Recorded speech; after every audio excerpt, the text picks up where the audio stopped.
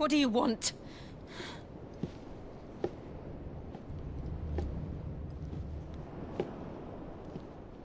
That's quite a mess you've made. And wholly unnecessary. You are my offering to Mythos. I would not see you damaged.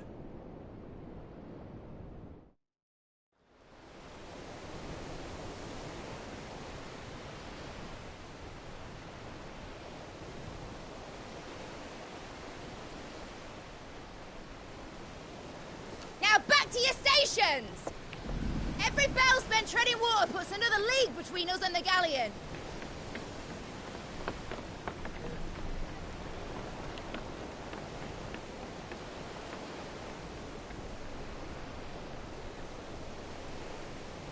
I don't suppose Mid has a spare engine?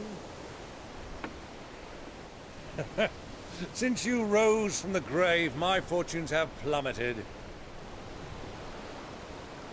Are you absolutely certain of this quest of yours, Clive? The foes you face are as terrible as they are numerous.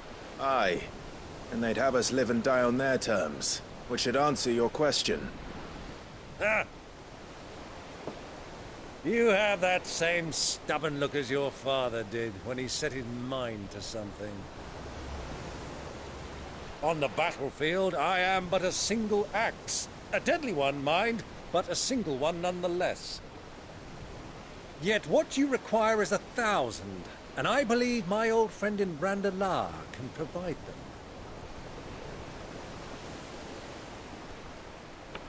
Take care, Clive.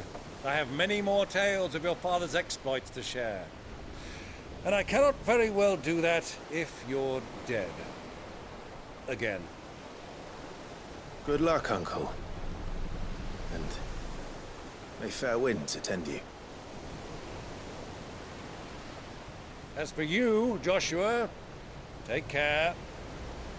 I shall do my best, Uncle. Farewell, my nephews. When next you see me, it shall be with an army at my back. Oh, oh, there. Oh, oh, oh.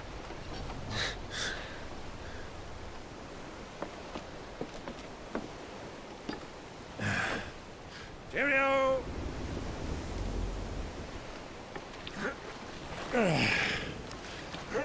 Oh, yeah.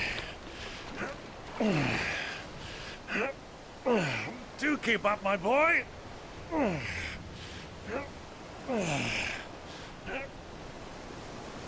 Well, we can't have him showing us up now, can we? We would never hear the end of it.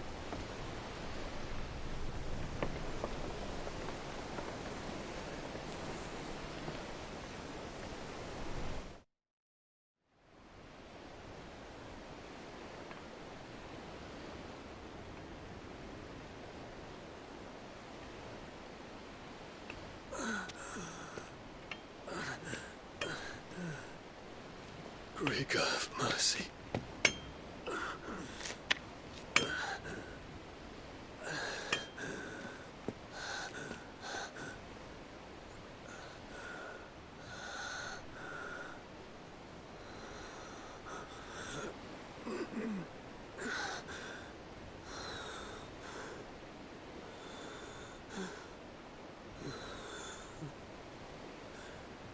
All this.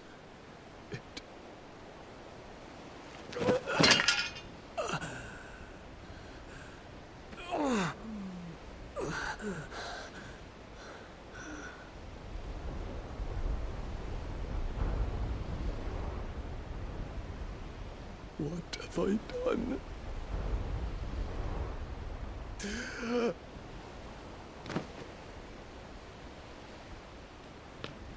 My lord.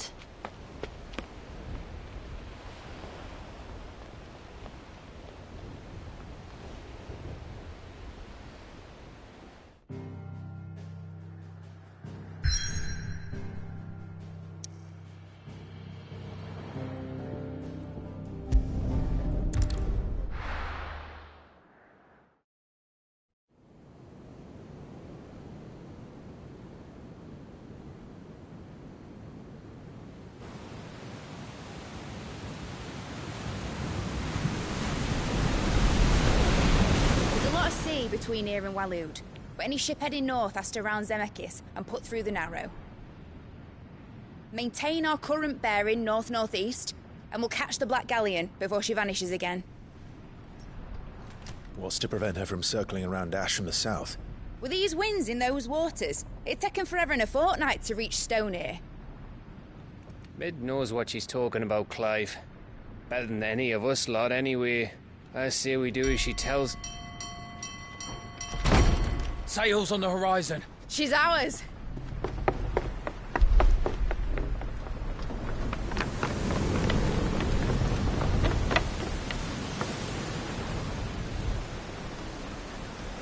Look alive, boys! Full ahead! And keep those furnaces fed! Aye, aye! Do you feel that? Jill. All hands! Battle stations!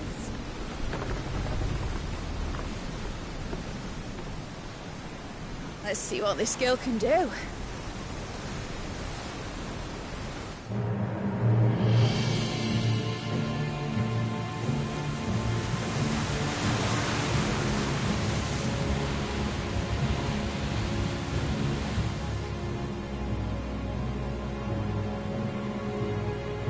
Where one leads, so does the other follow. The bond of consciousness which joins them condemning both to the same fate. Yet my every attempt to strike it from their hearts serves only to tighten its hold.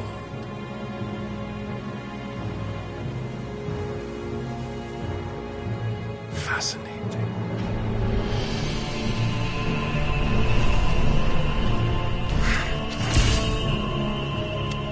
But then, there is naught my blade cannot sever.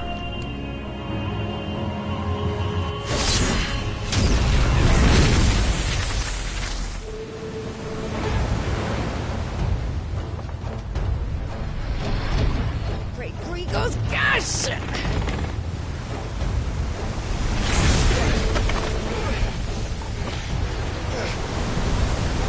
One of us.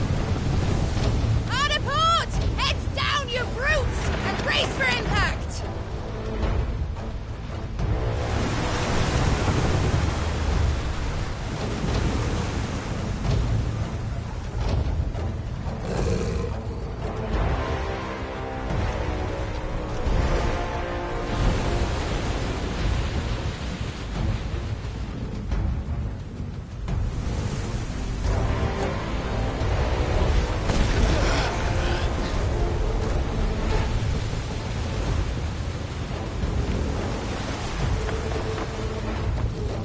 It's now or never. I'll find her.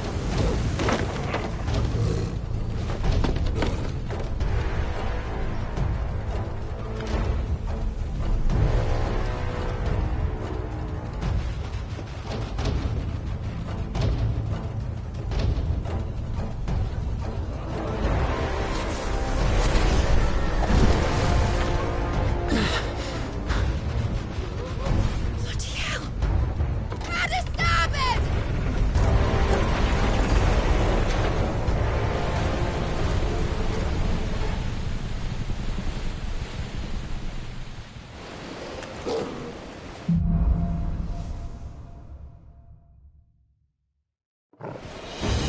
Where did you hide her, Barnabas?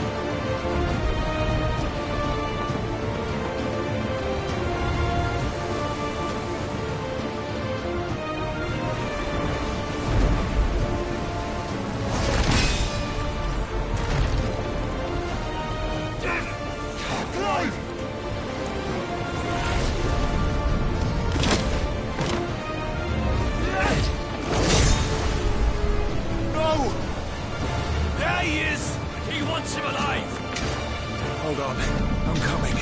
For both of you.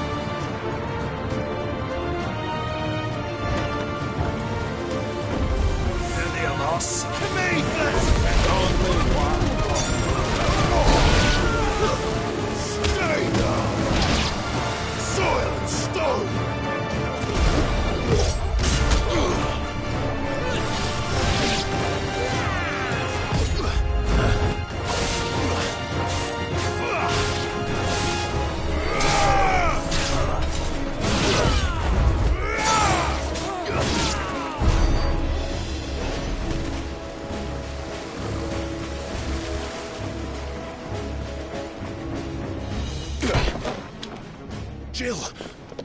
You came. Get back!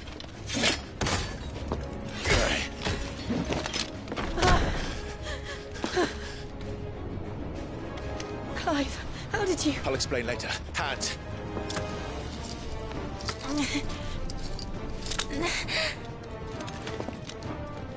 Can you walk? Out of here I can.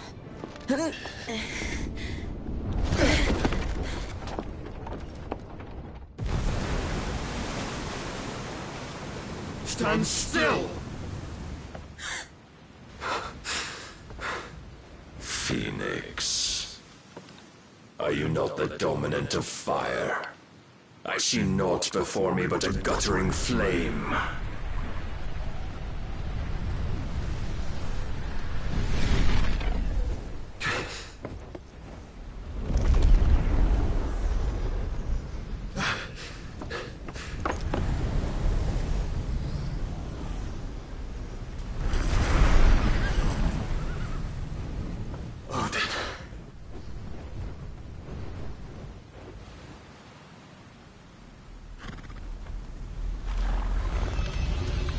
In earnest, then.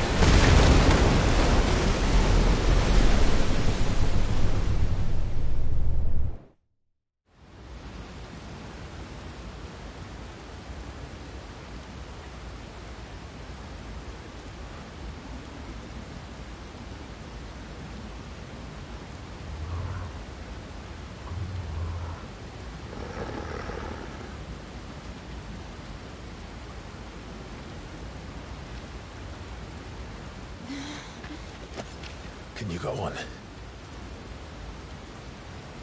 I think so.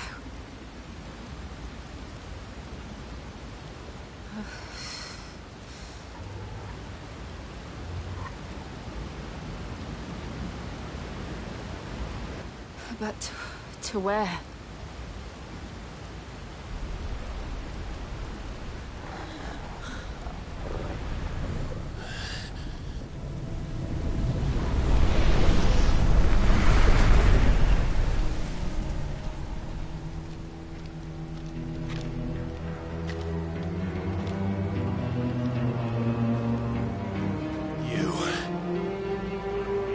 What did you do to Joshua? The Phoenix? Oh, I expect he will survive.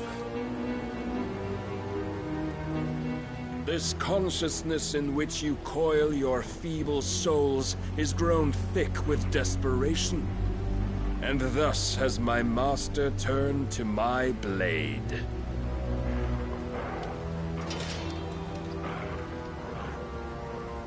The world will soon be painted in black. And all that live shall gather in death's autumn wake. Not if we remove the cause of this misery. Not if we destroy the last of the Mother Crystals and restore balance to the world. Come. Do you truly think it's so simple?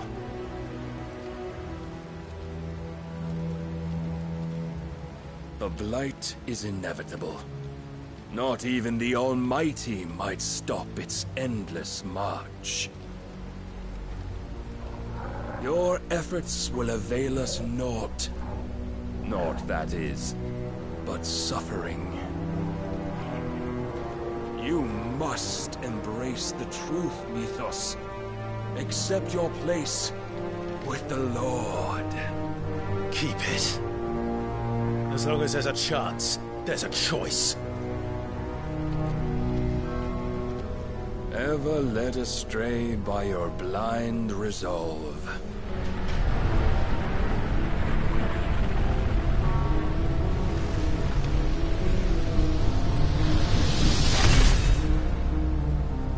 Now, it it is time you learn the inevitability of your divine fate. However much it may hurt. Get as far away as you can. Clive, no. Trust me, Jill.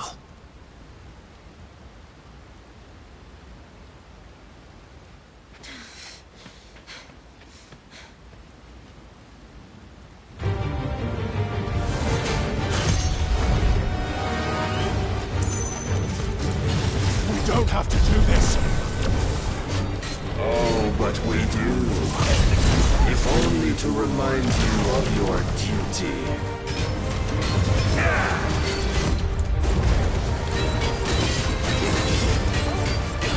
Rise, Mythos. In the short time since our last meeting, you have grown much. Yet as a vessel, I fear my lord will still find you lacking.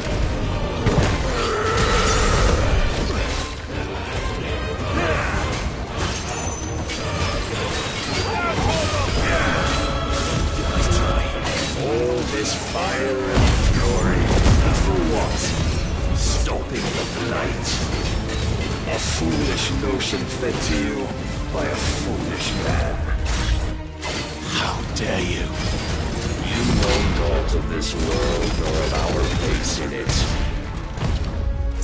If our fates were so easily rewritten, we would all be gods.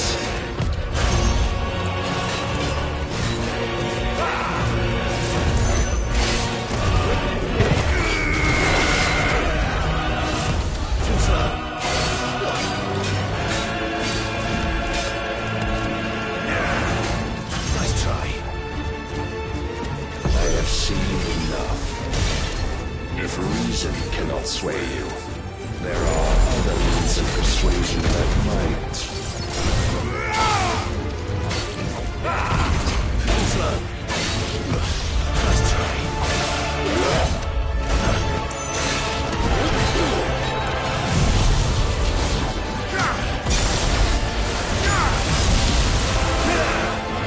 Too slow.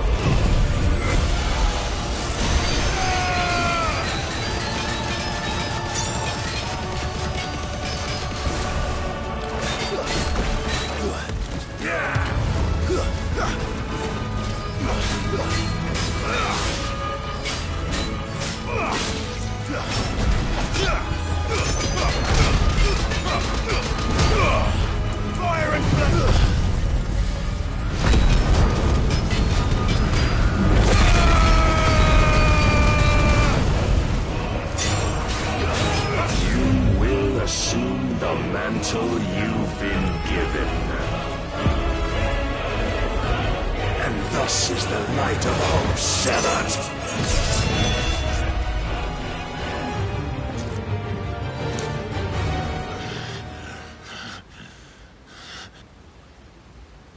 You would yield so soon. Never. Clive!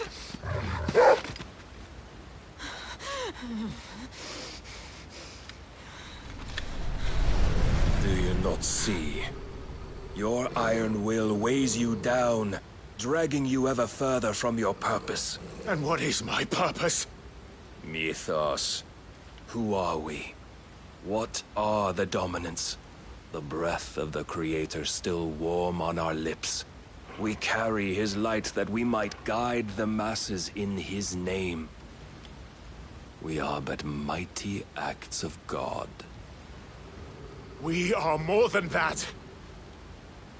You would be nothing without what he has granted you. The power we wield is his, and yet every time we draw upon it, it wears away at our very being. It breaks us. It unmakes us, that its immaculate aspect might reveal itself. The icon. It is too much for even his chosen few. Apart from you, Mythos. You wield the might of many, yet your body does not answer for its avarice. What are you saying? What I am saying is that we dominants are a means to an end. We were created for you, that you might drink deep of our strength and thereby fulfill your divine purpose. Which is? To feed. As you would know, could you only look beyond the walls of your prison of self-regard. As long as you choose to ignore this, you shall never penetrate my defenses. Still, you may take solace in the fact that you are not alone in your plight. The chains of volition shackle all of mankind, but there is yet cause to rejoice. For the Lord, in his mercy, has taken pity on his flawed creations, and shall see them restored to their proper forms. And what exactly would that be? Why, loyal servants to God. No. Manners, Lord Rosfield? They are men, like you and me. Albeit one's unburdened by the wills that drive our kind to madness. They are pure. They are divine. You mean to turn everyone Akashic? Not turn, Mythos. Turn back. For too long has mankind been led astray by their clamorous wills. It is time they return to a world of quiet equality, where they might once more know salvation. Salvation! And abandon everything we hold dear! We don't need your salvation. We'll save ourselves, and we'll do it on our own terms. Not yours. And not your gods! With every defiant expression of your will, the tighter the chains of consciousness become. But perhaps that fact may be put to use.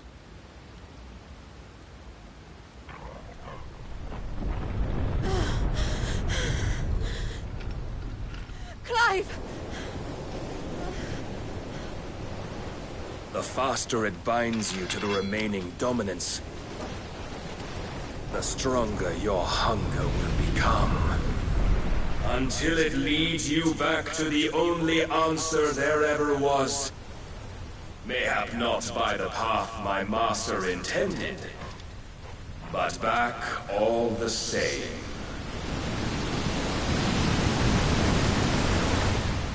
Ash is not far. I could freeze a path. You're in no fit state. Probably not, but I can try.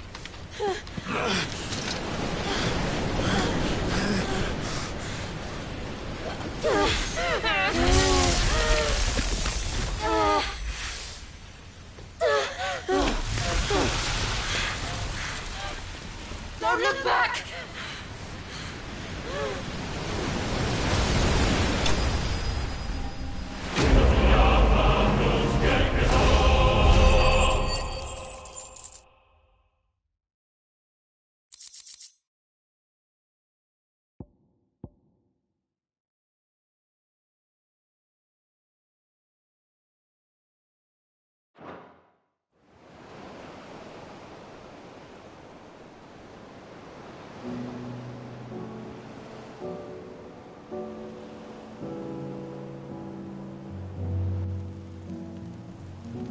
I hope the others are safe. The Enterprise was clear of the gap when we fell. They made it, Jill. And they will have seen the ice, where it led. We need only wait till dawn.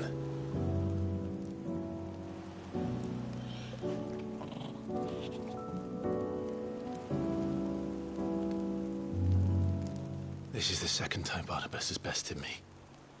I'm powerless against him. then maybe there really is nothing else for it but to give yourself to his master.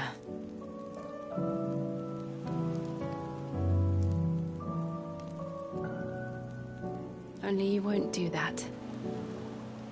The Clive I know would never do that.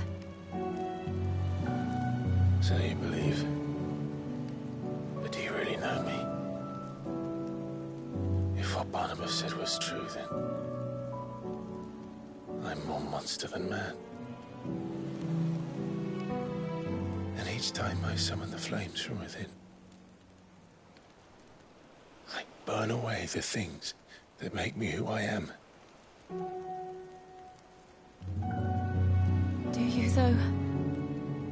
Think of what you've used that power for, of all the people you've saved. It doesn't matter how or by whom it was granted, only how you choose to use it. And you've chosen to use it for good, haven't you? I've also used it to kill. What if that's my purpose? What if it's all I'm good for?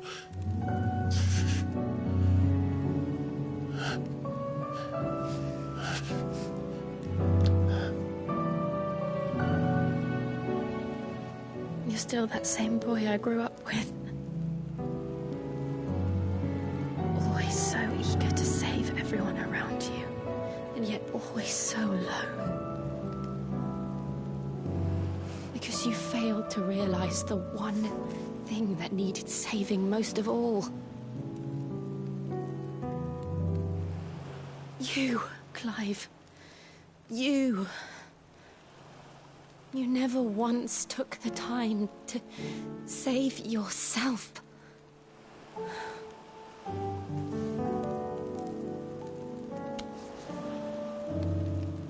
Myself?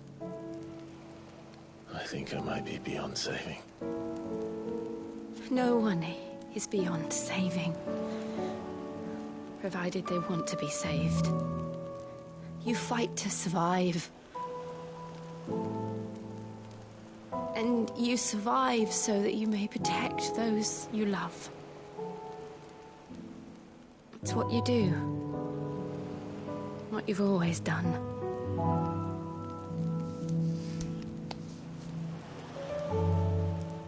And I know you're not about to change. So I'm going to help you. To give you what you need to protect us all.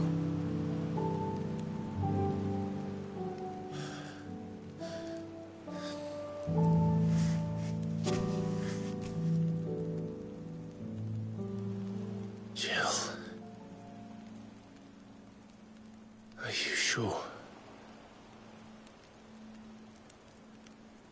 If this is what you want, then...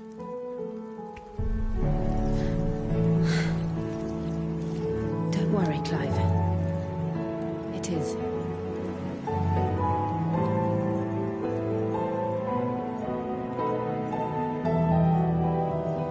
This burden, I'll give you the strength to bear it alone. But I'm not alone. These burdens I carry, my sins, my pain, my sorrow, I see now that they are all a part of me.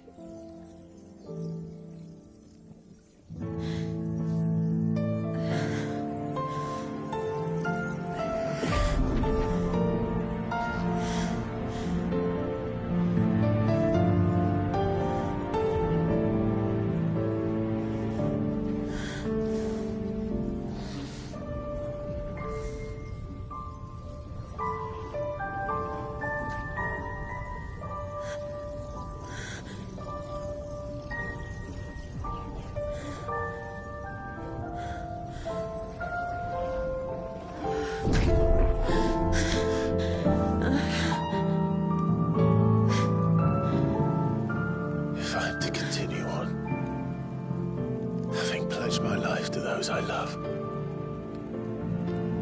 I will gladly bear your burdens too. Until my last breath. Clive.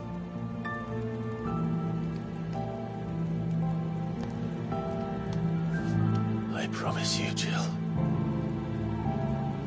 We will find a way to escape this fate. Find a way to save each other.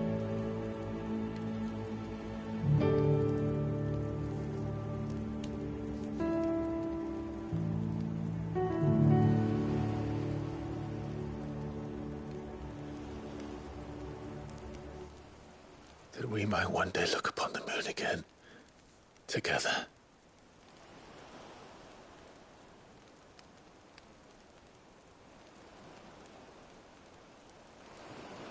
And I promise you, Clive,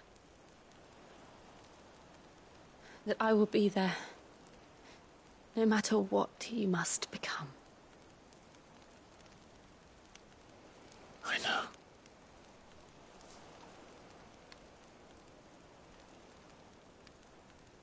I never thought a smile could bring me so much joy.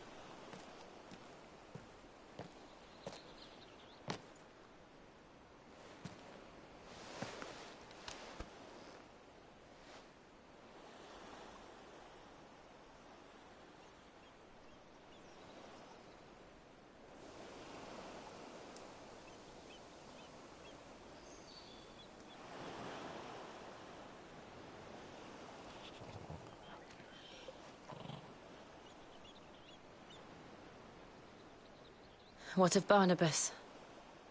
Do we pursue him? No. Our paths will cross again soon enough. Whether we like it or not. Besides, there is something we must do first.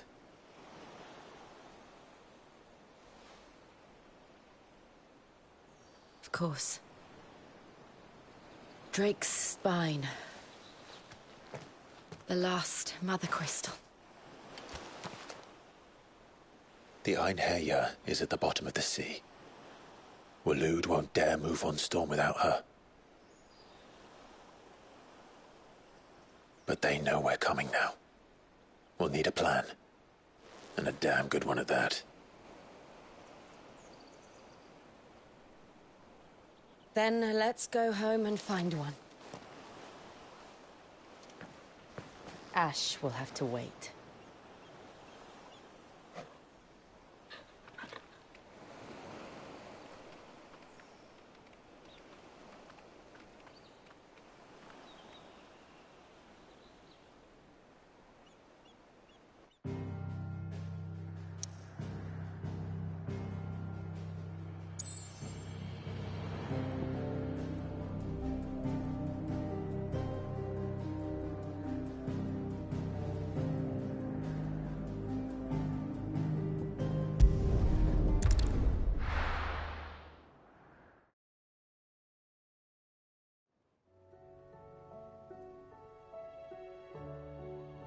Mid says Odin split the sea in two. She's always been partial to a tall tale. But there's tall, and then there's tall. I struggle to believe it myself. I see your uncle isn't with you. He stayed with the Enterprise. After our brush with the Einherja, she was in urgent need of repair. And my uncle knows a shipwright in Randalar. We're to join him there when we're ready to sail for Ash. You sure that's wise? Last I heard, the place was still overrun with Akashic. Show me a city where that isn't true. Ultima's plague is spreading. We're running out of time, aren't we? We've done our best to shore up that hideaway. But I doubt a few planks will stop what's coming. Still, we'll keep at it. Every little helps, I suppose. Let's hope so.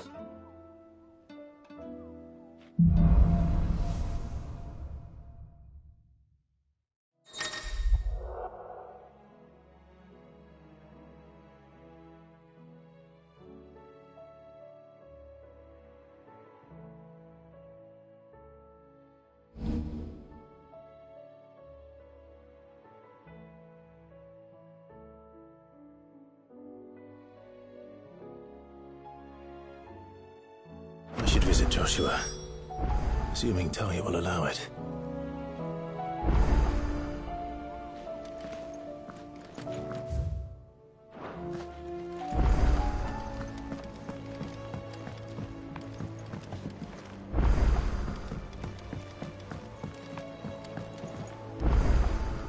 Heard the bad news then, did you? What bad news? About Dravost. Blackthorn's old haunt. With the forge and all that. Well, anyway, the mines just down the road from there are spewing out ether like no one's business. And the village? Safe from the flood for now, but they've got other problems. Akashic. Every creature in the area's either turned, or on the way to turning, apparently. Zoltan and the others are living on borrowed time. They need help, and quick. Doris sent a few curse breakers to keep an eye on things, but there's only so much a couple of scouts can do. Except get eaten. If something ain't done soon, the whole place will be overrun.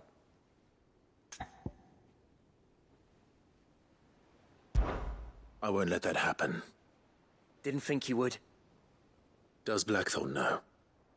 I thought it might be better if he didn't. He'd only do something stupid. You reckon we should tell him? No. It's better this way. Yeah, well, I can't stand about knowing what's happening out there, so I'm off. I'll see you in Dravost.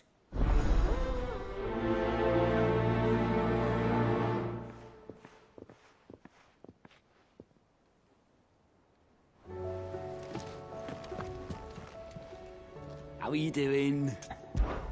Anything catch your eye?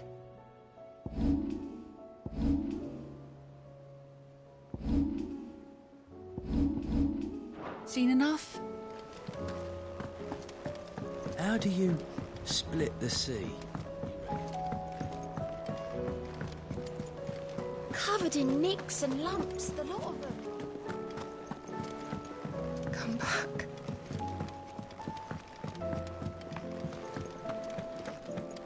Oh, don't tell me we've run out of cameo. So what do I owe the honour? What do you want? No scratches, right? And?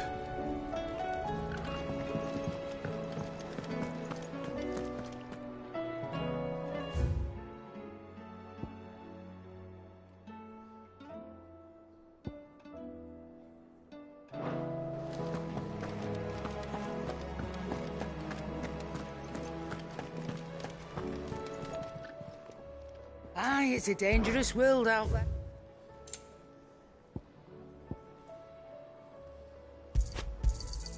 It'd better all be here. You'll not find a better price than that.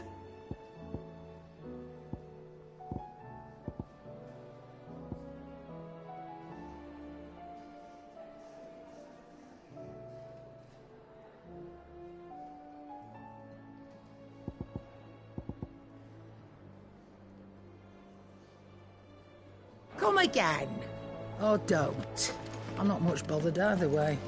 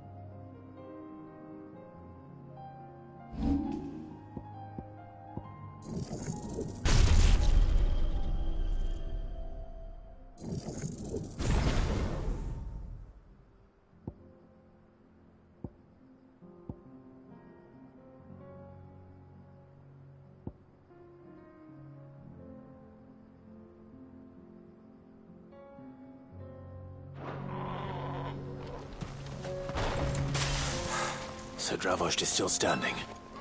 For now, at least. If you can swing a hammer, you can swing a sword.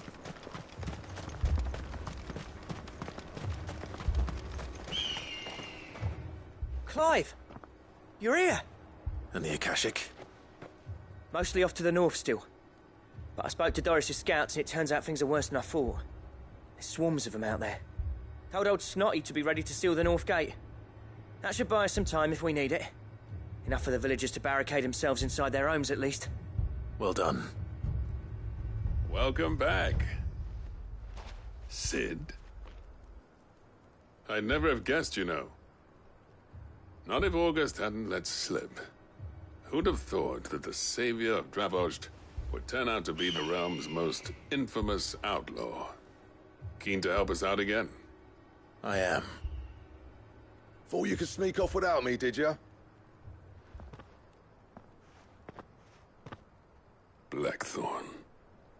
Oh, what are you doing here? One of the scouts couldn't keep his voice down. Unlike my best mate who didn't think I deserved to know. Zoltan, how long's it been? Long enough for us two to turn into a pair of old codgers, I see. That your idea of an apology? Prick. Don't listen to him. You only did what you thought was best. For the village and that. I did, yeah. But that ain't the whole of it. Vulcan, our master, didn't leave the chiefdom to the two of us. He left it to me. The best blacksmith in Dravost, barring himself, of course. Bloody stupid tradition, in my opinion. If someone's got talent, you should let them practice their craft, not ask them to settle petty feuds and barter for grain.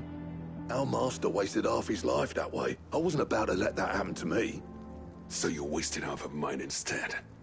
You're what Dravost needed. Under me and my precious ideals, this place wouldn't have lasted a year. So I left to devote myself to the work and spare you lot the consequences. I may be a selfish prick, but I only did what I felt I had to. What you had to do was your duty! Even if it meant we all starved? Enough. This is no time for bickering.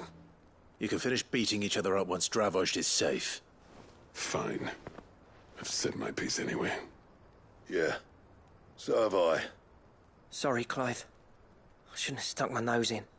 We're short enough on time as it is. Still, give us a mo, would you? I need to get my head straight before any of them Akashic try to bite it off.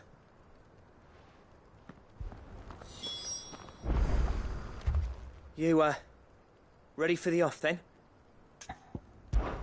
We can't afford to waste any more time. Right you are. Might be worth having one last word with the scouts, though. Don't want any nasty surprises, do we?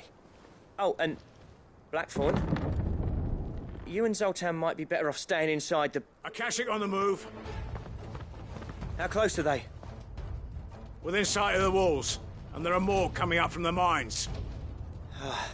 What was I saying about nasty surprises? They'll wash right over us if we stay out in the open. We're pulling back behind the gates. Good idea.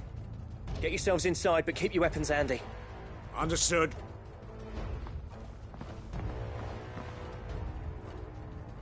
I'm prepared to fight if I have to. Well, let's hope you don't. That's our job. Once the scouts are inside, order your men to barricade the gates.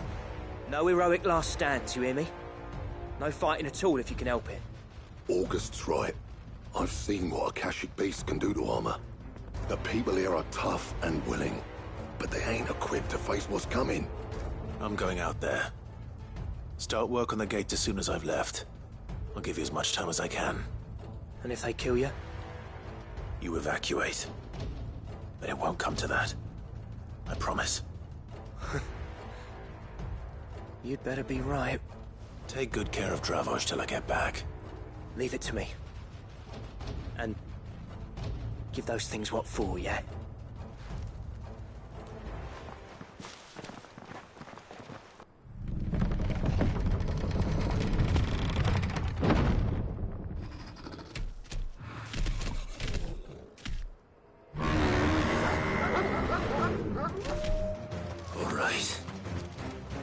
Which one of you's first?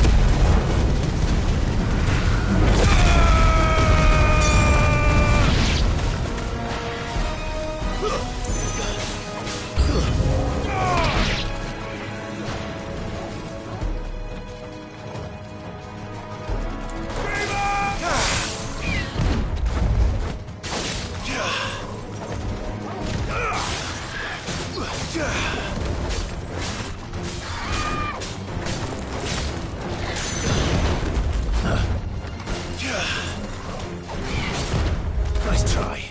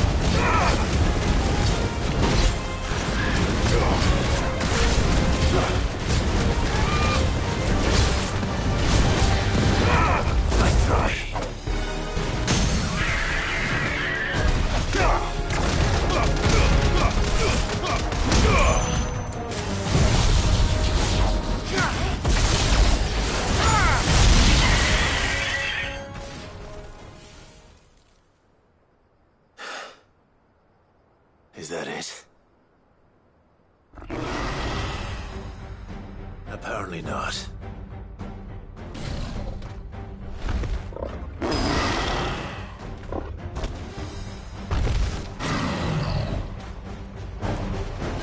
They're not getting past me.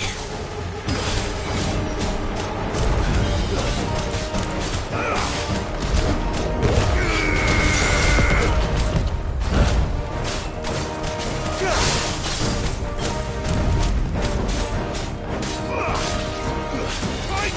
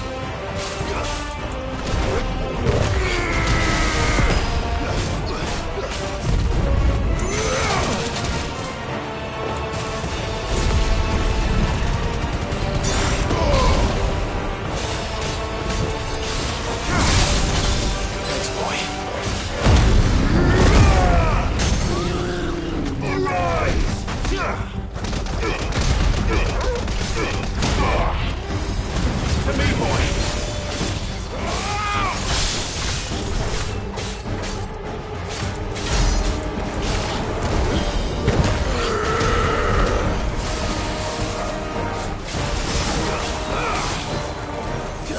Too slow.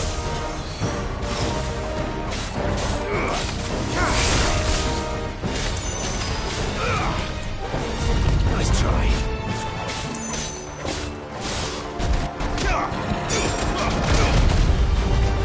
You lose!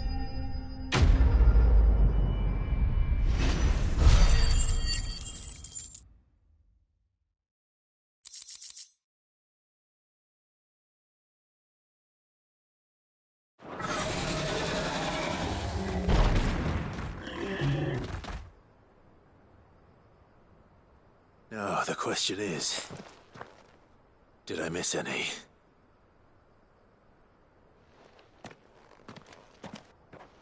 Man alive! You're still in one piece! I slew as many as I could. As many as I could, he says. The old bleeding lot, more like it. Well, almost. Only almost. Yeah, one or two did try to sneak over the wall. But we got the bastards, don't you worry. Good. Though you do know, more will come in time. In time, yeah. But we can think about them later. Let's get you back inside.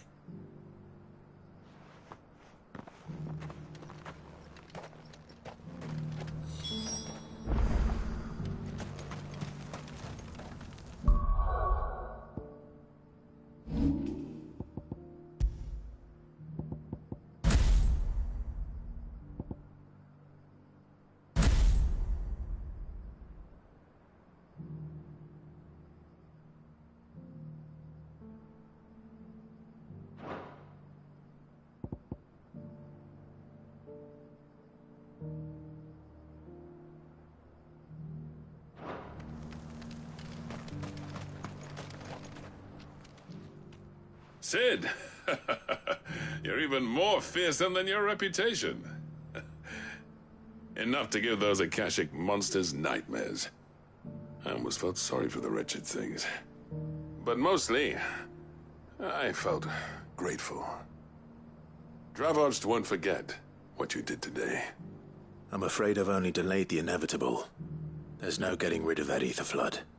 Meaning that any living thing which stumbles into those mines will end up clawing at your walls again. And that's if the flood don't spread. If it does, well, I hate to say it, but the village's days are numbered.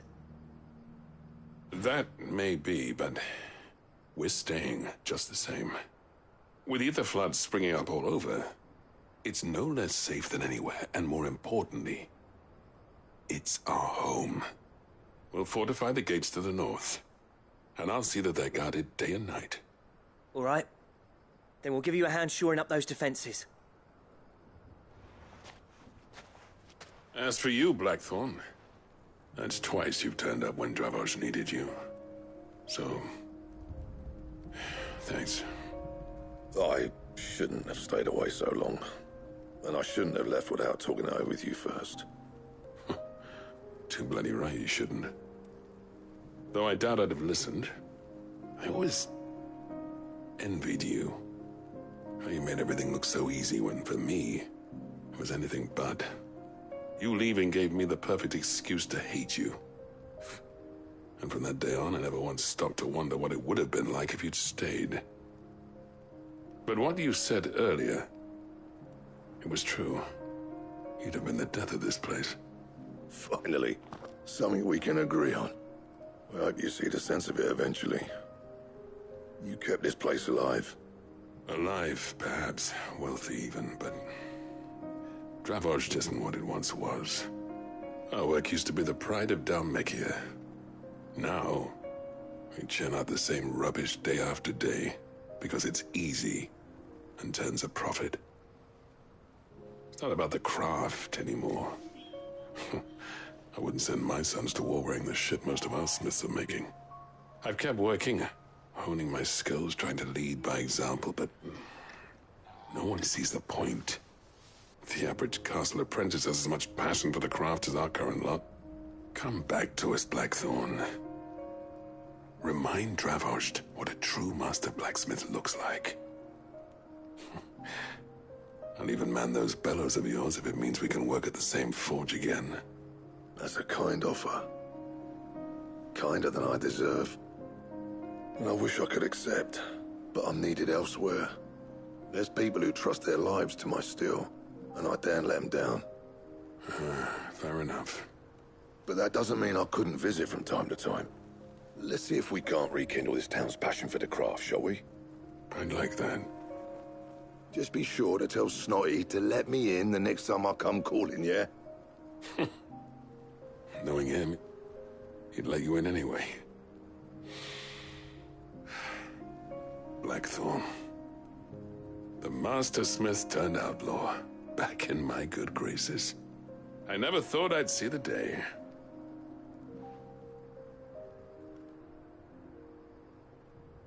I'd say that went pretty well, wouldn't you? Even better than I'd hoped.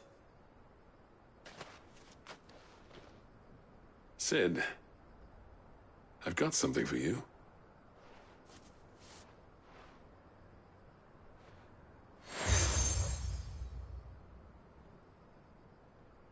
And this is? A token of our lasting gratitude. But I'm of a mind to make you a far grander gift. Designs for a certain sword have been passed down from chief to chief for generations. Now hold on, Zoltan. There's a reason no one's made that blade in centuries. There's not been a craftsman equal to the task. I'll admit your cinders make impressive steel, and I've learned to own an edge Odin will be proud of. But the engravings on that thing are enough to make a jeweler cry. And they're not just for show, either. Have you forgotten what brought you back to Dravost in the first place? A certain ring? I knew I'd never surpass you with a hammer and tongs. So I turned my hand to a different kind of metalwork. Between the two of us, I'd say we're the equal of any master craftsman ever to have graced a forge.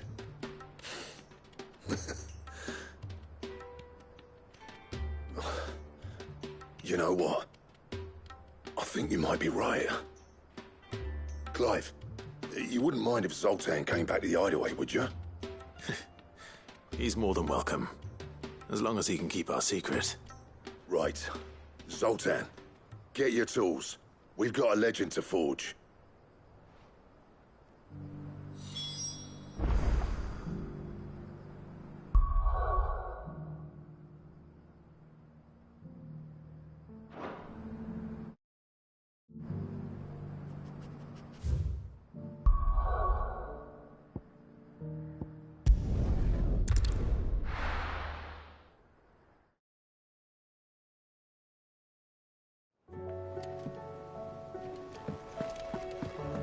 Come back.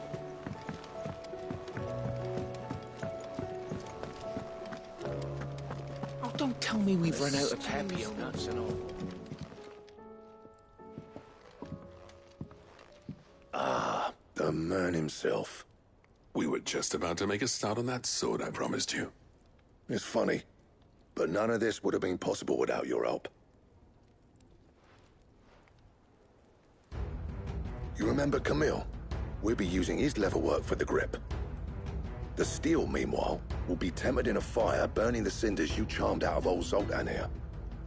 And that whetstone from the Outer Isles? That'll be what gives the blade its edge.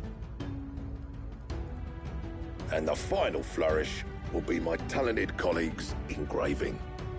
A team effort led by the greatest blacksmith alive. Now, save that talk till the thing's finished, yeah? Right. I'm ready if you are. To the bellows it is, then.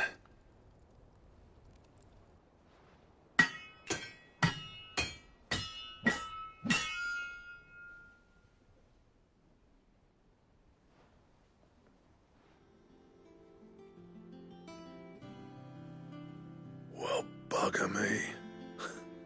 We actually did it.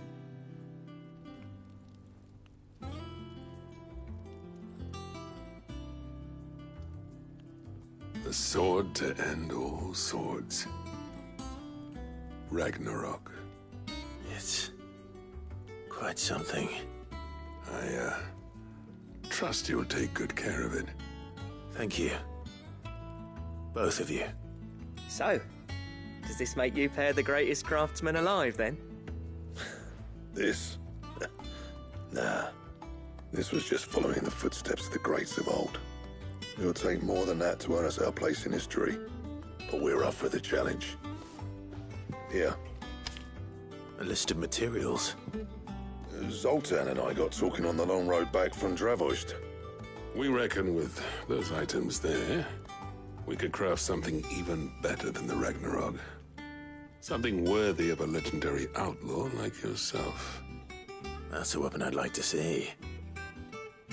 You leave this list with me. I was hoping you'd say that. One legend at a time, eh, lads?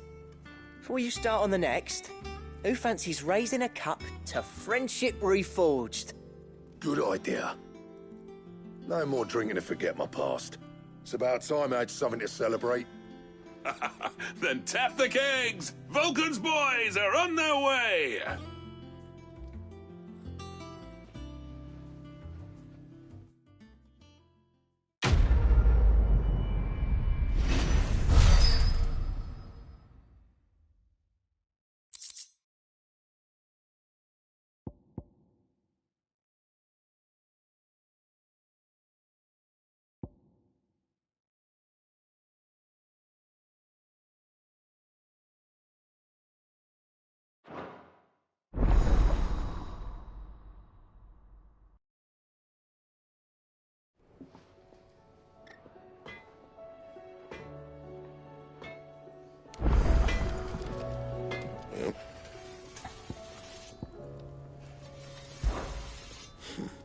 I never thought me and Zoltan would ever speak again, let alone work together. And if it hadn't been for you, we wouldn't. You've been a good friend to me, Clive. The best. I sang for you, dear.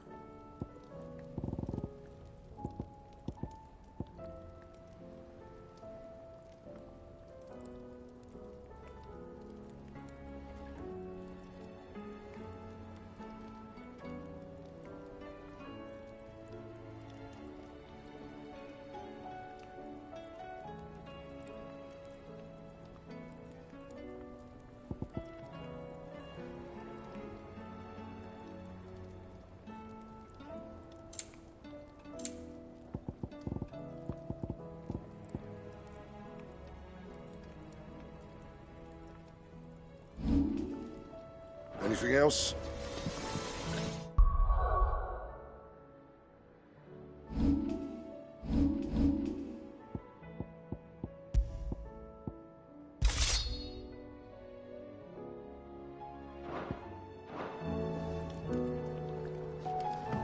Oh, don't tell me we've run. With Papio nuts and all.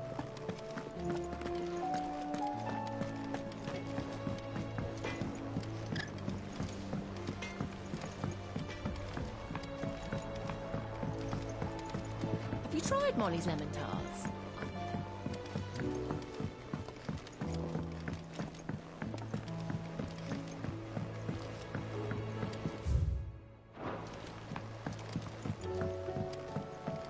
Canva lost.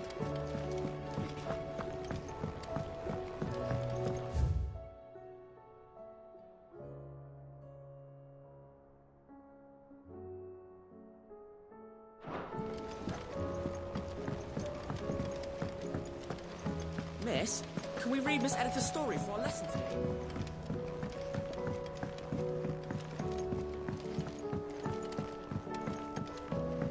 How was she? The Enterprise. Ah, Sid. Just the man I was hoping to see. Did you have a mo? Don't tell me. You need more bomb ash. Oh no, we still got plenty of that left. I'm working on bringing another one of the Chief's designs to life. This time, it's a new smelter. It's got a reverberatory hood over the top for additional thermal amplification and a system of reciprocal recirculatory regenerators that let's just say it gets very blimmin' hot. A heck of a lot hotter than anything Blackthorn's got in his forge, that's for certain. Only mithril engines get hotter, and you can't chuck ore in one of them and get metal out the other end. Trouble is, we won't be able to make out of any old rubbish, neither. We need the good stuff. And I hear you once helped Helena get her hands on exactly that. Any chance you could help me too? If it's for the good of the hideaway, I'd be happy to. Oh, it is. I promise you. So, what exactly is this good stuff you need me to find? We've got a couple of examples here. Spherical echoes, we call them. More fallen materials. So this smelter is similar to the mithril engine in more ways than one. That's right. They're a bit like the thermal helms. Fallen ceramics deal with heat like nothing else, see? And what's more, they're directional, transferring heat from the inside to the outside. But these things, they're all outside. If we line the hood with them, they'll reflect the heat right back into the furnace. We've collected as many as we can, and I know where we can get the rest. Trouble is, they're all watched over by their bigger, uglier cousins. So you want me to visit some ruins, destroy some echoes, and bring back the spheres they're guarding? That's it in a nutshell, yeah. We're only 3 short, mind, and we know exactly where they are. There's one up Amber Way, in that ruin that they call Lost Plume, and another in the Silent South over in Dalmekia. Last one is in the ruins of Advent, which is in the Empire. All right then. Wish me luck. It'll do. I'll be keeping all my fingers and toes crossed.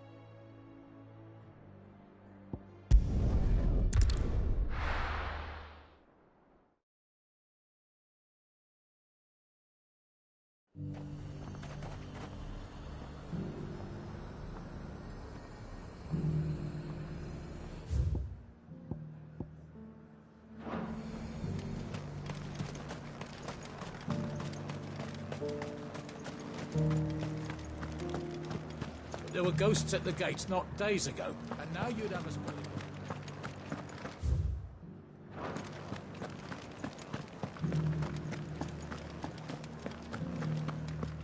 Those things I said before.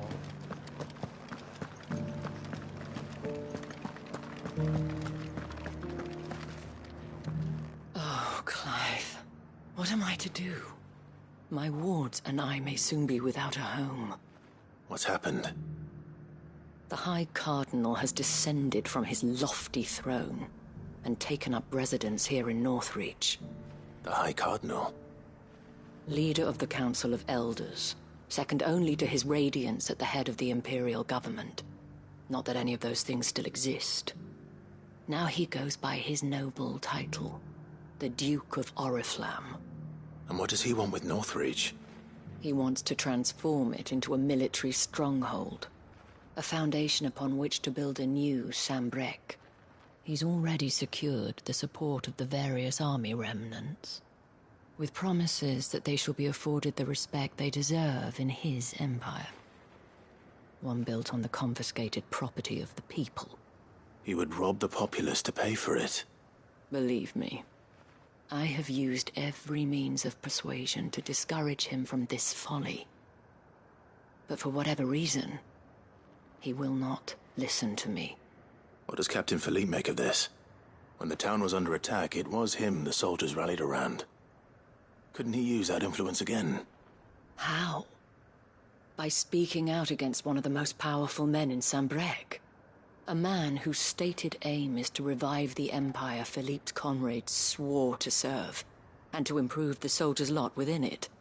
The captain can offer them a regular supply of gruel and an occasional trip to the Vale to help them forget the terrors they face each day. The Duke offers them a vision of strength and safety. No. Any attempt to incite mutiny would cost Philippe the support of his men, if it did not cost him his life. But given the mood around town, mutiny may yet be unavoidable. The people have little appetite for further deprivation, least of all when it serves only to elevate others. Who could blame them? Clive, would you appeal to the Duke on my behalf? For your services to Northreach, you have the respect of the soldiers, and they will take you to His Eminence if you ask them. And unlike Philippe, no bonds of loyalty prevent you from speaking your mind to the man. Well, will you try? You could hardly fare any worse than I did. I'll see what I can do. Thank you, Clive. Tell me then, where will I find this Duke of Oriflamme? In the garrison? Overseeing the troops, yes. All right. Wish me luck.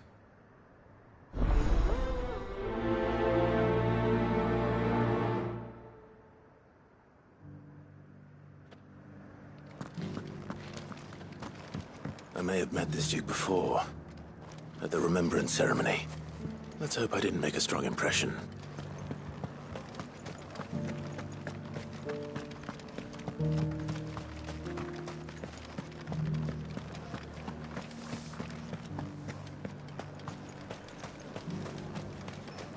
As long as you remain, they'll... Halt! Oh, sorry about that. You're the dame's man, aren't you? You got some business with the captain? No, actually. With the Duke. I was hoping I might be able to speak with him. We're under orders not to let any civilians pass. But you should be all right. His Eminence has heard all about you and your heroics. Wait here. I'll go and ask.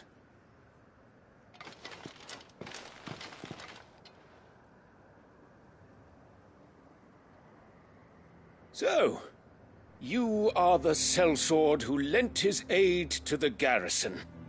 The Empire owes you a debt, and I shall see it repaid. But tell me, is it wealth that you seek, or favor? Neither, Your Eminence. I thought only to inquire about your plan to turn Northreach into a stronghold. Ah, I see. You are worried the expanded garrison will render your services redundant. Yet you needn't be. A proud fighting man like yourself shall always have a place here. Pride of place, in fact. For too long has the contribution of the noble soldier been under-reckoned. But no more. For it is they who shall see the Holy Empire rebuilt, beginning right here in Northreach. Why here, Your Eminence? The town has been fortunate enough to escape largely unscathed from the recent troubles. Her defenses are sound, and her garrison well prepared. Which is more than can be said for Oriflamme or Twinside. The Empire wants for a capital, and I believe Northreach to be the perfect place. With Caer Norvent as her citadel. Once we have seen to the refortification of both the town and the castle, we need only build a wall around both to create a city that would be the envy of the twins. Plans are already underway for the construction. Soon enough, these thralls shall learn that they are no match for the might of Sanbreque. I fear you underestimate how dangerous these creatures are, Your Eminence. Should they return in force, you will need all the people of Northreach to come together in defense of the town. Something they may be loath to do if they've been deprived of their worldly goods. The people will do as their leaders command. If Sanbreque is to be rebuilt, she will require a functioning government. One whose authority is beyond question. That is why this levy is necessary, so that any man who wishes to join the army might do so and be fed, outfitted, and paid as befits a defender of the Empire. And yet there are those who persist in peddling the treasonous lie that I seek to steal from the people and drive them from their homes. I suspect they're afraid of losing what little they have left. Precisely. The common folk have little and less, and you mean to deprive them of even that. You would sow the seeds of your new empire in your own salted earth. Sabine, we have discussed this. Yes, and I told you then how putting the empire before her citizens would lead only to revolt. Without an empire, there are no citizens. And in yours, there will be only beggars. Is that what Griga wills for her people? Do not take her name in vain, Sabine. I'll come back later. A citizens' revolt. I wonder what the people really think of the Duke's plan. It wouldn't hurt to ask them, I suppose. Let's begin with those on the other side of the wall. As long as you remain, the Vale will...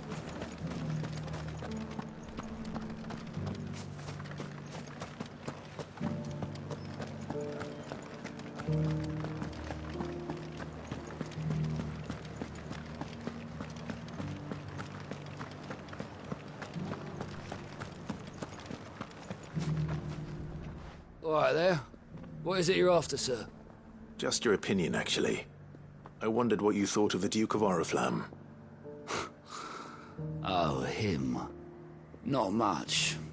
None of us traders do. It's thanks to nobles like him that we had to set up shop this side of the wall in the first place.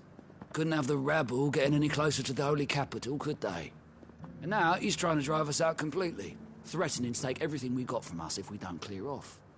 If the dame said she wanted him run out of town, I'd be straight through that checkpoint, tar bucket in hand.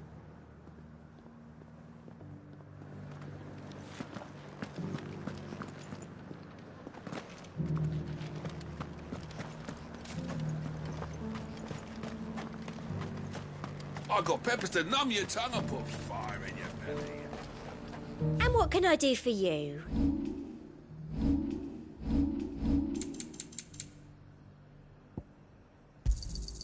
You've a keen eye.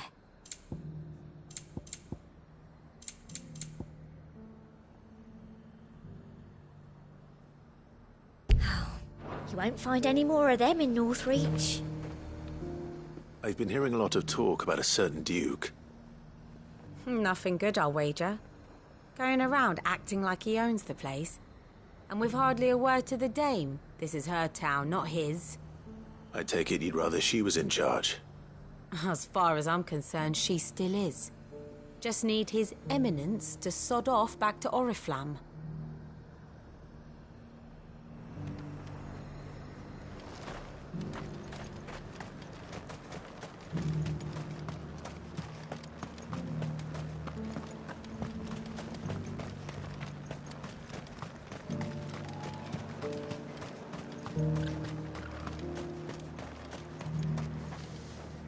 A question, if you don't mind.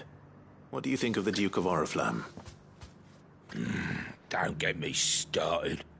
You build a life for yourself somewhere, earning for some noble to turn up and tell you you've got to hand it all over to him. If he thinks his name and his chains give him the right to empty our purses, he's in for a rude awakening. We'll do whatever it takes to keep what's ours.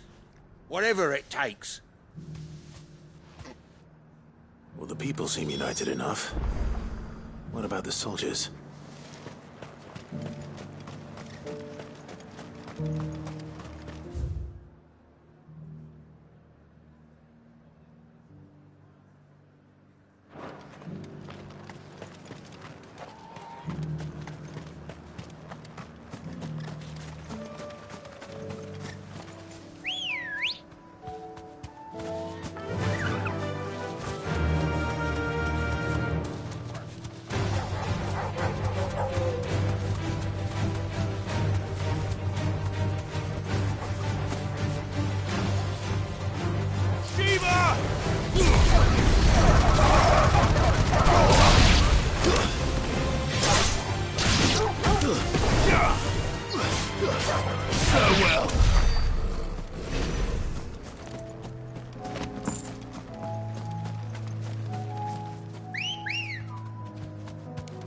Come on.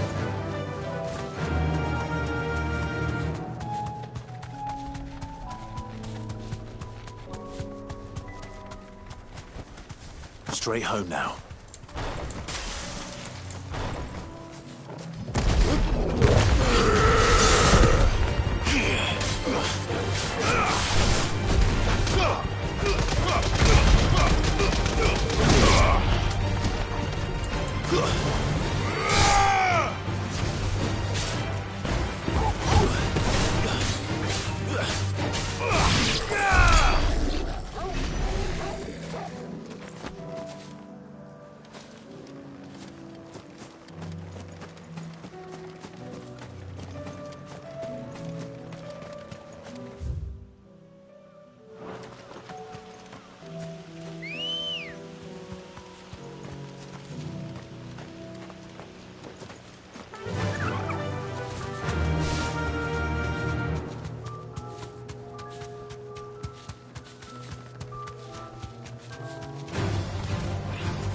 Safe.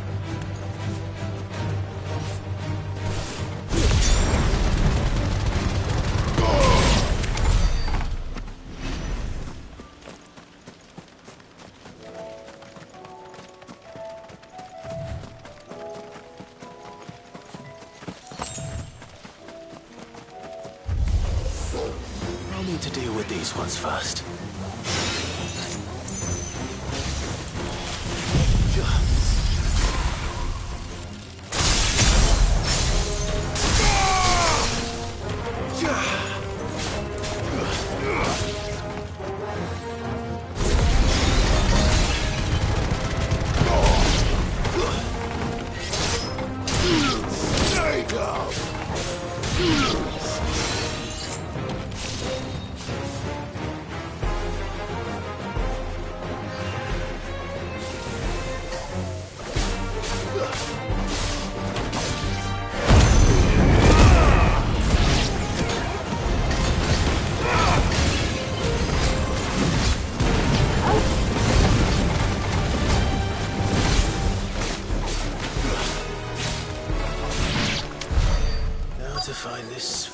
Echo.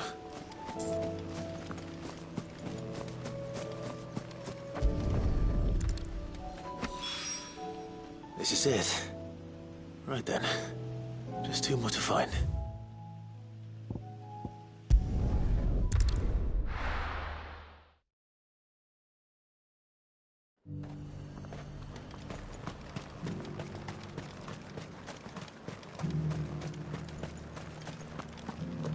There were ghosts at the gates not days ago.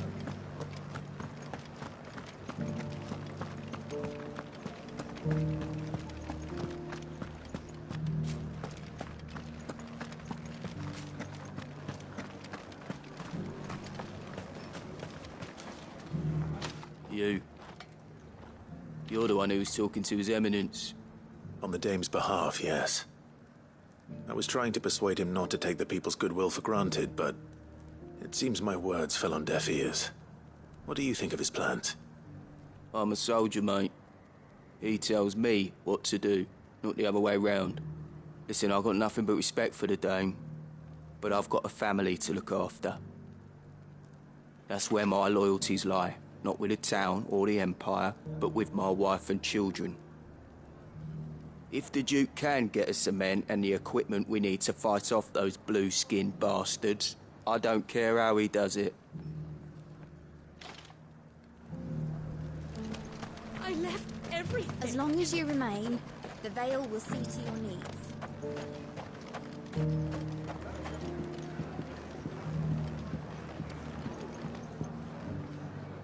I hear the Duke of Oriflamme plans to turn this town into some sort of fortress. Do you think that's a good idea? It's not for me to say. All I know is that unless the Emperor orders me otherwise, His Eminence's word is law. Look, no one likes all these taxes and tariffs, but empires don't come for free. Once Sanbreque is back on her feet, we'll all reap the benefits.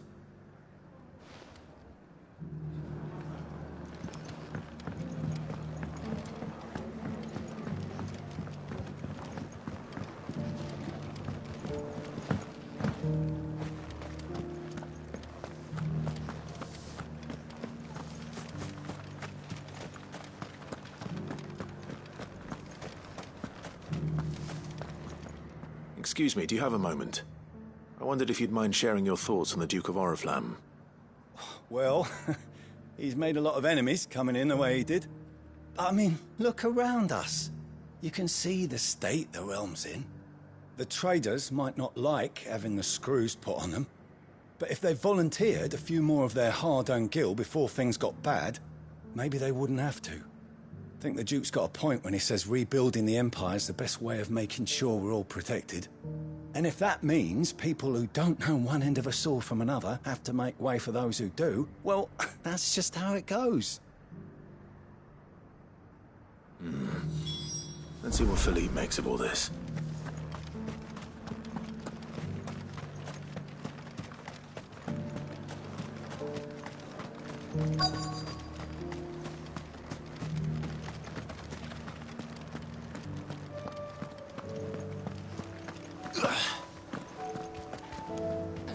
Captain, do you have a moment?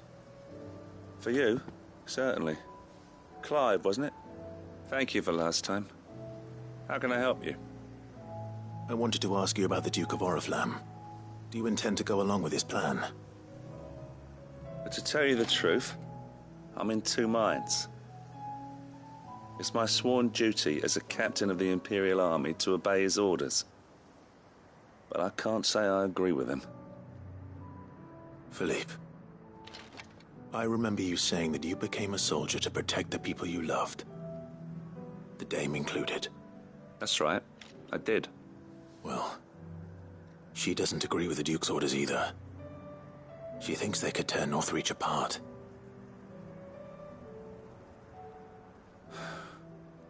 And she's probably right. Thank you, Clive. I know what I need to do now. Protecting the people I love is what matters. Doesn't matter how. Well, duty calls, so I better go.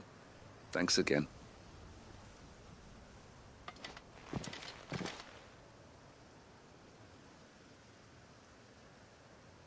It seems Philippe wants to do the right thing at least. I expect Isabel will be pleased to hear that, if nothing else.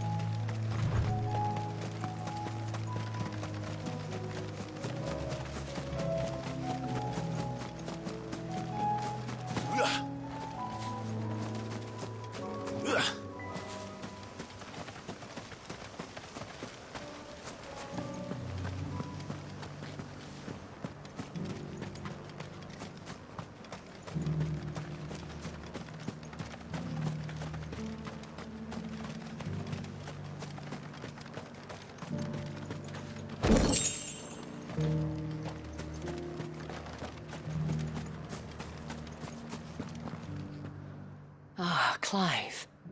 How did you fare? Were you able to speak with the Duke? I was, but...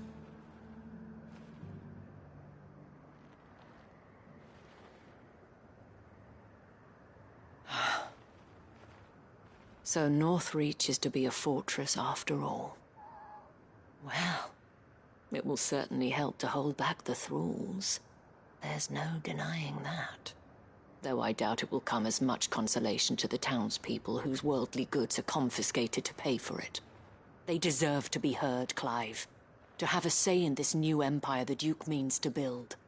Sadly, His Eminence values their obedience more than their opinions, and hopes to reassert the authority of the state.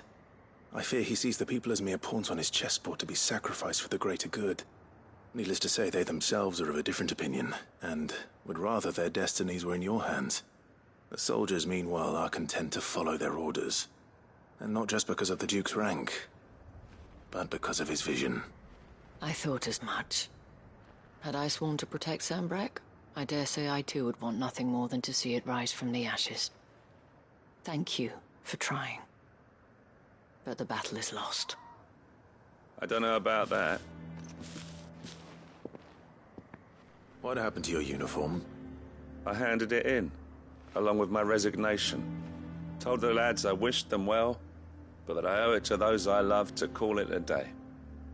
But why? Because I realize what really matters to me. Not following some nobleman's orders for the sake of it, but protecting what I care about. Protecting Northreach. I honestly don't know when those monsters will return, but I'm certain they're not finished with us yet. And when they do come back, we need to be ready for them. We need to stand together, all of us. And with you to lead us, milady, I reckon we can do it. It was you who finally convinced me, Clive. There's no point following orders if they go against everything you believe. Indeed. All of us, standing together.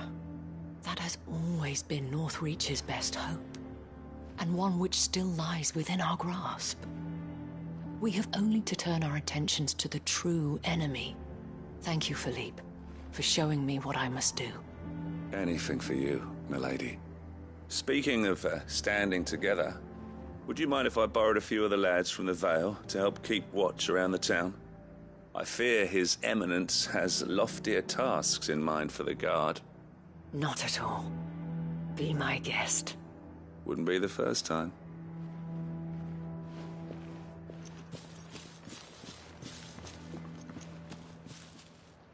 There may be hope for Northreach yet. Especially with men like you and Philippe to champion our cause. I, for my part, shall continue to work upon the Duke, in the stubborn belief that I might still tempt him into joining hands. But I suspect I shall have to call upon your aid again. Until then, Clive. Until then...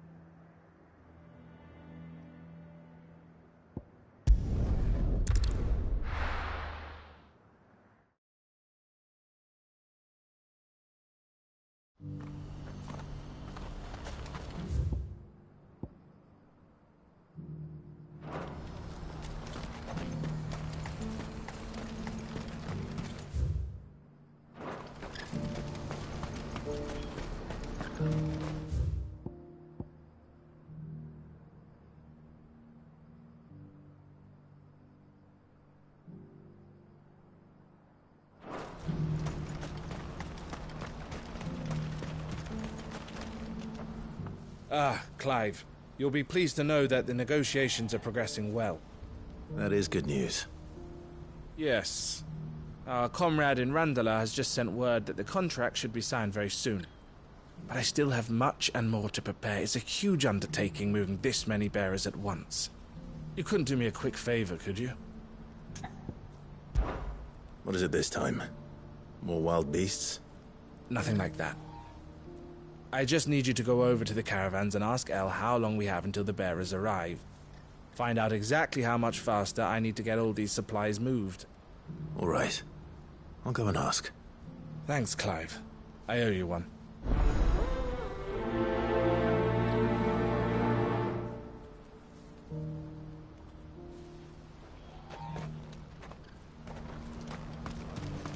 What's happened?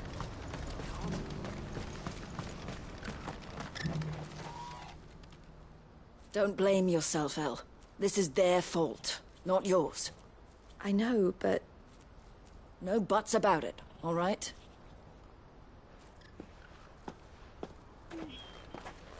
Is something wrong? Vonnie came to give me a message from our intermediary. The talks with the Republican army have fallen through. They've reached an agreement with the Silver Peak Consortium instead. Though prices have fallen of late, we deliberately offered above the going rate to try and deter other bidders. But the Consortium offered double what we did, and the army jumped at the chance. And you had no opportunity to make a counteroffer? None at all. And we were so close. El? What's happened? I saw Vonnie leaving. She didn't look happy. And with good reason.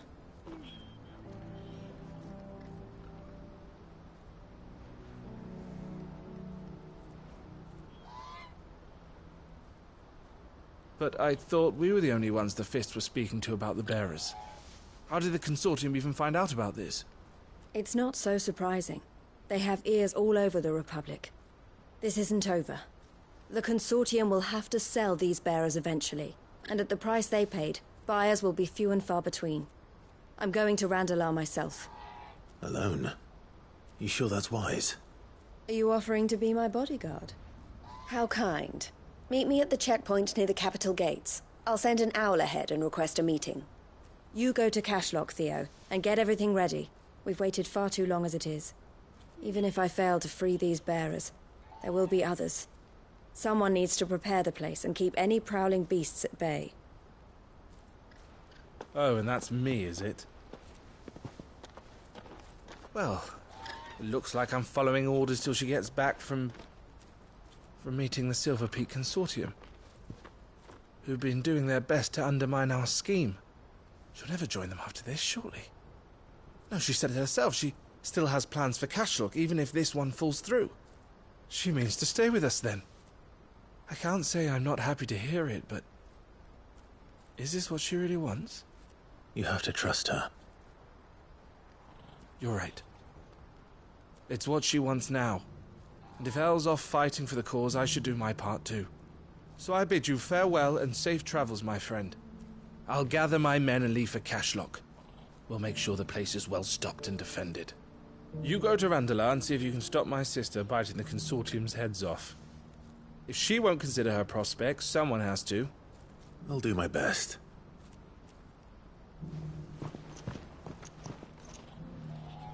All right.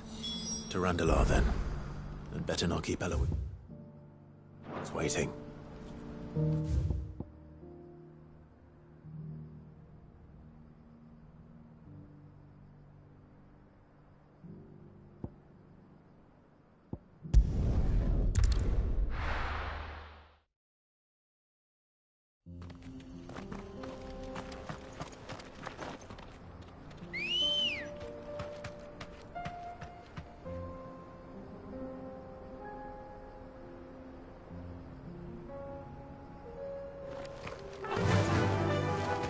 Run like the wind.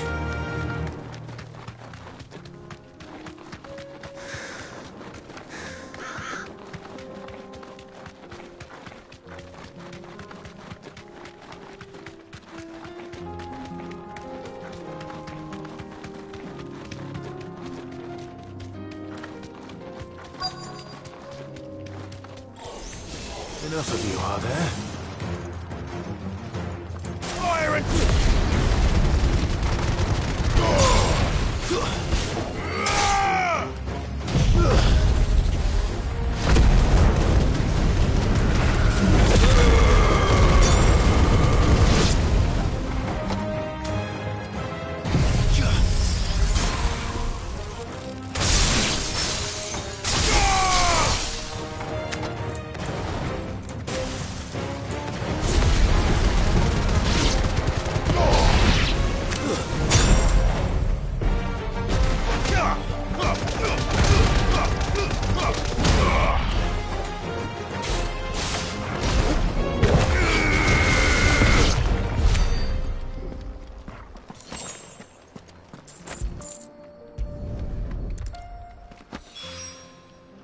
town. Want to... Oh.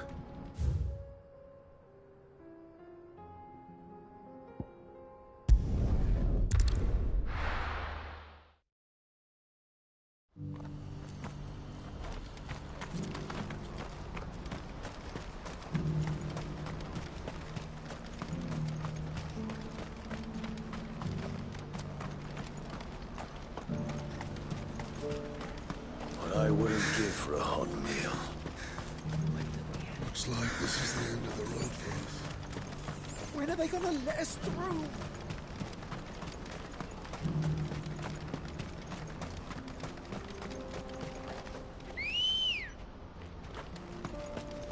Ready, go? Fly, Ambrosia.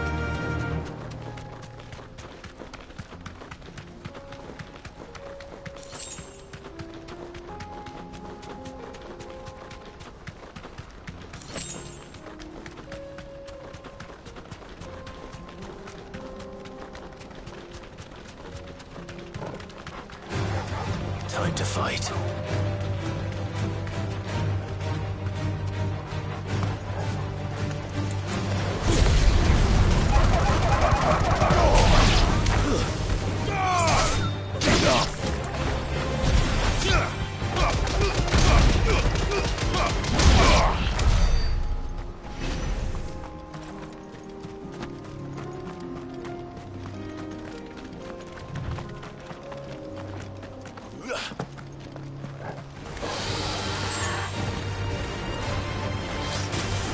Nice try.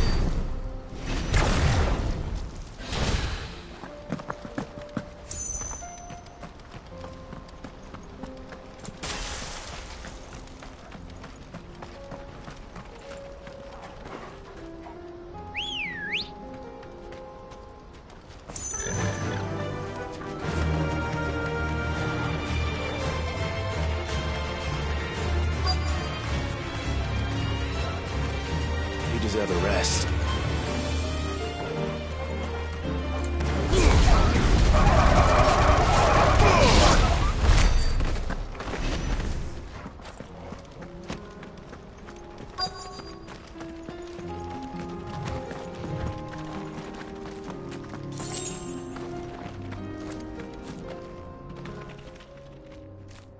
I hope I didn't keep you waiting. Did you arrange to speak with the Consortium? Here they are now. You wish to consult with me? I did. It's about the bearers you recently purchased from the Fist. We had all but finished making arrangements to buy them ourselves, and then you stepped into the fray. You misunderstand. The Consortium had an interest in purchasing them from the very first. It was only our regard for you that kept us from bidding. But your hesitancy in accepting our offer to you suggested that the regard was not mutual, and so we resumed our business. I did not hesitate. I am simply not inclined to make such decisions without first giving them due consideration. But what is done is done. Come then. How much do you want for them? Alas, you are too late yet again. We rarely take on such unconventional merchandise without a purchaser in mind. The bearers belong to him now. Who is your buyer? A trader from across the water. A most demanding fellow, if it's any consolation. He insisted the bearers be fed, dressed, even given their own bunks for the voyage over. That's what you get when you deal with continental types. I wouldn't know. Oh yes, the culture on the continent is quite different to ours. They pay good money for bearers not fit for the knacker's yard, and treat them like kings. But as long as they pay... That does sound unusual. No matter then. If they've already left our shores, there's little that can be done. Allow me to withdraw my interest. And with it, my interest in joining your organization. My associates will be sorry to hear that.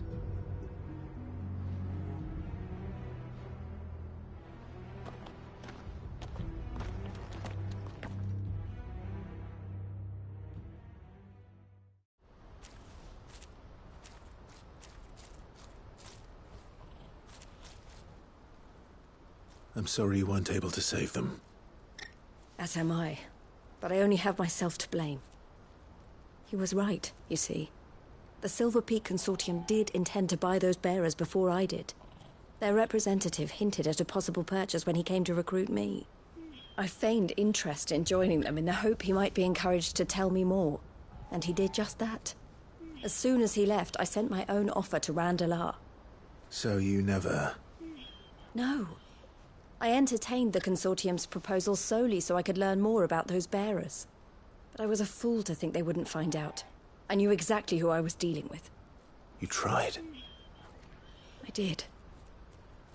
And if what he said was true, the bearers are to be well treated. Which is something, at least. But they deserved more.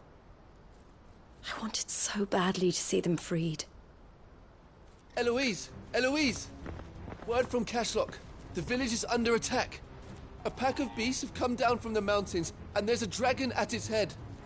Theo and the others are trying to hold them off as best they can, but the odds are against them. They need help, and fast. Theo! I'll go on ahead. Thank you, Clive. I'll gather some men and join you there. Just... make sure he's safe.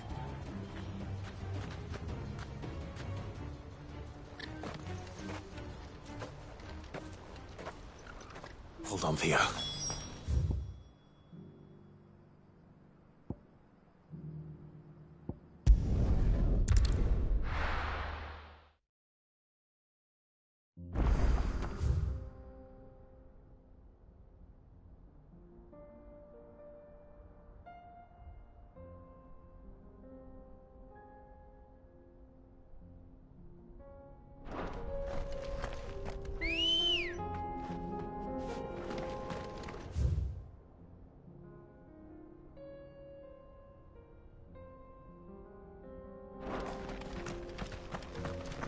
Good girl.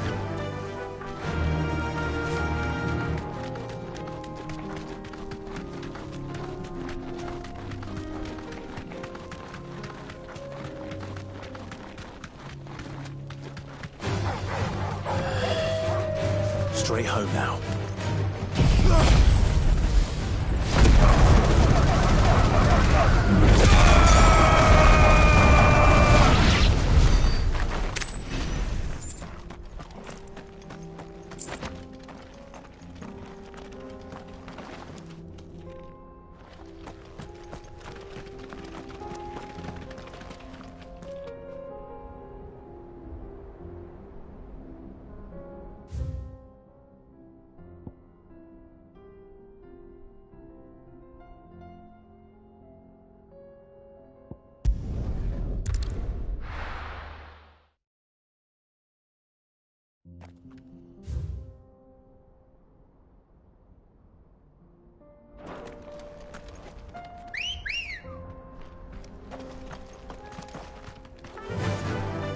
Run like the wind.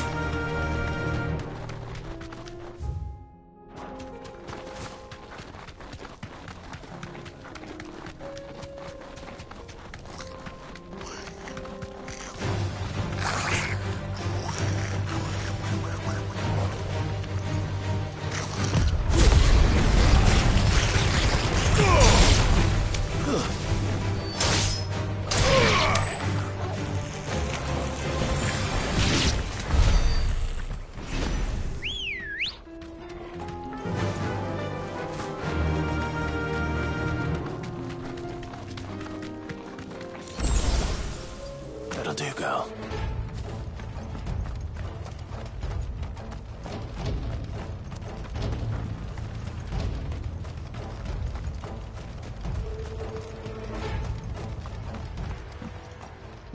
Where's Theodore?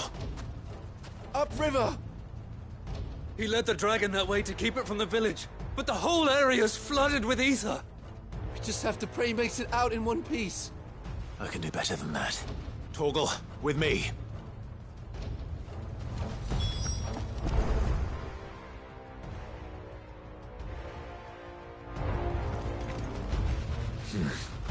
Not here.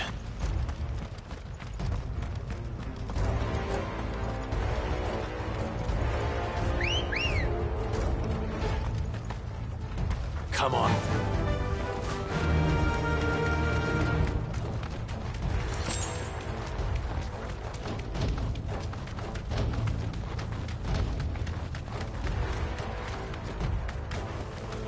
You deserve a rest.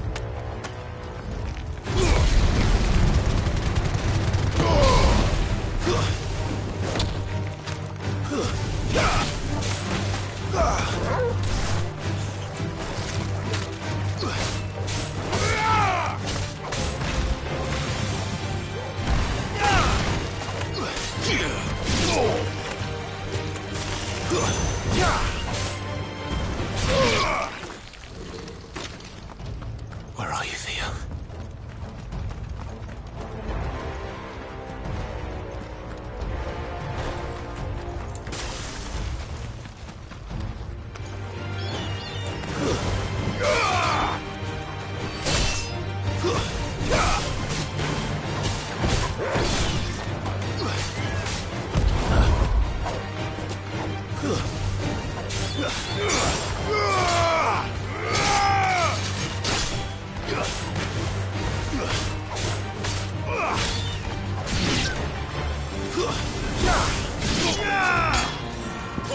Kill! Stay down!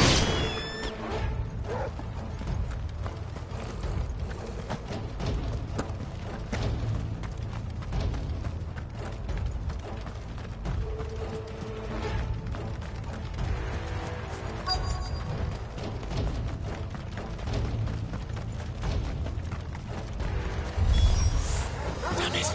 The ether's too thick. These creatures have already turned. Nice try.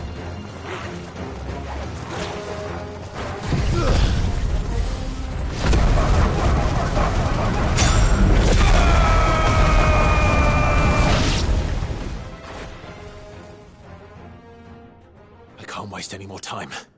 I need to find Theodore before that dragon does.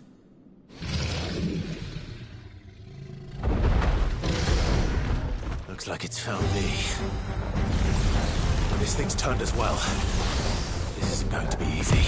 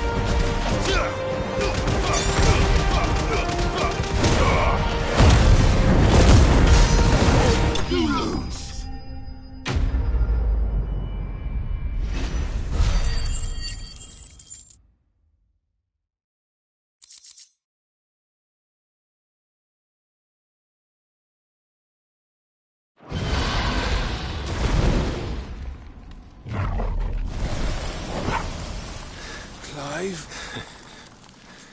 Theodore, you had me worried for...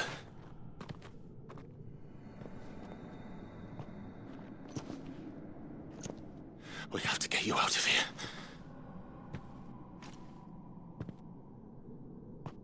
I think it might be a little too late for that. Bearer or no, there's only so much ether a man can take, and that Drake just wouldn't let me leave. You have my thanks, Cid, for finishing what I could not. For keeping Elle's dream. Theodore!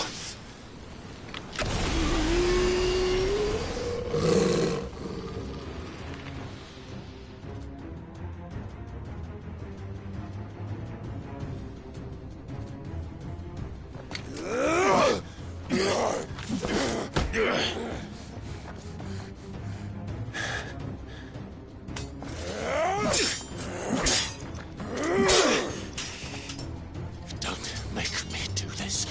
Stop it, Theo! Stop! Stay back, Eloise! He's turned. And so will you!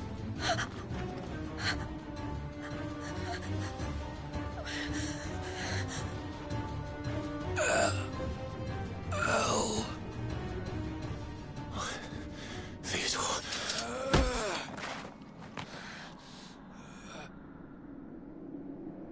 Take care of my sister. Theodore, wait. Goodbye, Elle.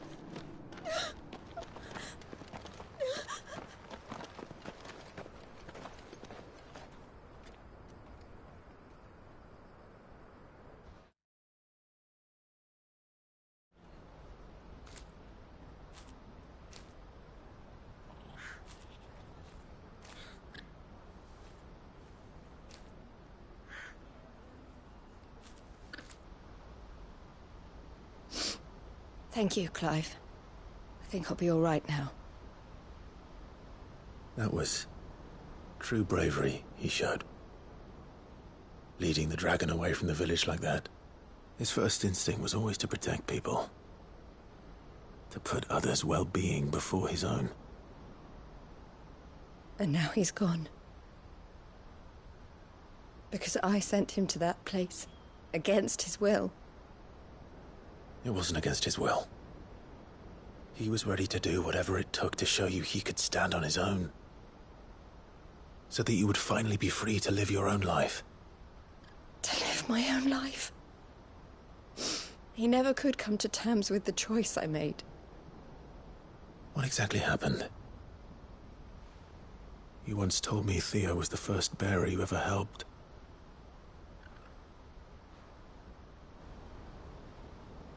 We grew up in Canva. We were born to one of the great trading houses. And I was chosen to inherit the family business.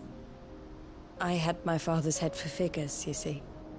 Theo did not. While I studied the art of commerce, he played at soldiers instead. A late bloomer. In more ways than one. For unlike most bearers, it wasn't until his 15th summer that his powers awakened. My parents tried to drive him out of the house and into the care of the constables. But before they could, I took him into mine. Theo told me something else. He clearly admired your devotion to the cause of freeing others like him from slavery. But he said you deserved a better life than this.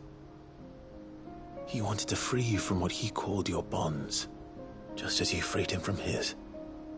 I would be lying if I said I had not wondered from time to time how much easier my life might have been if I had allowed Theo to be taken and devoted myself to the family business instead.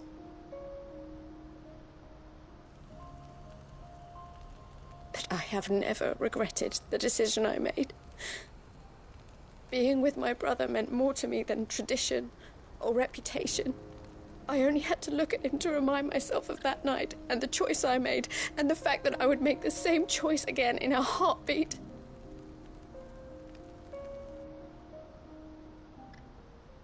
He was never a burden.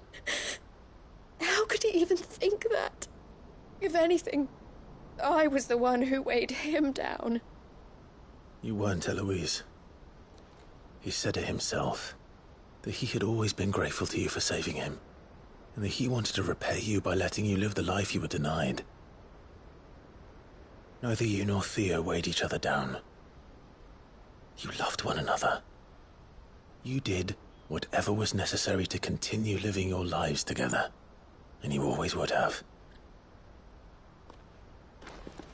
You're right. All I ever wanted, all I ever did, it was so we could be together. Oh, Theo, why did you have to...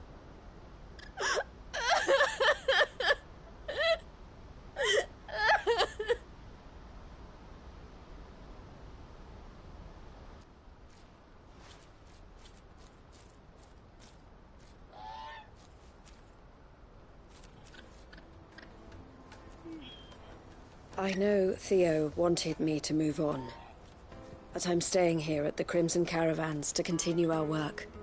We can make a difference here. We can help people, save them. I need nothing more from life than that.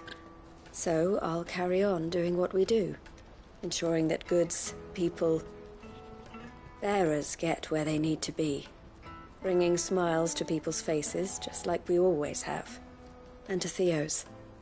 Wherever he is. This is the life I have chosen. The life I will always choose. I've made a choice of my own. To continue helping you however I can. Whenever you need it. Thank you, Clive. Let's go on together then. For Theodore.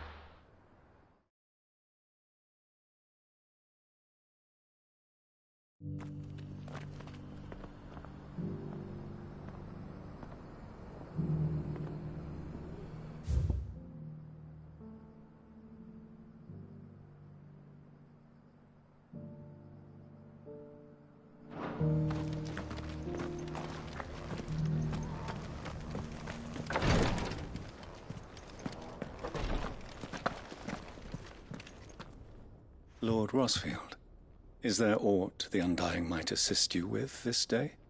Perhaps. My brother said that your order was helping him with his quest to uncover Ultima's origins. Have you learned anything of note since last we spoke? Little and less, I regret to report. I see. Be assured, however, that we will not rest until the truth is known. Even now, our archaeologians scour ruins in every corner of the realm for traces of Ultima's touch. Fallen ruins, I take it. Dating back as far as Phoenix Gate. Indeed. Ultima's thralls are oft sighted among the remnants of the fallen civilization, as if protecting the secrets concealed within. Secrets we'd see unearthed. Should our methods be of interest, my lord, mayhap it would please you to observe some of our number at work. Would that be possible? Of course. A survey is being conducted not far from here. Perchance you are familiar with Kretov, a small hamlet built around a fallen airship. I was due to visit my colleagues there to collect their preliminary findings, but if you would consent to do so in my stead, I'm sure that they would be honored to relate any discoveries they have made to you directly. All right. I'll go and meet with them. They will be most gratified, I am sure. Might I suggest you take the road through Titan's Wake? It will lead you straight to the village after but a short walk. Thank you. I will. I wish you a safe journey, my lord. May the Firebird's flames burn ever in your heart.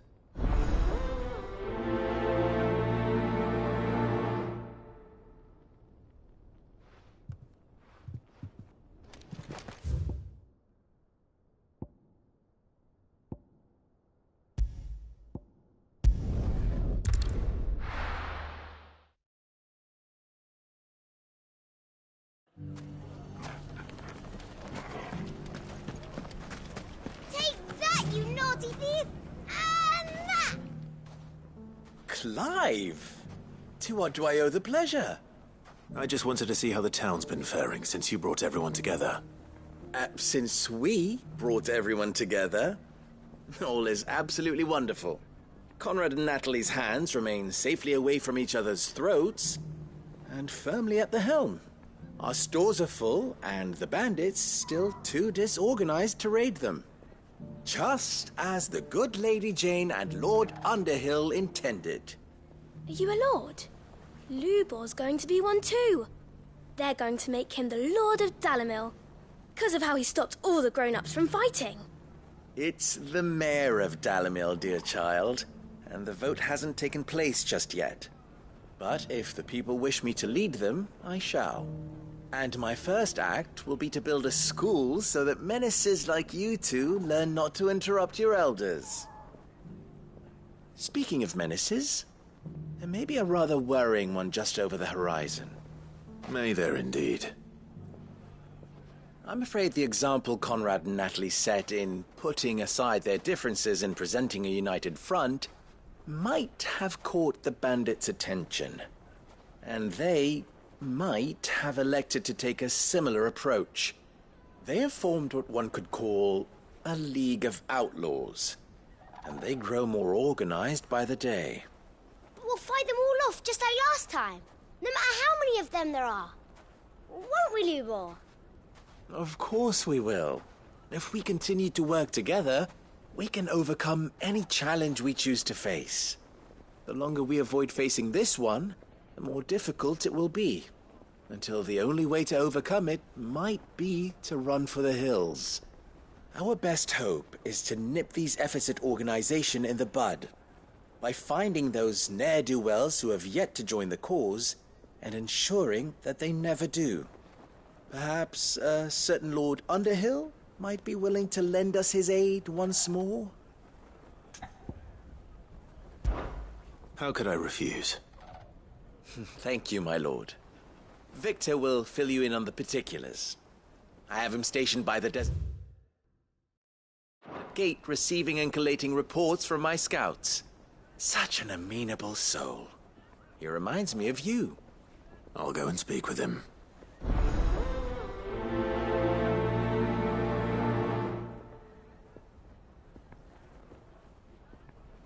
What's the...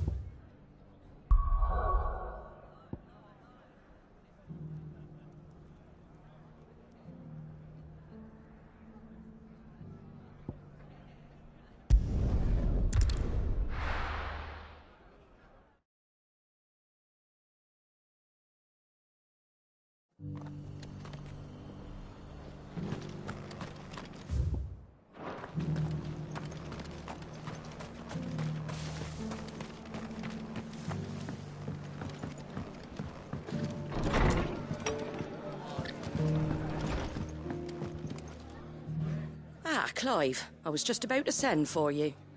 I'd like you to take something to Sir Wade up in Eastpool. Seeds for planting. Thought it was about time they started growing their own food. I'll keep providing them with whatever they need in the meantime, of course. But if Eastpool's going to survive, it's got to be able to fend for itself. As have those poor bearers. They've lived their whole lives in servitude, but now they're their own masters. Small wonder they ain't got the foggiest how to provide for themselves. So it's up to us to teach them. And if you're wondering why you, well, the Wagoneers taking supplies up that way have been coming back with more and more reports of Akashic around the village of late. Sir Wade's putting a brave face on it, but I think even he's starting to worry. And if he's likely to share those concerns with anyone, it's you. All right. Thanks. Wouldn't ask if I didn't have to. There. That should be enough to keep him in Ghazal Greens for a few years at least. Ghazal Greens? Not the most mouth-watering crop, I'll admit. But they're hardy, they grow fast, and they fill a hole. Better that than something that'll wither away at first frost. And chocobos love 'em too, which is no small thing. When I say all of us need to pull together to get Eastpool back on its feet, I mean all of us. They ain't exactly succulent, but cook 'em right and they're just about bearable. I'll take your word for it. Anyway, Sir Wade'll know what to do with them. And if he don't, well, I'll go up there and show him myself. I'm sure you will.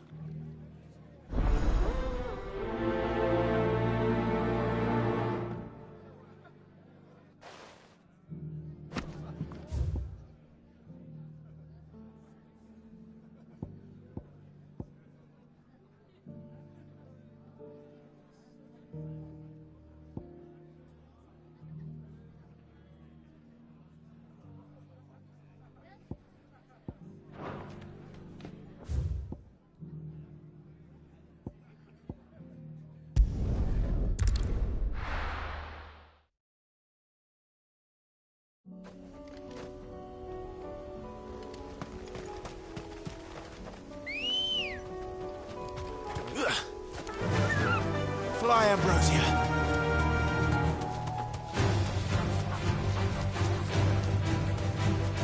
Be safe.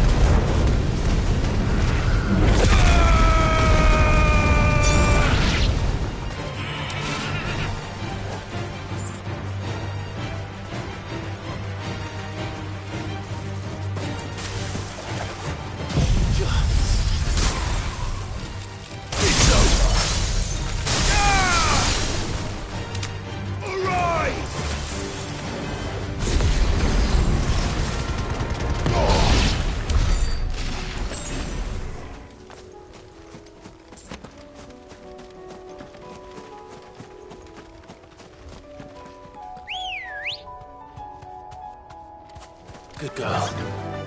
Faster! Damn it. The whole village has turned. I can walk from here.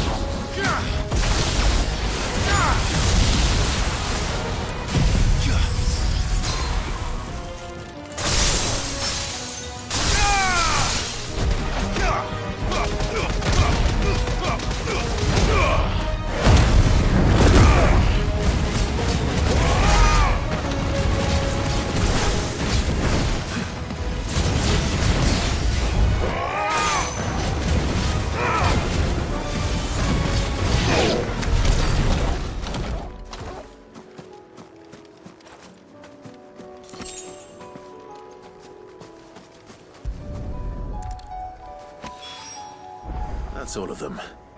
Owain can uncross his toes now.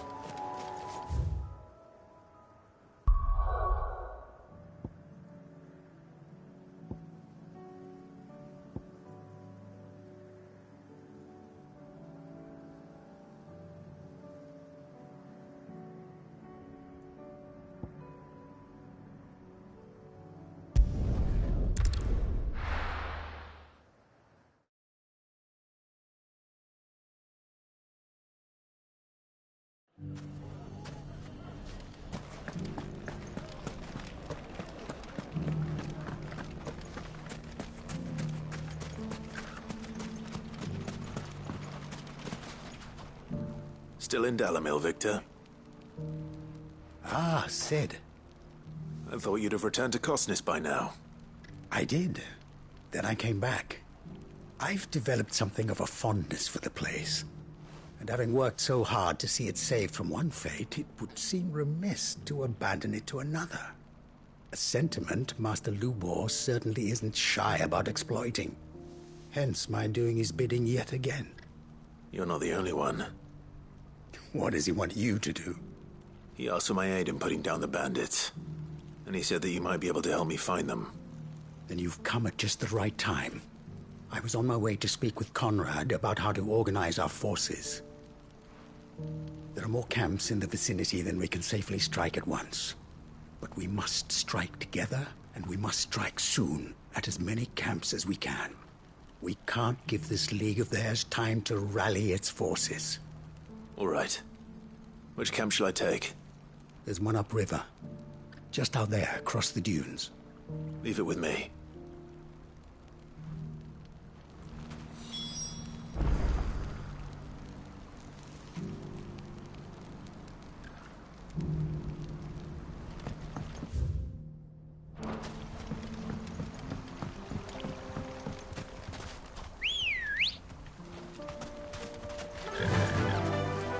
Fly, Ambrosia.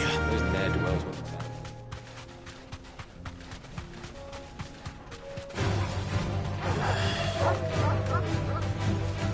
You deserve a rest.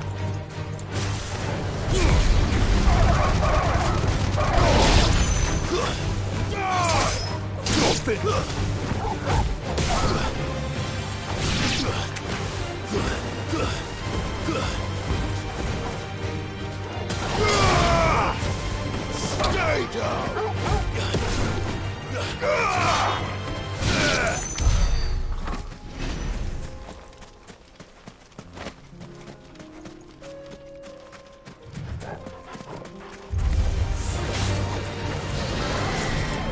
Nice try.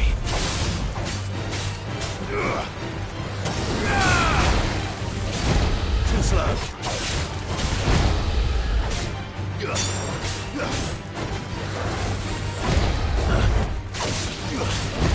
Nice try.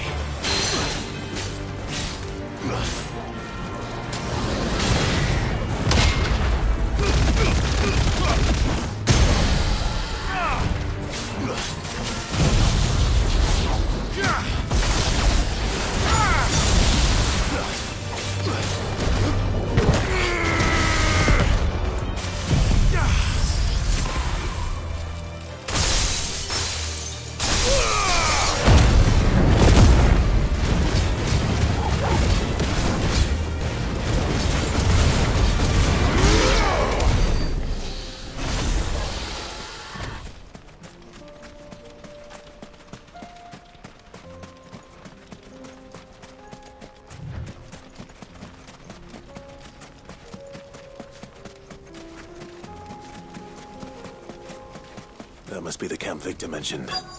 Come on then, Torgal. That's him! The one who killed Locke and Fingers! Take his head off!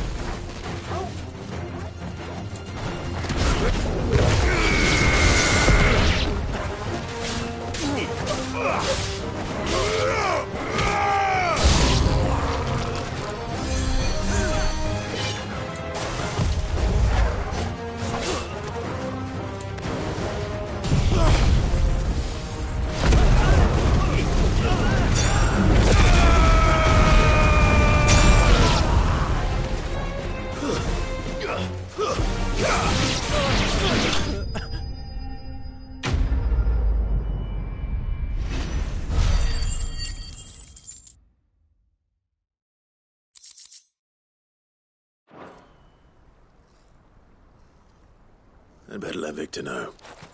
Cid, where are you? Ah, I see the bandits didn't pose you any trouble. No, but that's not why you're here, is it?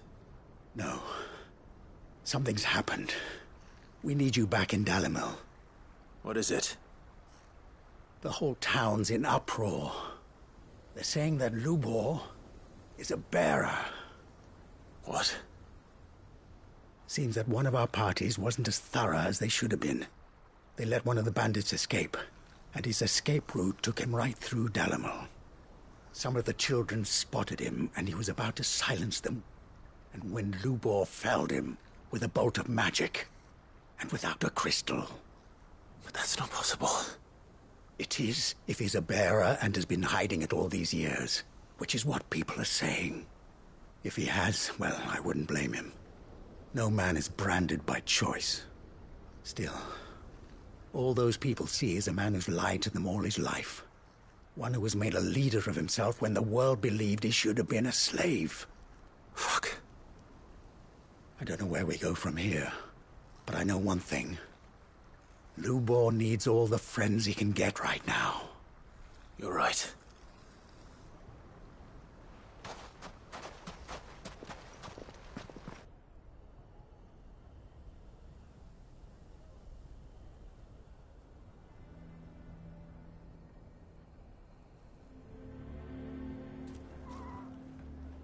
And now everyone knows.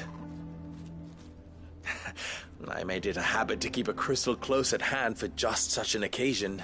And when that occasion arose, I forgot to reach for it. Well, it was bound to come out sooner or later. We're sorry, Lubor. We tried to keep running, but we just couldn't anymore. There's nothing to be sorry for. I rather enjoyed playing the hero for once. All that matters to me is that you two are safe. Look at him talking to his betters like it's nothing. All lies, I'll wager. Just like the ones he fed us all these years. Once people make up their minds, it's hard to change them. We need to do something, and quickly. Convince the people not to let their prejudices blind them. Convince them that nothing has changed. That their enemy lies outside these walls, not within them. You're right. We should speak to everyone. I'm glad you agree. I'll handle the townsfolk. I'm a Dalmec born and bred. They listen to me. You head to the tavern. Make Conrad and Natalie remember who Lubor really is. They know that Lubor and I are friends. I might not make for the most impartial of interlocutors. Lord Underhill of Randalar's League of Merchants, however, is a trusted and impartial mediator of note. I'll do what I can.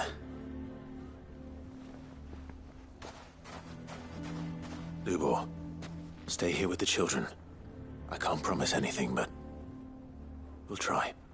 And that is all I can ask of you.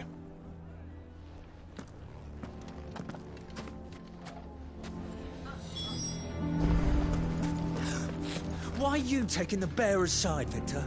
Are you one too? You know I'm not. Just listen.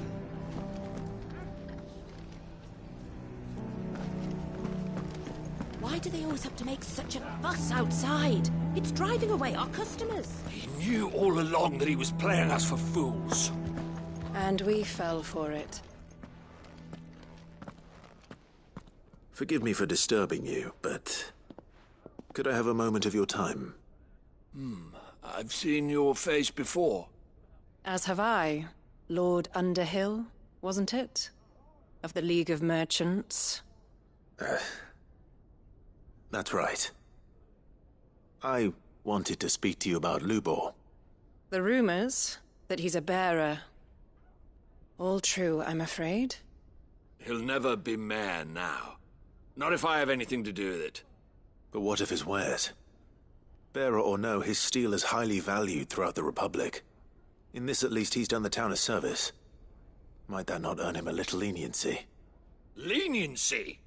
He pretended to be one of us when he was laughing behind our backs all the while. I'm sorry, my lord, but he lied to us. He lied to you. He cannot be trusted. So what do you propose? Will you drive him from his home? Close his forge? Perhaps. That is a question for the people of Dalimil, and they will thank you not to get involved.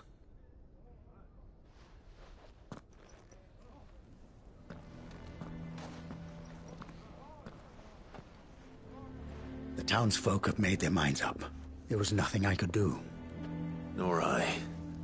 Conrad and Natalie refused to consider anything but their own wounded pride. You never know. Once their anger is cooled, they might see things differently. For now, we should report back to Lubor. All right.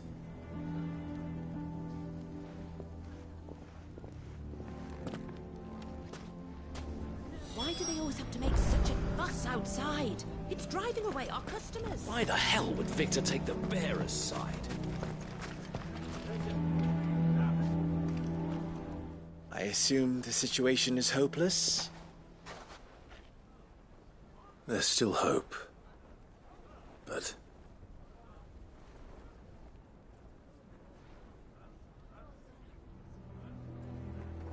But perhaps not in this lifetime, I think it's fair to say. You mustn't think like that, Lubor. Give them time. They'll come around. We'll talk some sense into them in the end, you'll see. No, you won't. And your efforts would be better spent elsewhere. But Lubor...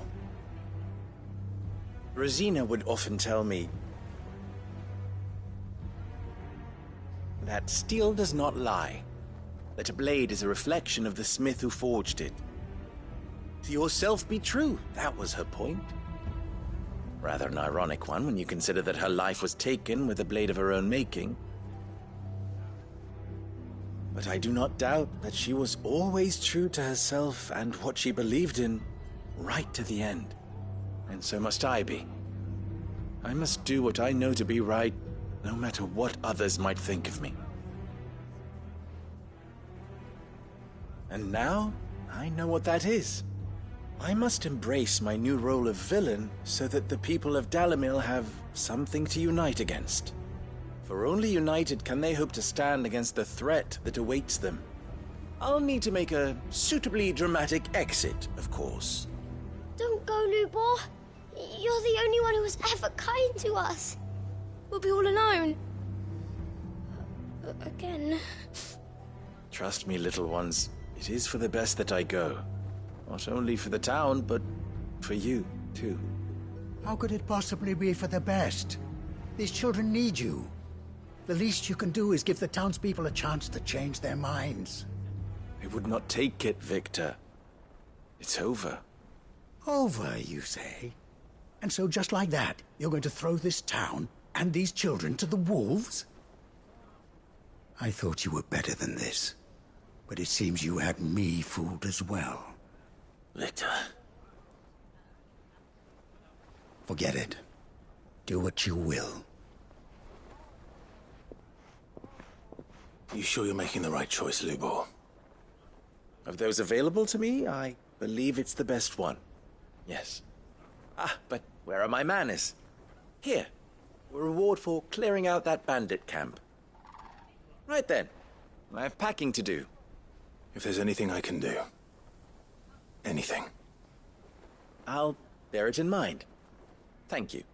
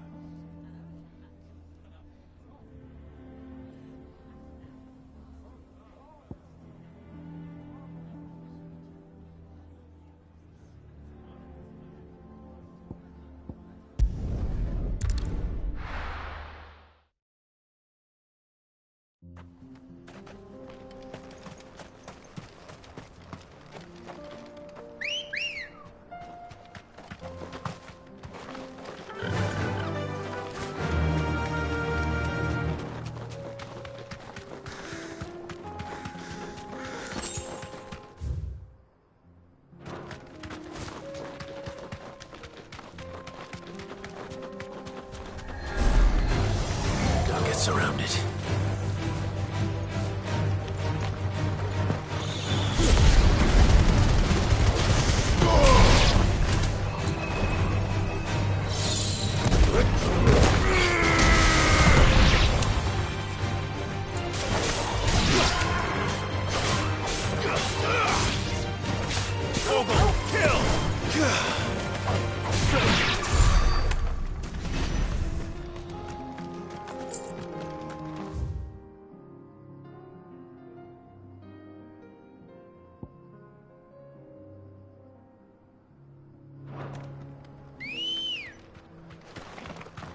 Good girl.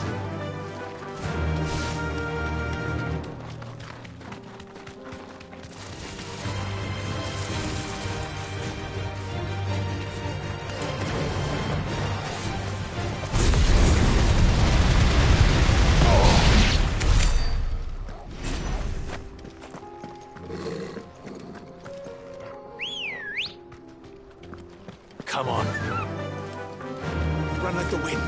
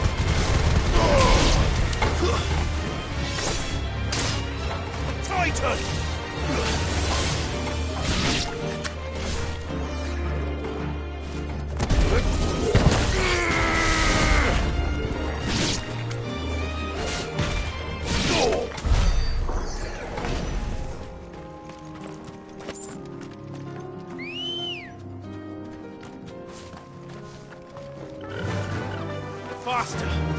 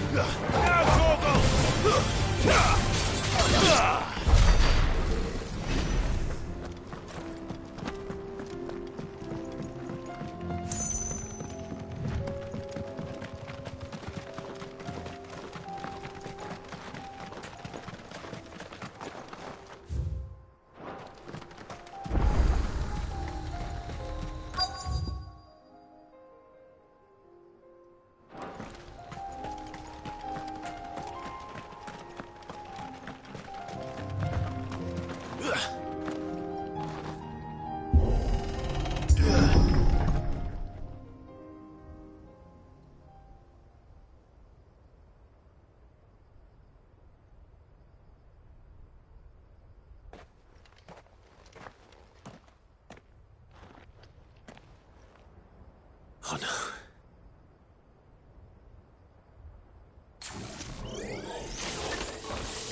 You'll pay for this. may still be survivors.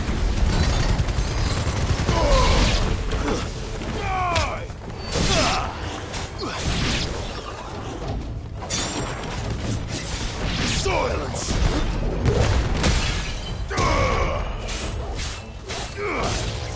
Vogel, kill!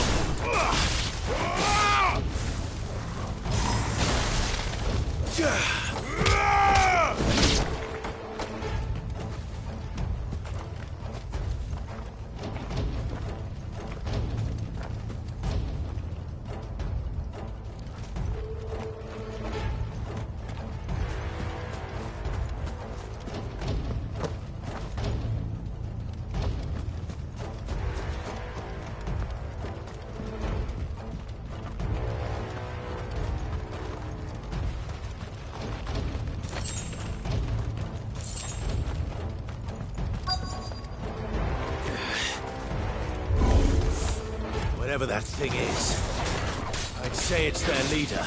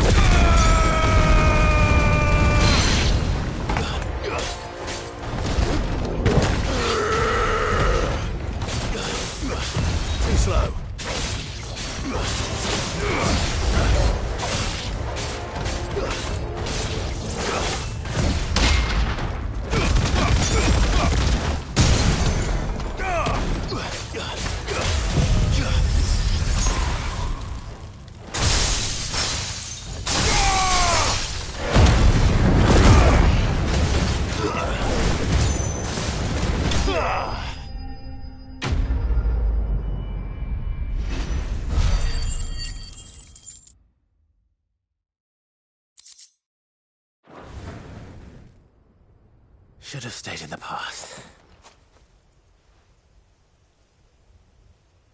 These must be Cyril's colleagues. You have our thanks, stranger. Who are you? Ah, forgive me, my lord. I did not recognize you. You are Lord Rosfield, are you not? We are archaeologians, tasked with surveying this site. When the echoes appeared, our brothers here occupied their attentions. Thanks to them, and to you, we were, for a mercy, able to see our duty to its conclusion. You call that a mercy? Your brothers might still be alive if you put their safety before your duty. Surely this survey wasn't worth dying for. We are charged with uncovering Ultima's origins. A duty of the highest import, as I'm sure you will agree. And you think your dead brothers would agree with you too? I know they would. They gave their lives for the cause, an honor to which all Undying aspire. Now, to what do we owe the honor of your presence, Lord Marquis? Cyril told me of your work here, and I agree to collect your findings in his stead. I see. That is most kind. Pray, take them then, with our humble thanks.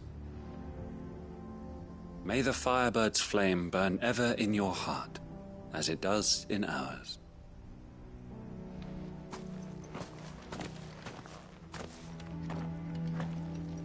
It's one thing to lay down your life for another, but for a survey. I suppose I'd better get this back to Cyril.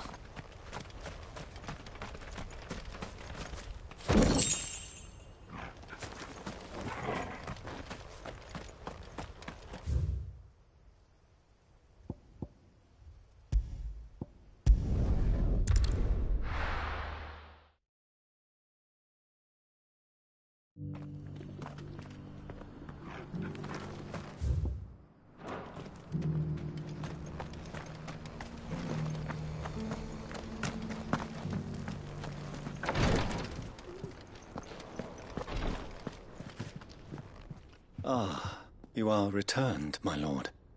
I collected your colleagues' preliminary findings. Here, take them.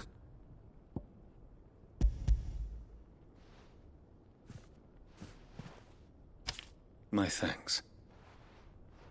I shall study them, and inform you forthwith if I discover aught that might aid you in your fight against Ultima.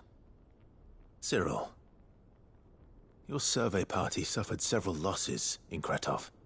Losses which could have been avoided, had the others not chosen to complete their work, instead of saving their friends. Were these your orders? No. This was their choice. Every Undying devotes his life to the service of the Phoenix. It is our sole duty, and should we die in discharging it, so be it. Even when death is avoidable. My lord, I fear that this is not a point over which it would be fruitful to argue. The Undying have served the Phoenix for countless generations, and your opinion of our methods, however earnest, is not like to change them. We live to serve the Phoenix. Our very order exists for that purpose, and that purpose alone. Cyril, I know that you and your brethren answer only to Joshua, but allow me to offer you a word of advice. It does not further the cause of the Phoenix to have his loyal followers surrender their lives without good reason. Provide your survey parties with an escort, that they might live to do their duty for years to come. Think not only of how you can serve the Phoenix, but how Joshua would want you to serve him. Please. For all our sakes. I thank you for your advice, my lord. If you will permit me to respond, our faith in his grace, Joshua Rosfield, is absolute. And we of the Undying will do what we believe is right to fulfill our duty unto him. As first shield to the Phoenix, I am sure you understand what it means to do one's duty. I do. Then we are of the same mind. And it is my hope that we may continue to do our duty together.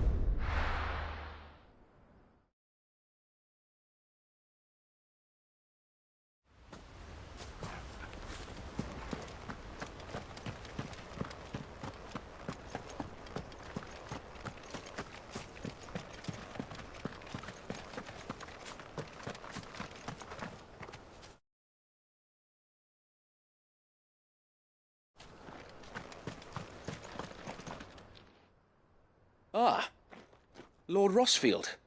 What brings you to Eastpool? A delivery from Martha.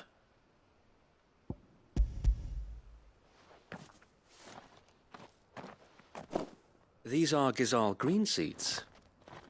Martha's keen to cut the apron strings, then, is she? I jest, of course.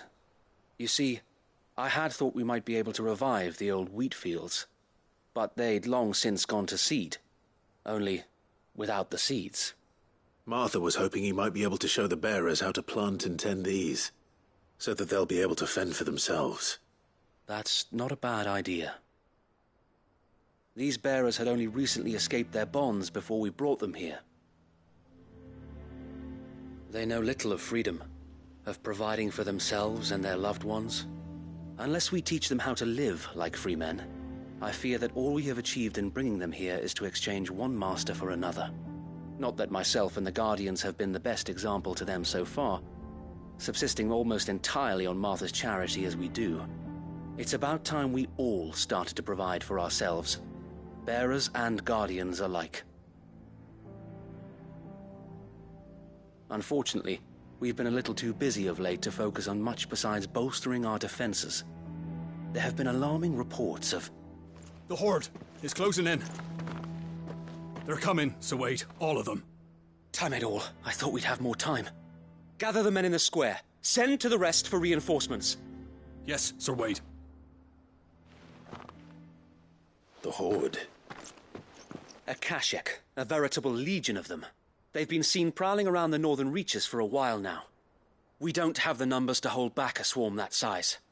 I had hoped to build a perimeter wall so that myself and the Guardians might be able to defend the village, but...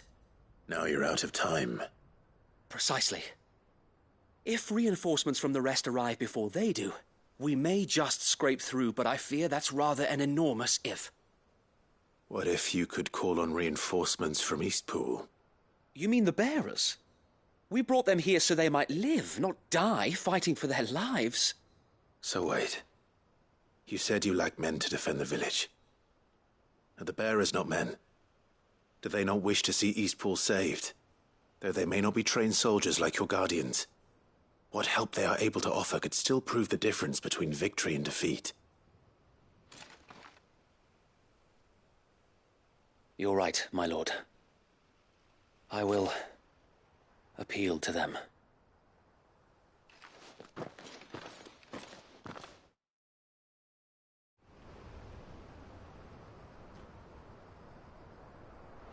My friends, I humbly beg your aid. We Guardians are few and our enemies many. But I swear we can defeat them with you at our side. You would send us to the slaughter, to serve as bait for those fiends so that you and your men might be spared. And to think we trusted you. Say what you will, a home is not worth dying for. But it is worth fighting for. Sir Wade fights to give you lot a chance. Just like I do. Just like Sid does. We all wanted to give you a home where you could be free. And you got one, didn't you? This place, Eastpool. This is your village. Your home. And if you don't fight to protect what's yours, you'll lose it. You know I'm right. This world wants to take everything from you. Everything. Your homes, your freedom, your very lives. So then, are you going to stand by and let that happen to you? Are you going to accept fate like good little Bran did and die, having never stood up for yourselves? Or will you fight like free men and women?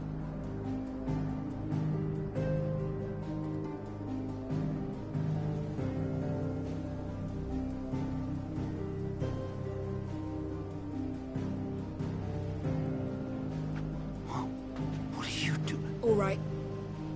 Give me a sword. I never dreamt I'd have a home of my own. And now that I have, I don't want to lose it. I will protect what's mine, or die trying. We all will. Free men and women, fighting together. I'm not... Right. For Eastpool! For Eastpool!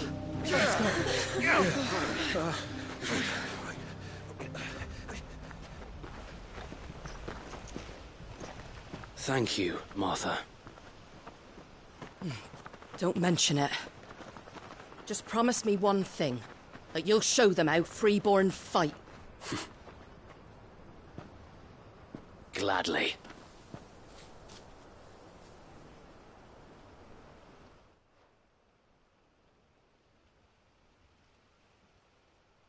Well, if it was numbers you were lacking, you certainly won't be now.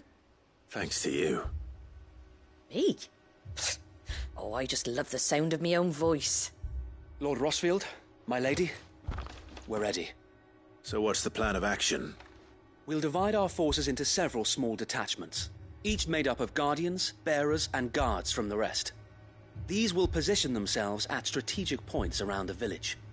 Upon engaging with the Akashek, each detachment will keep the creatures occupied as best they can, steadily retreating all the while. You're going to lure them into the village? I am. We will have neither the time nor the resources to treat the wounded, so injuries must be avoided at all costs. Instead, we will focus purely on defense at first. By coordinating our withdrawal through the use of messengers drawn from among the bearers, we will aim to have the swarm converge at a point of our choosing. With luck, that point will be the village square, the perfect place for our most able warriors to surround them and fall upon them, and for you and I to finish them off. A sound plan, but one that'll require a leader with a cool head and strong nerves to coordinate the retreat. I'd say you have both in abundance, Sir Wade, but you'll be needed. Please, leave the last of the fighting to me. Ha! And let you have all the glory. Sir Wade! They're here! Then you know what you must do. We work together, everyone playing their part, each shielding the other that no man might fall, that Eastpool might live on. For Rosaria! For Rosaria! We've no time to argue, my lord. I'll do as you ask. And I will do as you ask. Suppose we'd better do our bit too then, eh? Right you are, Martha.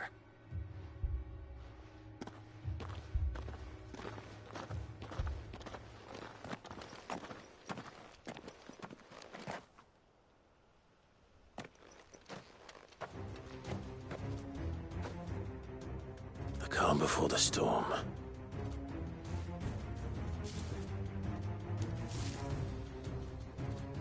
And here it comes. I will not let this village fall.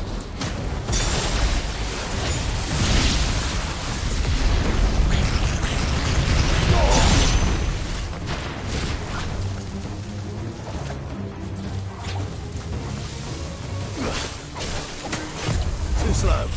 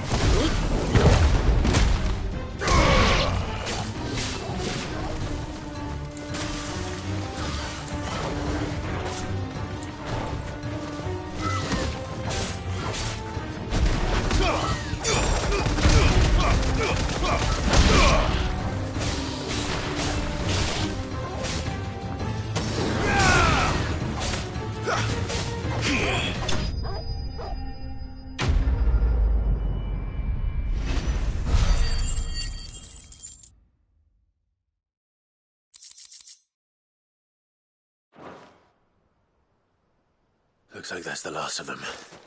Lord Rosfield! Change of plan! What is it? Owl from the rest.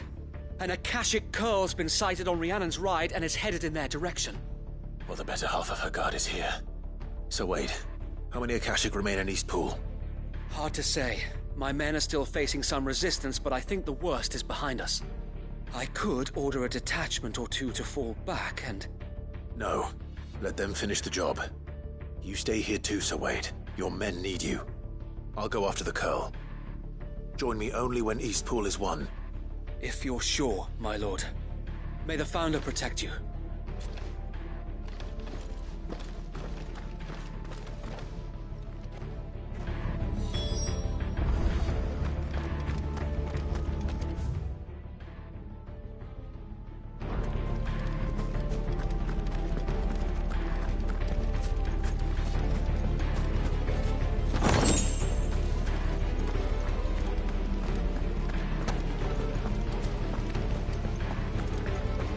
Next one's mine. I might the other, but I can roast the bastards.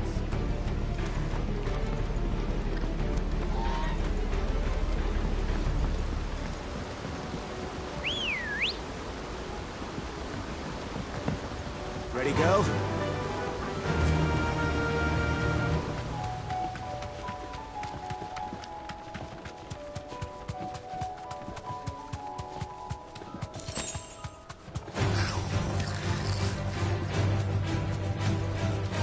Safe.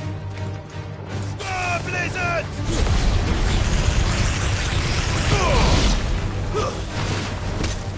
You're finished.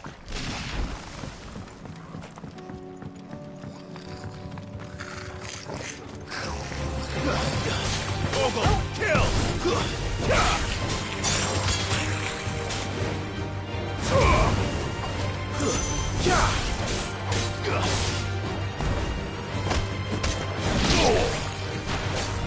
All yours, Ogle.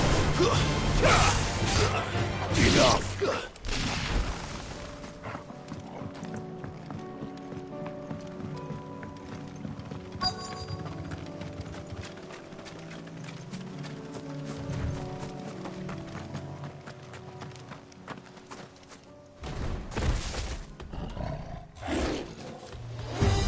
There it is.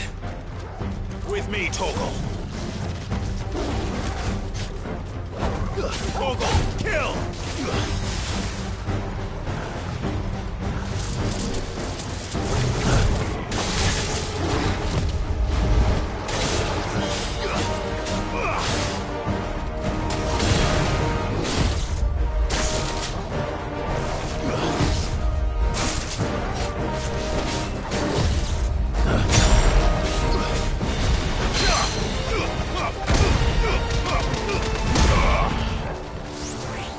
Nice try.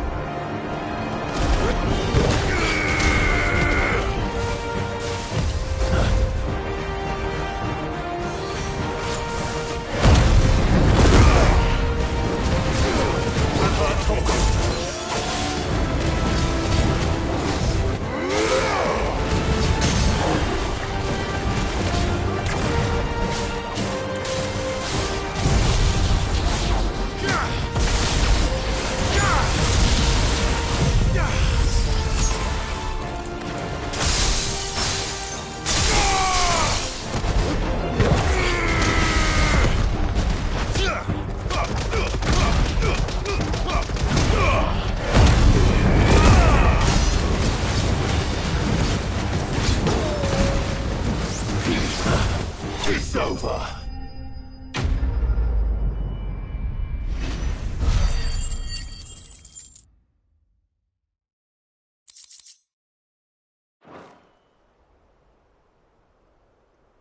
All right.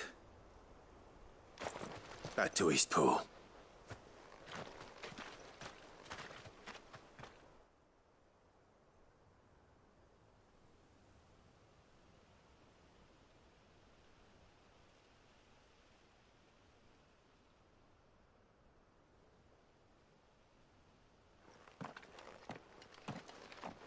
Lord Rosfield, the Curl, is it? It's dead. Thank the Founder for that. And for you, my lord. We were able to eradicate the rest of the Horde. I have guardians posted around the village to keep watch for further attacks, but all seems quiet for now. I hesitate to say it, but I think it might be over. I think it might.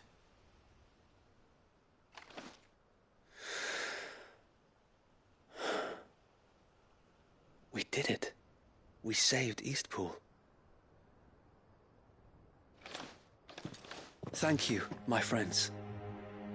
Thank you. No, Sir Wade. It's us who should be thanking you. You brought us together. Showed us what it means to fight for what you hold dear. We never had nothing to call our own before. We didn't know what it meant to protect it, but now we do. We really do. Forgive us, Sir Wade. You and your people saved us, and still we doubted you. But there's no doubt in my mind anymore. We're free men now, so we have to start acting like it. We have to fight to protect what's ours, to protect Eastpool. And we shall. We all shall. Together. This is our home. And if anyone or anything tries to take it away, they'll have us to answer to. Come on then. Let's get to work. This village isn't gonna rebuild itself.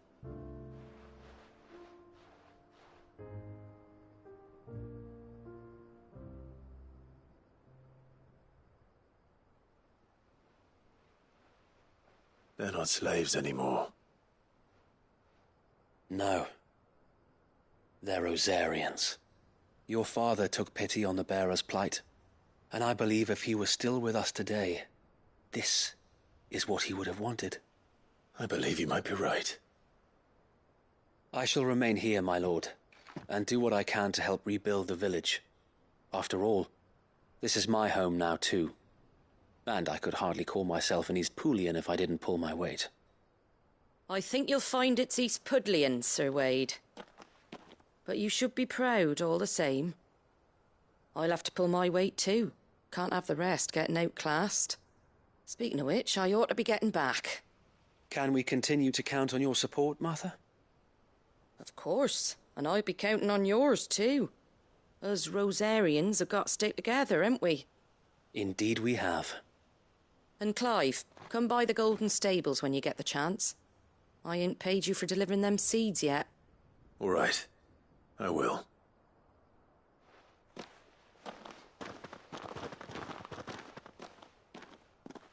Lord Rossfield, do you remember our very first mission together? Clearing the goblins from the Stillwind marshes? How could I forget?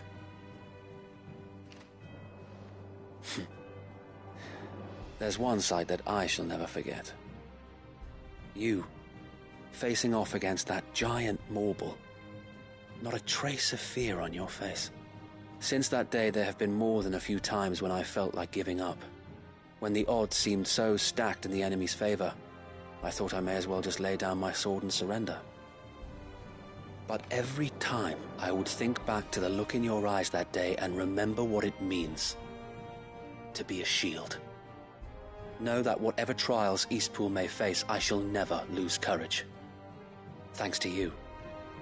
So Wade, you have always been a true shield. I know that Eastpool, and indeed all of Rosaria, will be safe in your hands. Thank you, my lord. I know the rest of the world will be safe in yours. I'll do my best.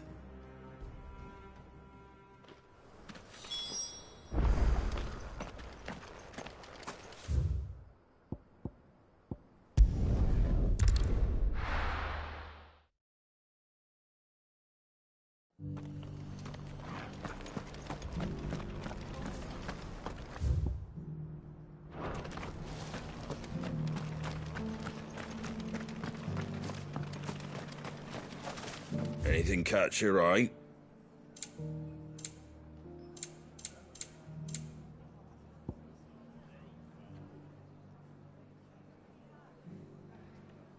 Take care out there, eh?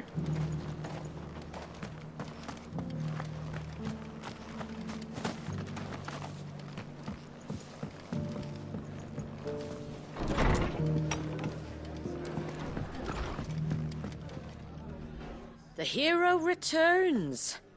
It's lucky you came by when you did, eh? Not only did my seeds get delivered, but you went and saved Eastpool and all.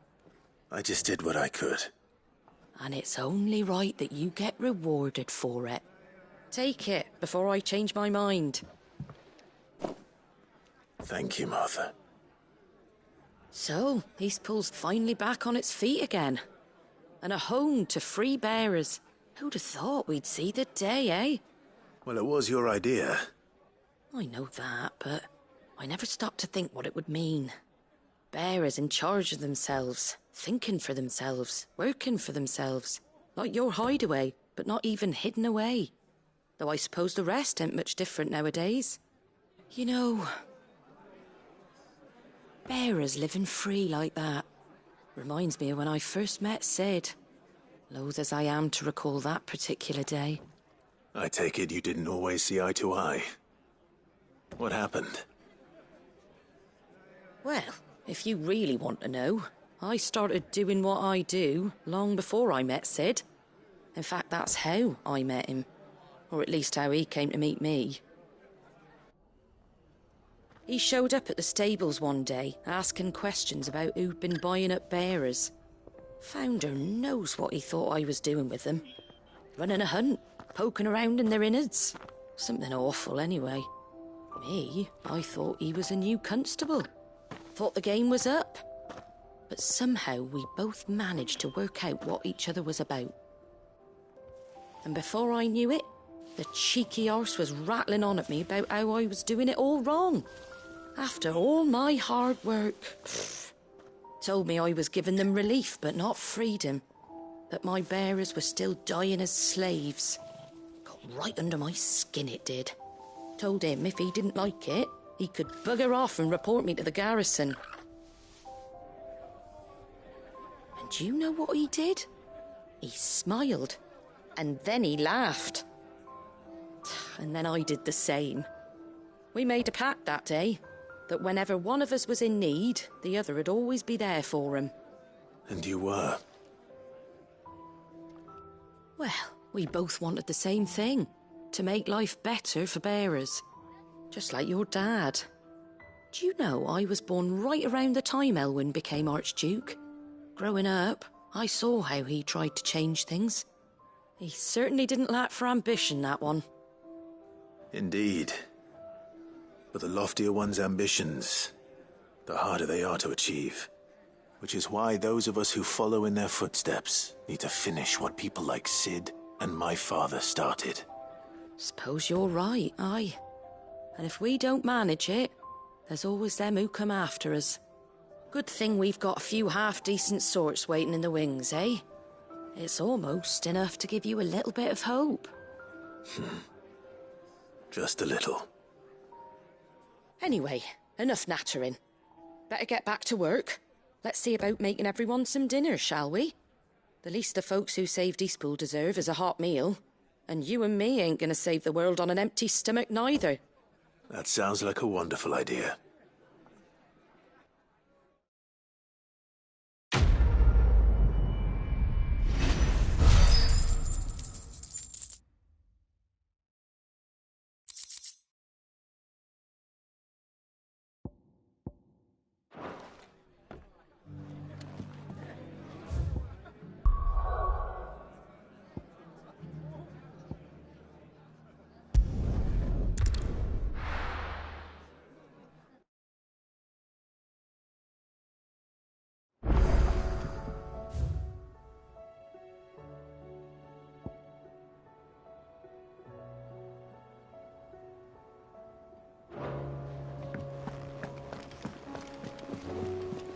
Covered in nicks and lumps, the lot.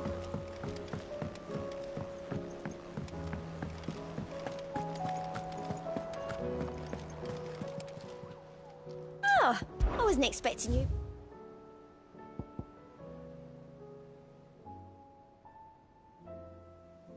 Best of luck out there, Sid.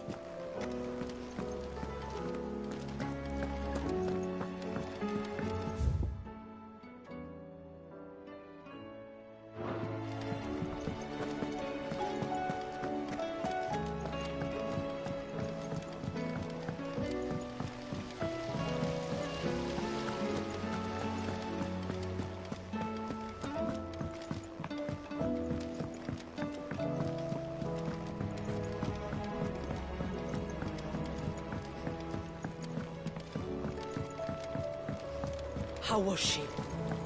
The Enterprise, I mean. Ah, Sid. Wasn't expecting you back so soon. So, is it good news or bad? Good, thankfully. Here. Ah, that's brilliant! Thanks a blimmin' million! I'll fit 'em to the smelter right away!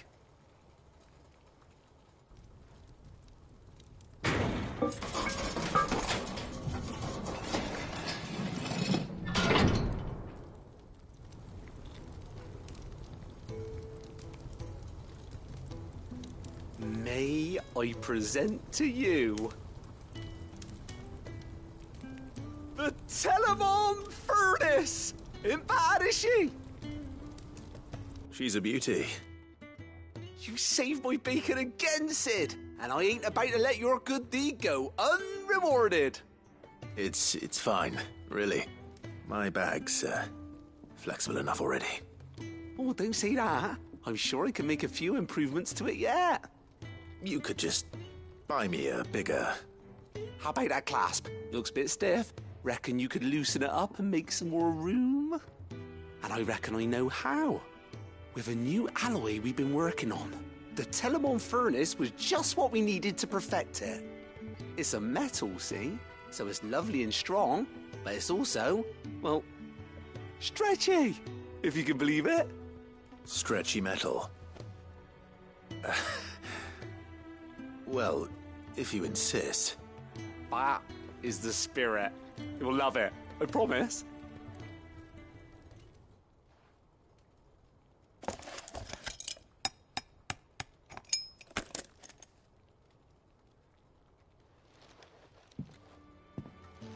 So, what do you reckon? It's actually quite ingenious. Thank you, Owain. Shh, don't mention it. You earned it. And I wanted to get some practice in using that metal anyway. Reckon we'll have all kinds of uses for it around the hideaway. Can't think of any right now, but that's our job, innit? Dreaming up new ways to make life easier around here. Maybe even out there, too. One day, the whole world's gonna know about the inventions you've helped us put together. That bag of yours will be the first of many. You mark my words. They'll hardly believe their eyes, I'm sure.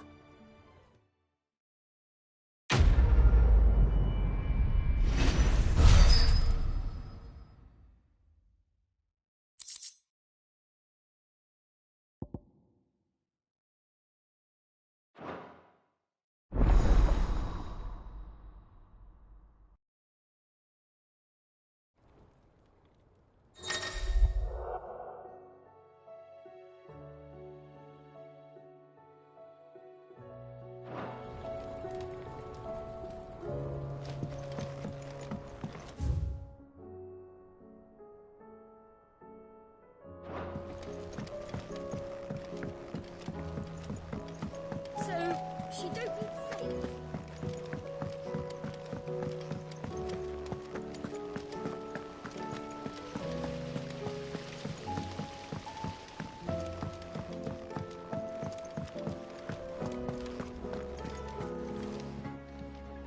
Welcome to the Patron's Whisper. Your benefactors are a generous lot.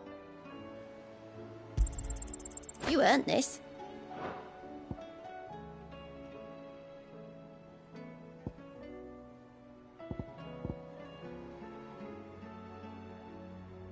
Come again. I may have more for you. How do you split the sea, you reckon?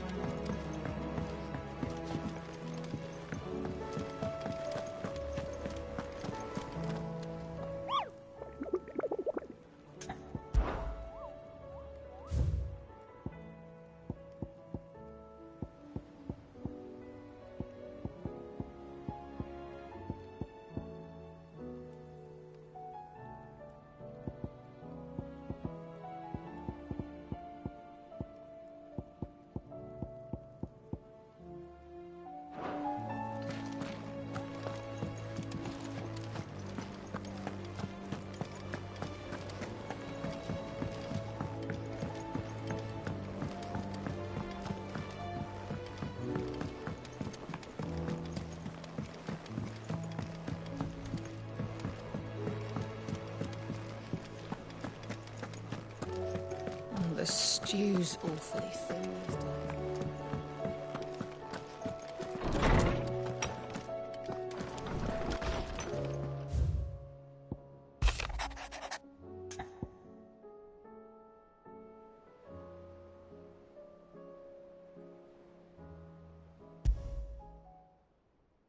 There's no way of knowing if Doris will confide in me, but I can speak to her at least.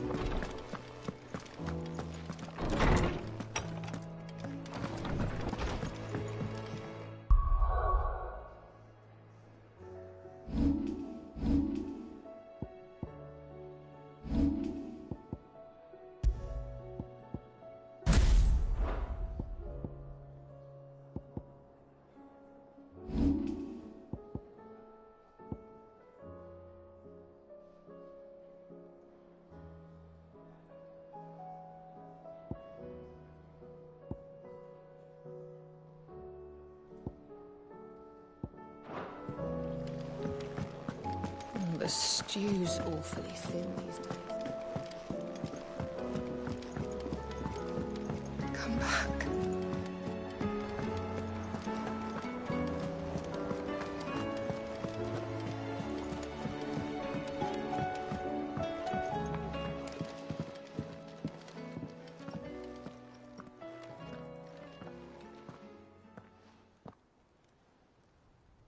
Where are you? Can I help you, Sid? I'm looking for Doris. Is she here? I'm afraid not. She's at Martha's Rest on a job.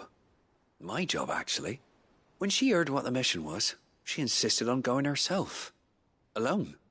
Did she? What was the mission? Following up on some new information.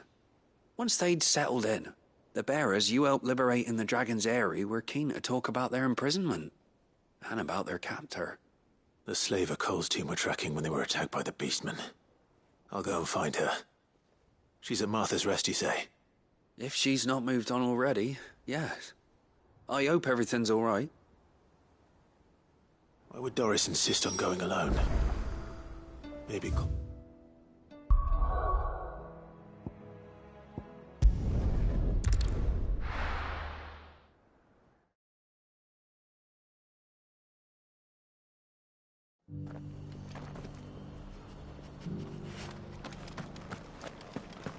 Doris should be somewhere nearby. Assuming she's still here.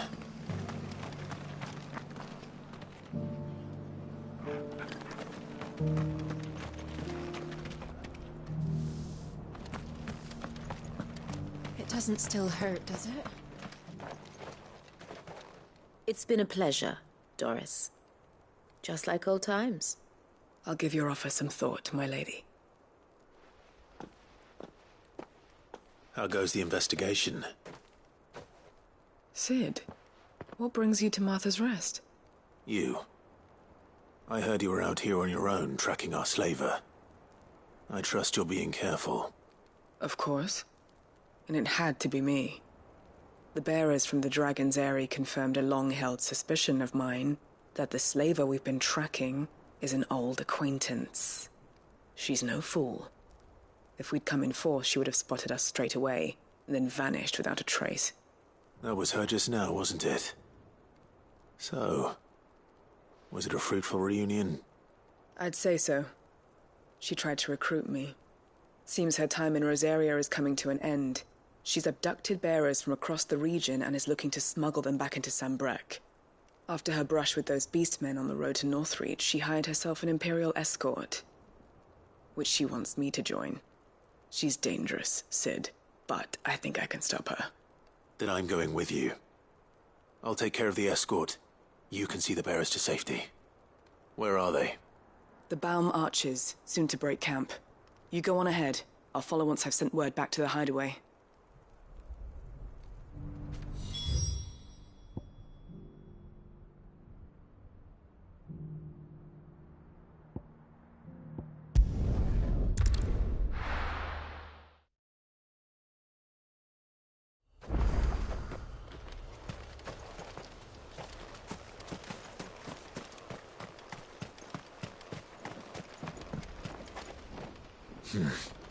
Not here.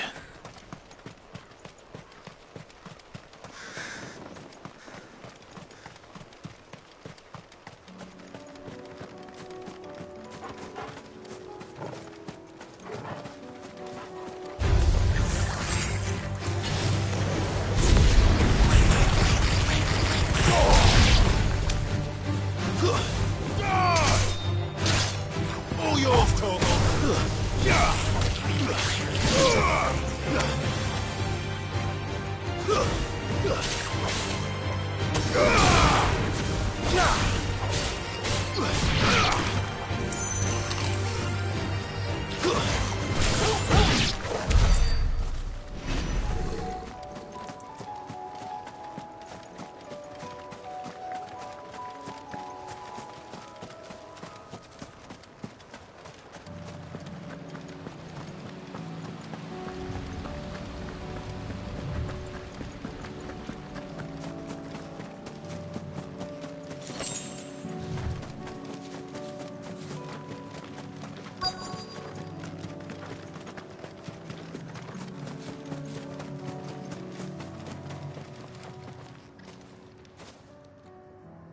Good.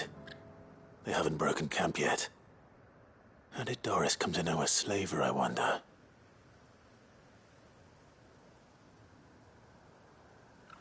We've waited long enough.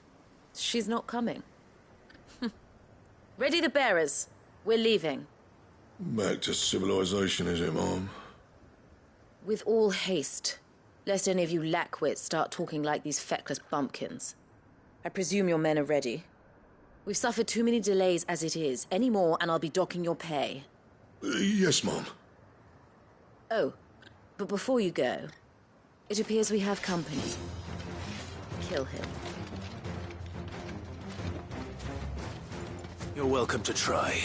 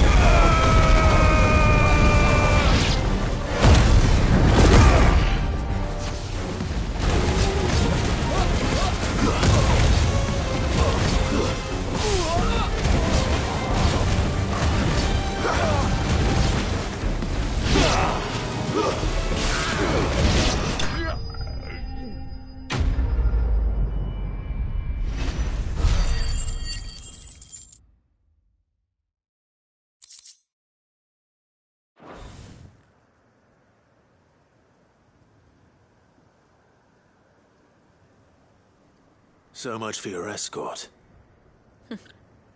You'll forgive me for not avenging my men. I'm not the swordswoman I used to be. I surrender. Do with me as you wish, Cid the Outlaw. Cid! Ah, Doris. I take it you're not here to rescue me from our brooding renegade? You know, I always wondered where you'd vanished to. But casting your lot with this criminal of all people... Better fighting for a cause than killing for coin. I'm sorry, Cid. I should have told you sooner.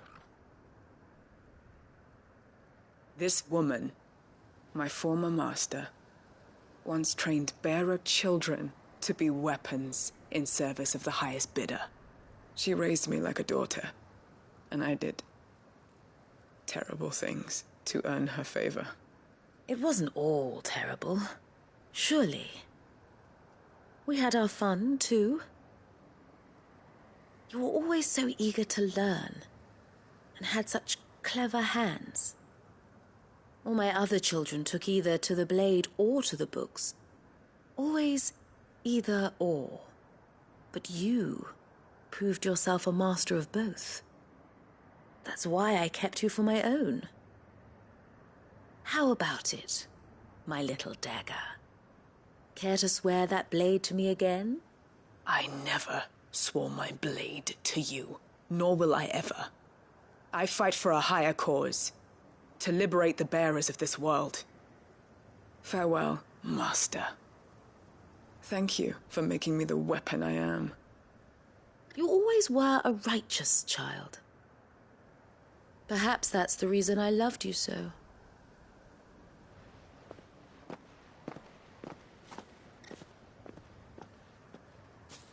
What do you want to do with her?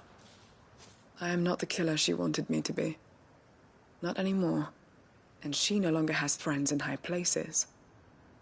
The Dame does, though.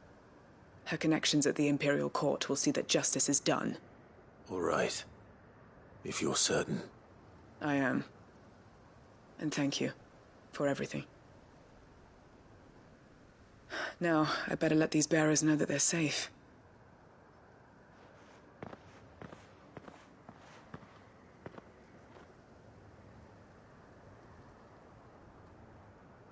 And I should head back to the hideaway and put Cole's mind at ease.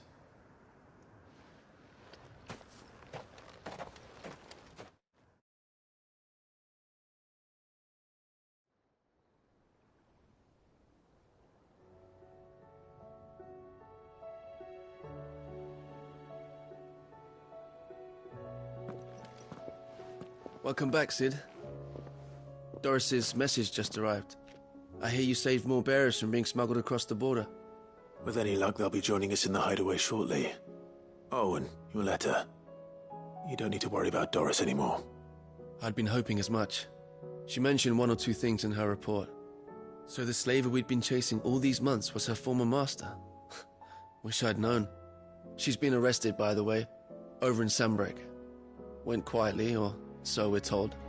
And she won't be getting off lightly. The Empire may have no love for bearers, but it's none too fond of black market traders either. Can't have been easy for Doris. I'm sure it wasn't. But don't worry. She'll be all right. I hope so. Suppose you should know, eh? You had quite the past yourself before you came here, or so I understand. Anyway, thanks again, Cid. The Cursebreakers would be lost without Doris. And you, of course. Keep up the good work, Cole.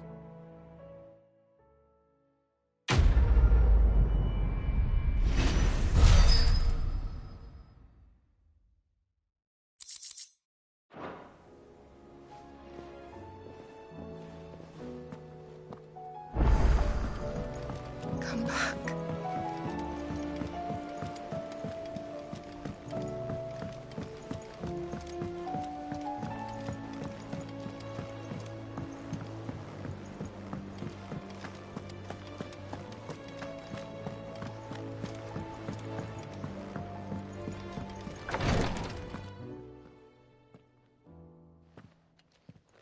How are you feeling, Joshua? Better than I was. But not nearly as well as you should be. Your cuts and burns may have healed, but your body still bears the burden of every spell cast. And what would you have had me do? It was no ordinary foe we faced. It was the Warden of Darkness. Yet still, it was not enough. The king could have ended me at any moment, but instead chose to toy with me like a curl does a mouse. You underestimate yourself. Oh, it was crystal clear. Only one man established his dominance that day, and that man was Barnabas. I'm sorry, brother. That was ill-spoken. It's just, I have never felt so powerless. And when so many are looking to us for strength, perhaps the prince feels the same.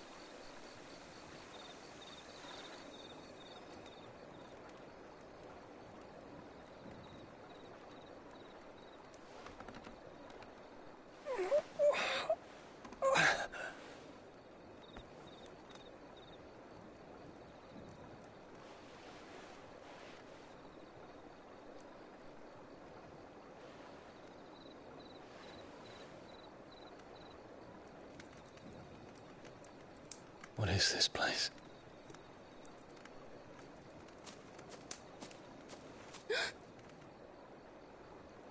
Don't move.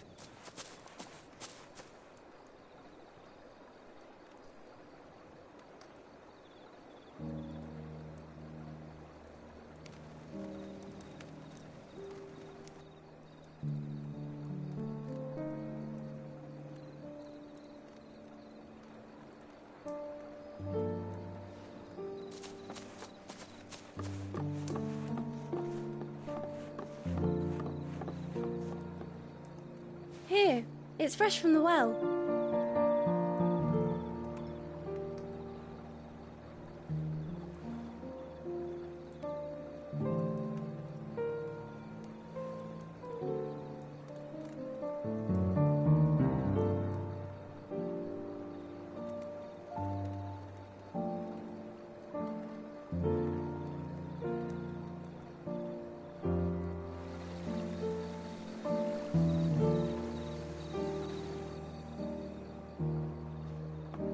Grandmother told me spirits sometimes get lost, and that the lanterns guide them to their proper place. I set one on the river for her when she passed away.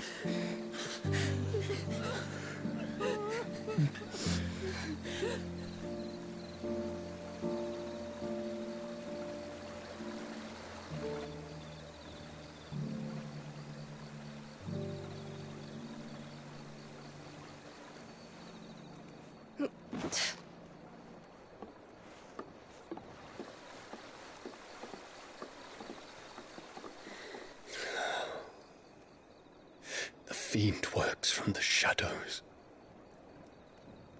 Was it you who guided my hand then, Ultima? No, not you. This is my doing, my fault, my sin to bear. And for it, I must atone. Your hurts are healing nicely. It was my poultices that saw you well. You make them? And sell them, or try to. Earns me enough for bread, most days. Forgive me. I have nothing to... I know, but I couldn't just leave you lying there.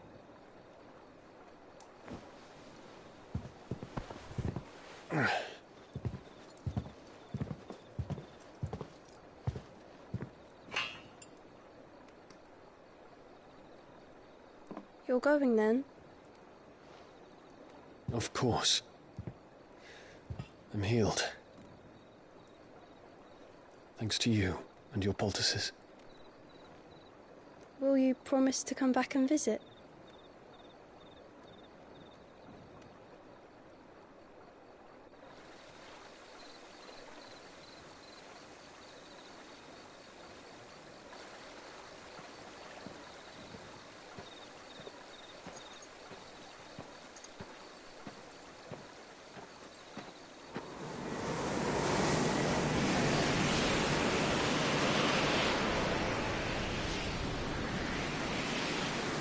Well, Phoenix, it would seem that I owe you my wings.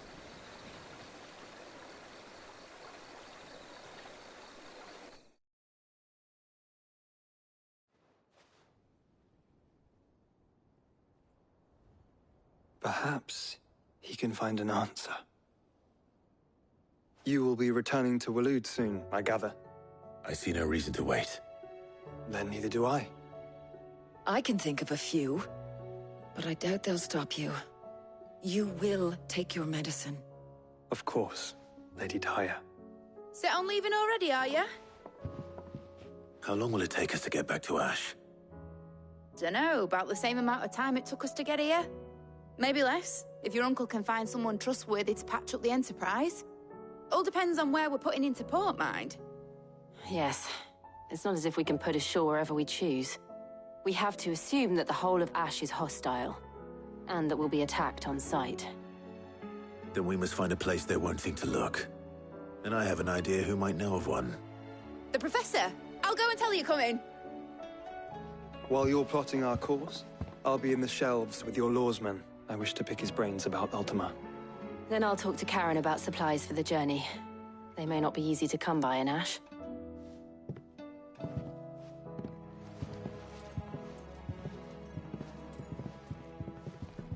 Your brother's body won't take much more of this recklessness. You know that, don't you? I do.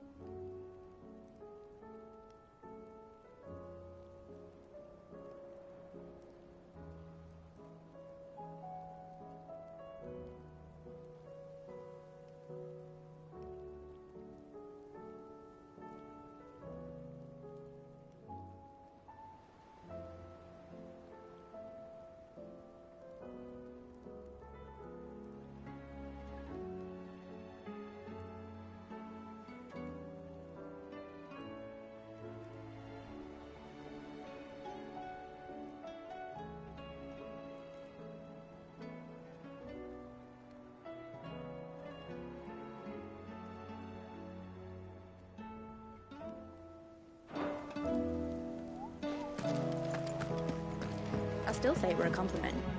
Say... Ah, Clive. I was wondering when you'd arrive. Please tell me you've come to take our young prodigy here off my hands. I'm not here for Mid.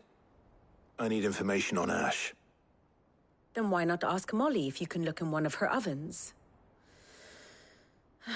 Go on.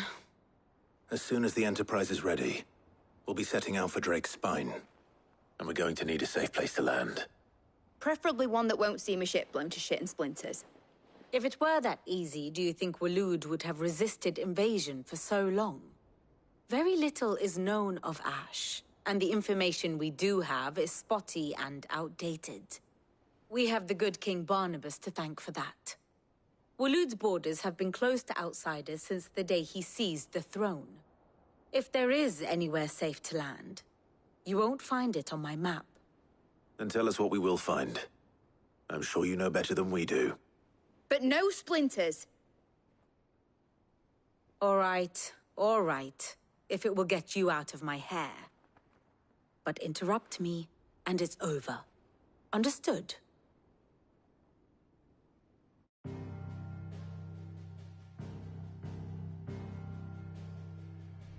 Barnabas Tharm, the one they call the Last King. Understand him, and you will understand the kingdom of Waloed. Barnabas was only a boy when he arrived from beyond the southern seas, and barely a man before he united the ragged tribes of Ash. And having unleashed them upon the formidable Veldemark, he set his throne upon the ancient kingdom's ruins. The victory sent shockwaves around Valisthea, tales of Odin's might spreading through every court, parlor, and drinking hole in the realm. Note that this was in the year 843, and that the king still sits upon his throne some 40 years later, quite untouched by time. Waloed's recent inaction left many wondering if Odin had lost his appetite for war. And yet here we are. The Einherjar was committed to the fray, a bold declaration of intent. Orcs swarm around Drake's Fang, and throngs of Akashic haunt Canvas streets. Though how precisely the havoc they wreak serves Waloed remains unclear. Regardless, if the order to attack truly came from King Barnabas, then one thing is certain. Waloed has achieved the impossible, and made bedfellows of beastmen and the ether-addled alike. All of which is a roundabout way of saying that you will be in unknown territory when you set foot on Ash. Much of the continent has already been lost to the Blight, and what few ports remain will be fiercely guarded. And that is to say naught of its natural defenses. Offshore currents will cast an ill-equipped ship out to sea one moment, and dash it against the rocks the next. But then the Enterprise is anything but ill-equipped. And Mid has made land there before. Now, if only there were someone with an intimate knowledge of the Shadow Coast, and where a daring gentleman might put ashore.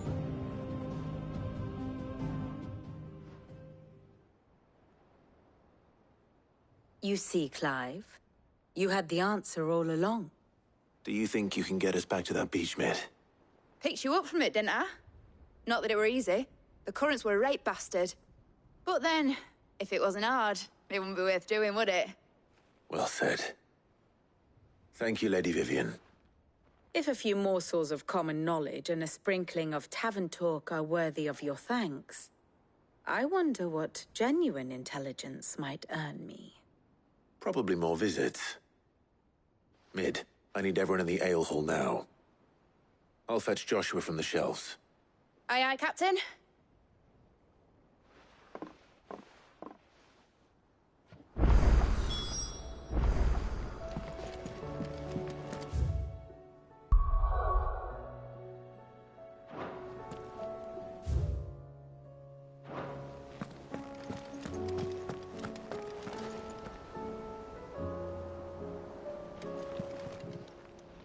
How are you doing?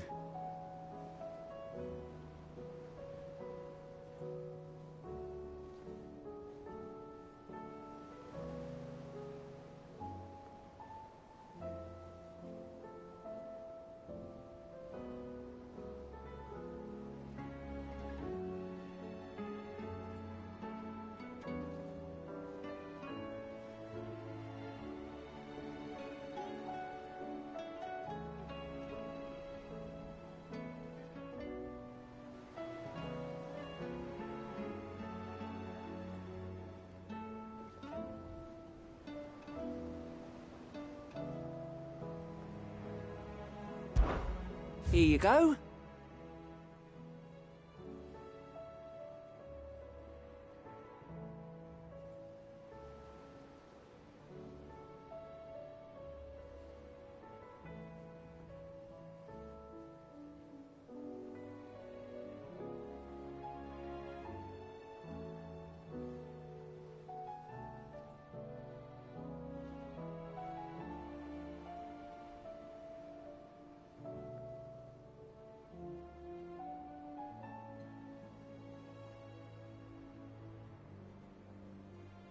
seen enough?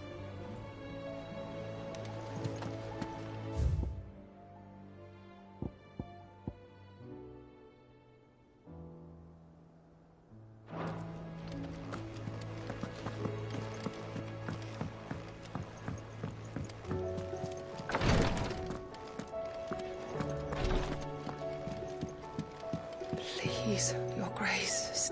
My Lord Marquis. Yote, is anything the matter? You seem troubled. Perhaps I might be able to help. My lord. Yes. Perhaps you might. It's your brother. His condition continues to worsen, though he does his best to hide it.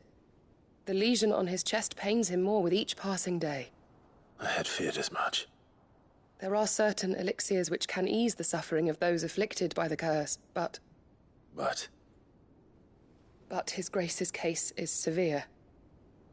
The drafts I have been able to prepare for him thus far have ceased to have any real effect. So I consulted with Talia and certain of my comrades among the Undying about the possibility of finding something stronger. And thankfully, a recipe was found. The only problem being that the critical ingredient is exceptionally hard to come by, and our supplies are almost exhausted. Unless we can secure more soon, your brother's anguish will likely become unbearable. My lord, I know that I have no right to make demands of you. But would you help? For Joshua's sake.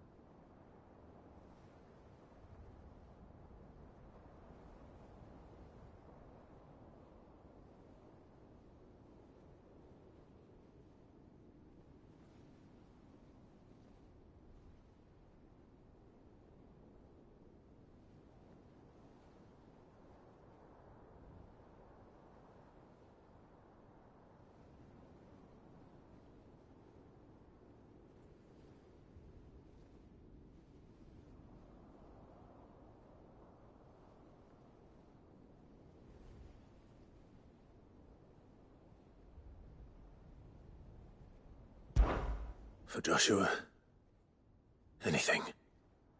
Thank you, my lord.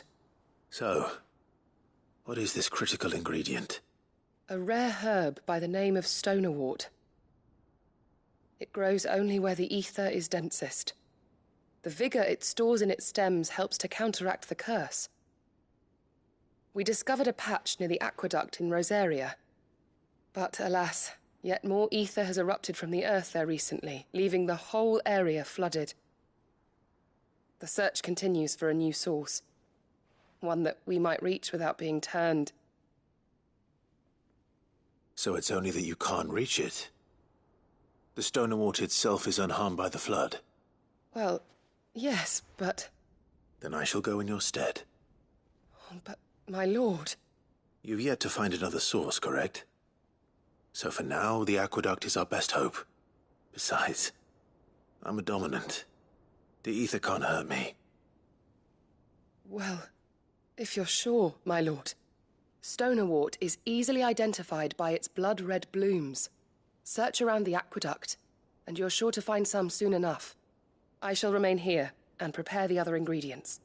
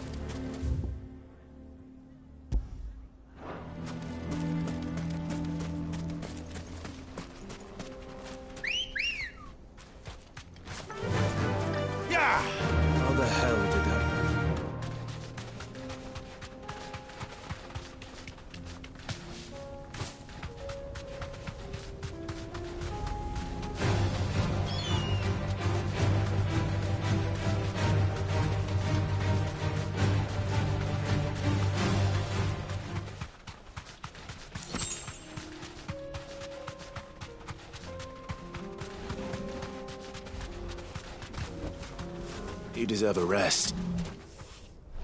We're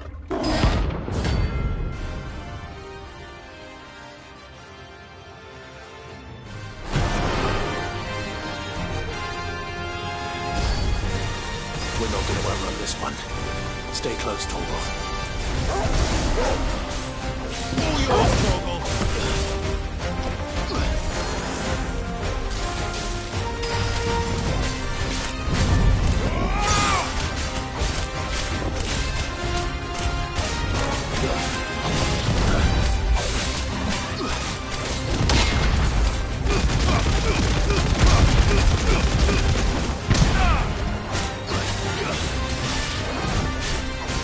Too slow. Too slow.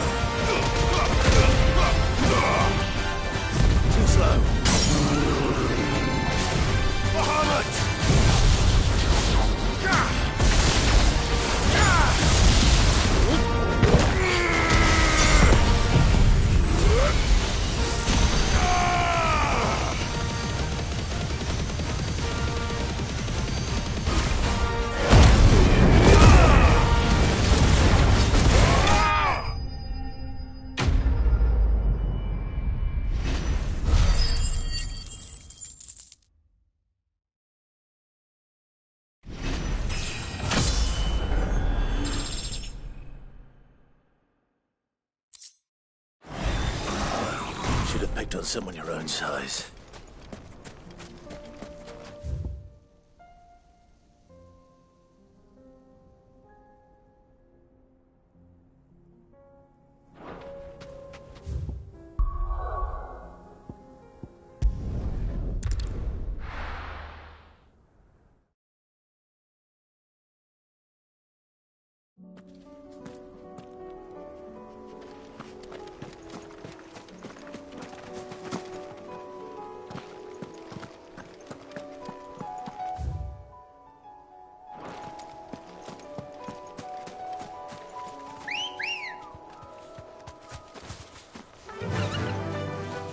faster!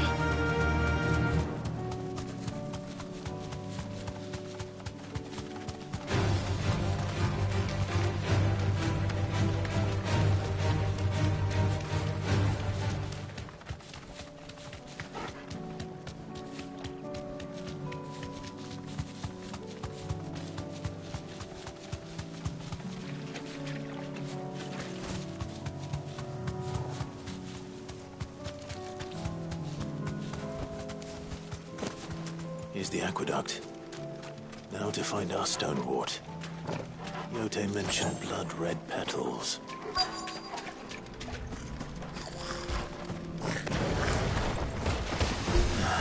Just my luck. Well, I won't be picking anything till they're gone. There's only one thing for it.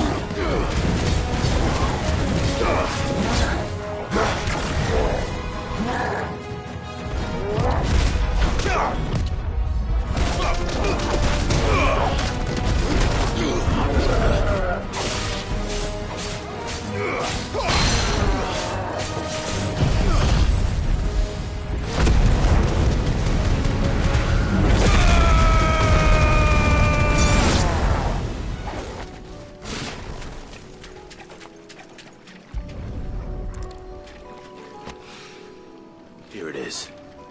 Better collect as much as I can before reinforcements arrive.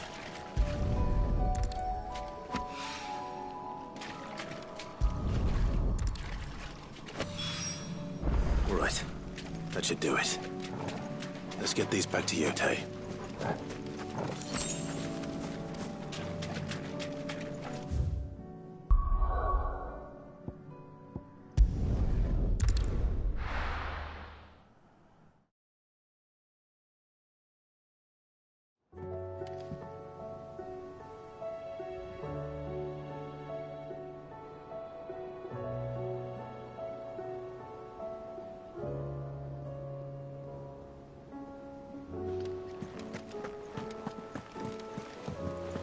Covered in nicks and lumps.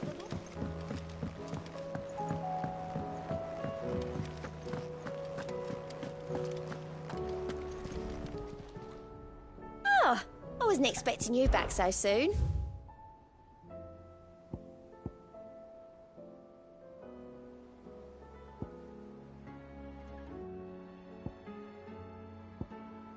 All done?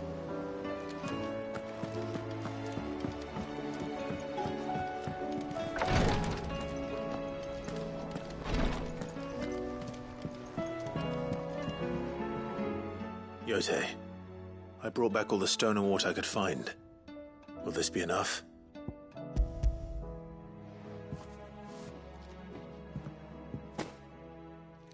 Yes, my lord. Thank you. I'm sure it will serve us until we can find another source. I'm very glad to hear it. You and His Grace are very much alike, you know. You think only of how you might help others, and never of the danger to yourselves. No more than you have minding my brother. You've risked a lot for him, and I thank you for it. I am honored that you should say so. But I beg you, my lord, do not give too much of yourself for the sake of others. We could not afford to lose you. I'll keep that in mind.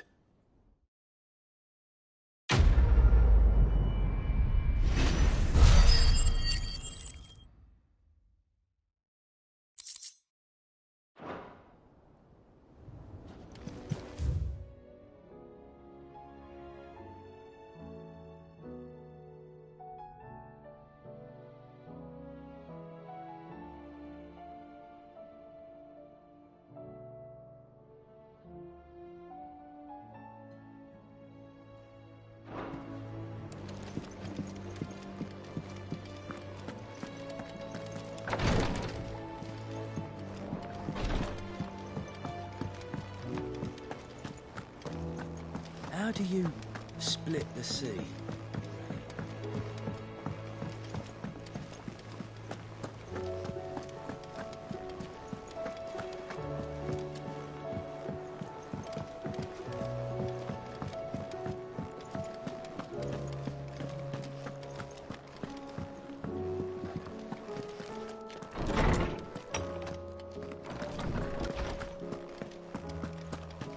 I have no reason to assume other. Clive, you must listen to this. Lawsman, tell him. Do you recall when we spoke before on the divinity of Ultima? Well, it inspired me to delve deeper into the subject. And what I discovered appears to agree with the findings of His Grace. You will recall that my quest to uncover Ultima's origins began with the mural at Phoenix Gate. But while I've always known it to be important, its secrets have heretofore eluded me. Now, however, I believe I know where to find the more complete example, one that will reveal all we seek. Master Clive, have you ever in your travels chanced to hear of the Circle of Malleus? I would think not, if you have.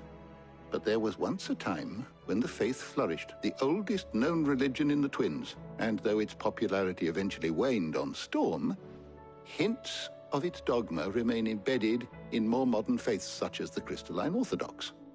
Wait, you said it waned on Storm. What of Ash? Religious monuments are often torn down or repurposed when new faiths rise to prominence. But if no new faith arose, then perhaps the ancient temples might still stand. And so, you see now why I must accompany you to Waloed. It would appear the past still has much to teach us, though in this case, it would not have been possible without the musings of Moss. To think that you carried a copy of my old mentor's chronicles all along. I am relieved to discover it in good hands. I shall guard it with my life. Joshua, if you're finished here, join me in the ale hall. I need to speak to everyone before we leave. Right away.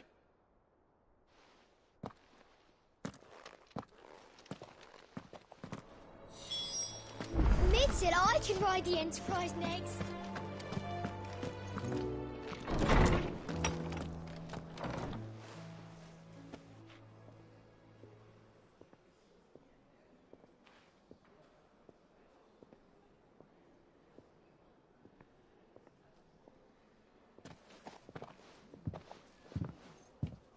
My apologies.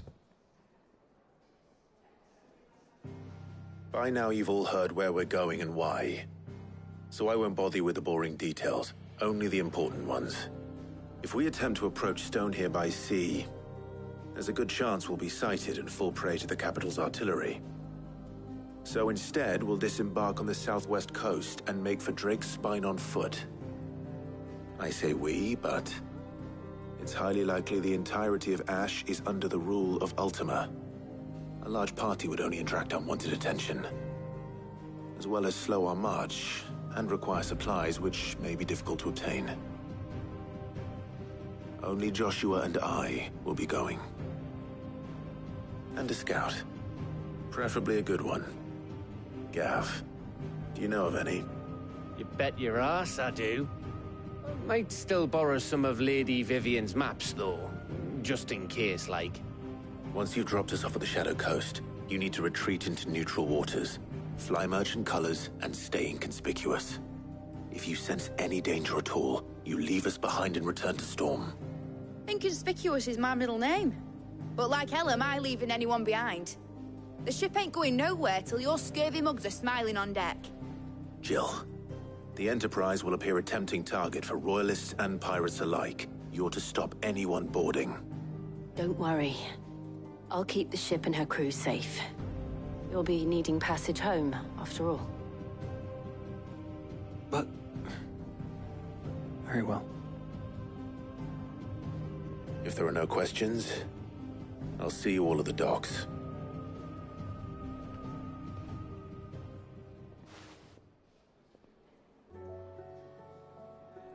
Let me know when you're leaving. I want a word before you go. Of course.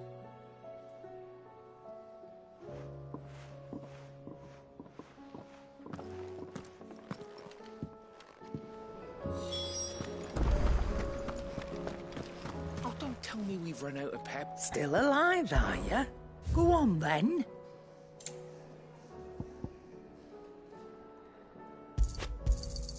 It'd better all be here. You'll not find a better price than that. It'd better all be here. You'll not find a better price than that. Is that all?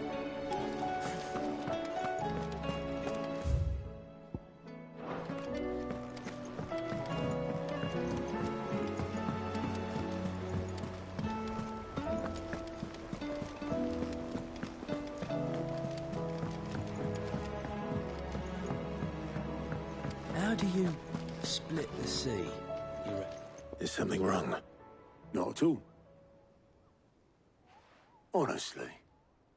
Can't a man wish his friend farewell? Just wanted to let you know that I'll keep things in order while you're off saving the world. I'll hold you to that.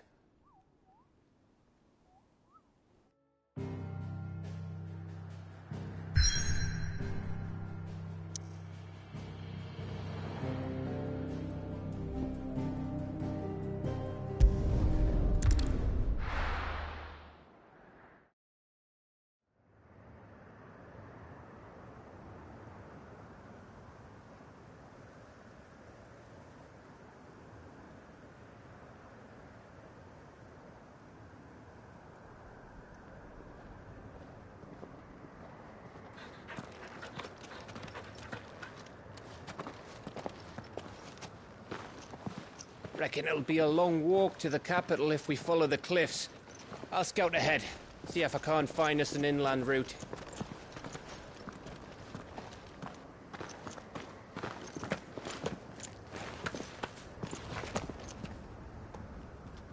Clive.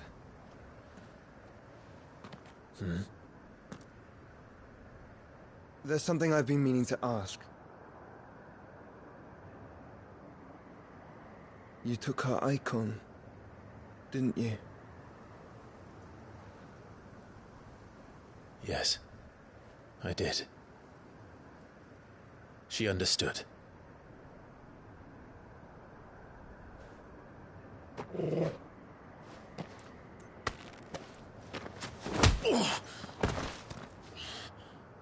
Oh, she understood. Understood that you decided to save the world all on your own, and that you'd die without her power. How dare you make her choose? You knew damn well she'd never refuse you. But I will. You can't keep pushing us away, Clive. The world is ours to save, not yours.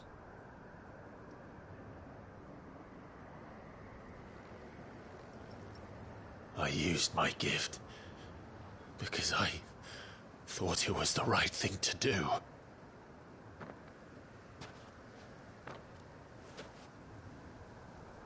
And you truly believe this will save you? Will save us all? I do.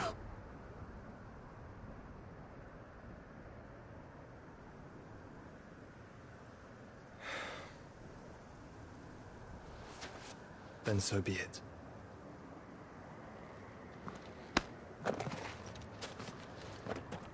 Just don't forget, you're not alone.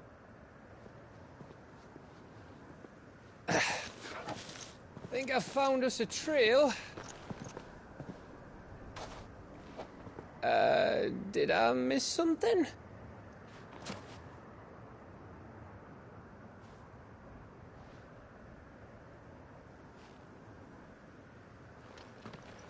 Only that Joshua didn't.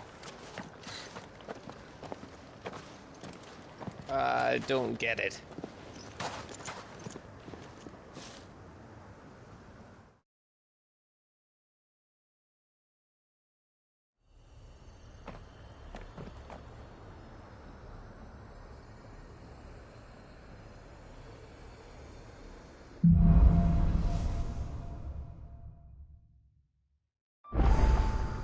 Always wanted to visit Ash.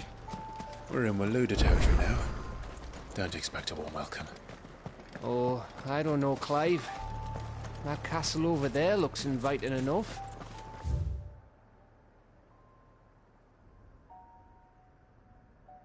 Shall we sample its inhabitants' hospitality?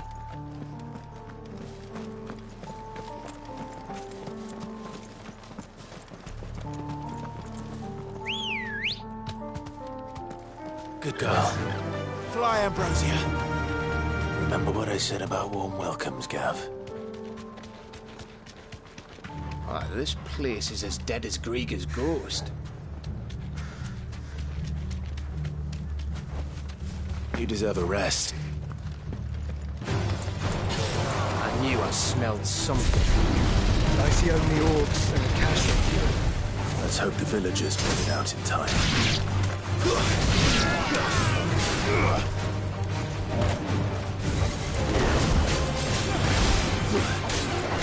All yours, Torgal.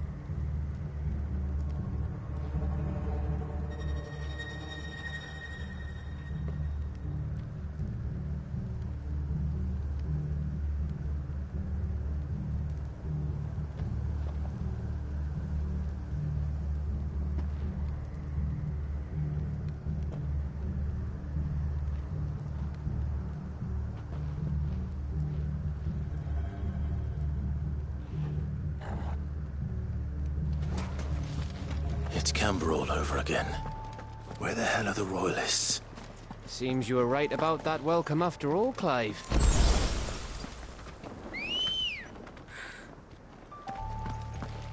Come on. Faster!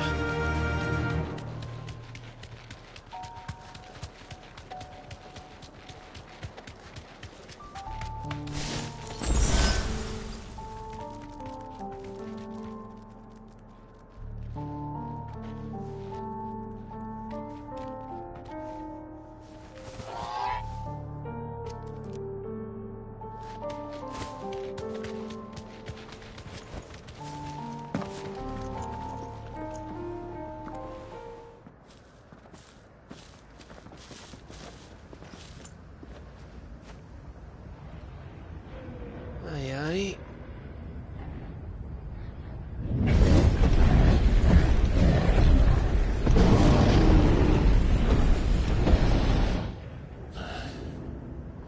Has the whole of Ash fallen into Ultima's hands?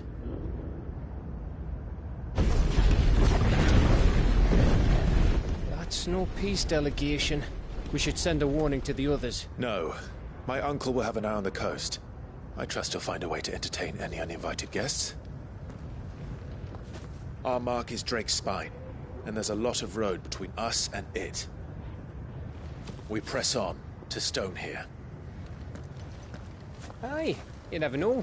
It might not be a nest of slabbering monsters.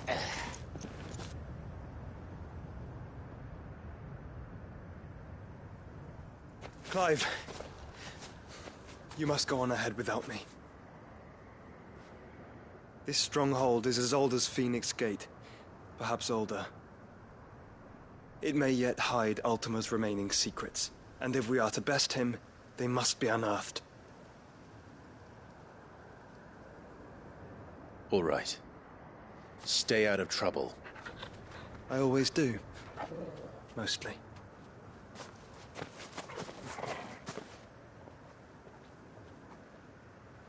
You sure about this?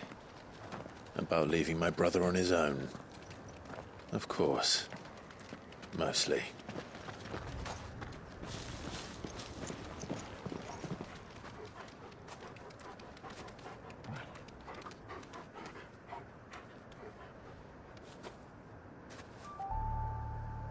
Lady Vivian's map is so old it's hard to tell which way is up. But if I'm right, we're not far from a village called Aistla. Then we make our way there?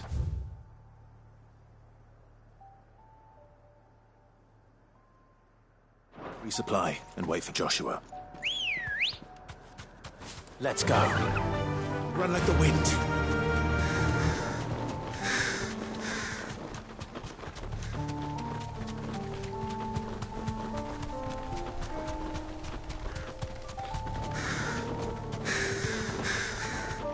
This place reeks like a mobile's arsehole. Though I'm guessing it's not the smell that'll kill us.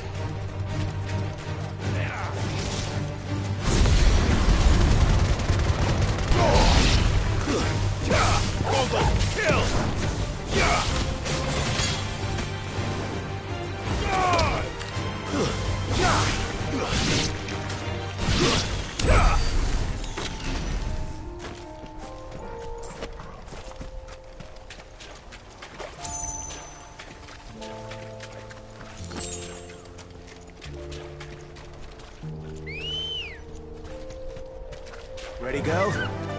Yeah! No mistakes.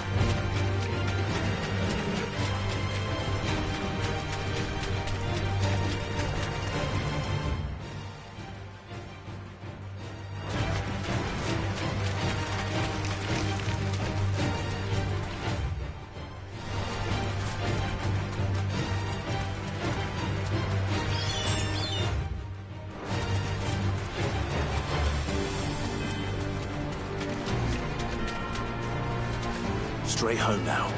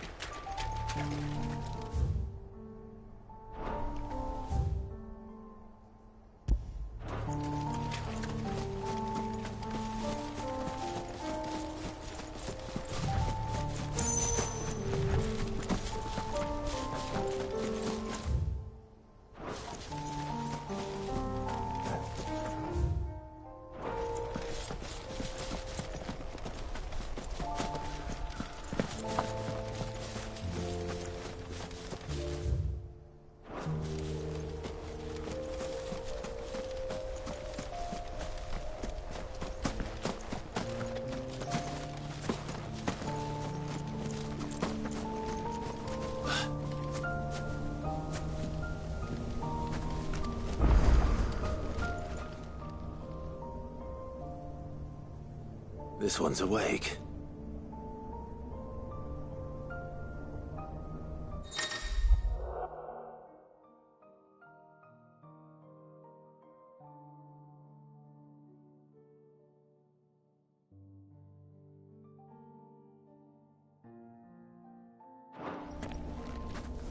Let's see what's inside.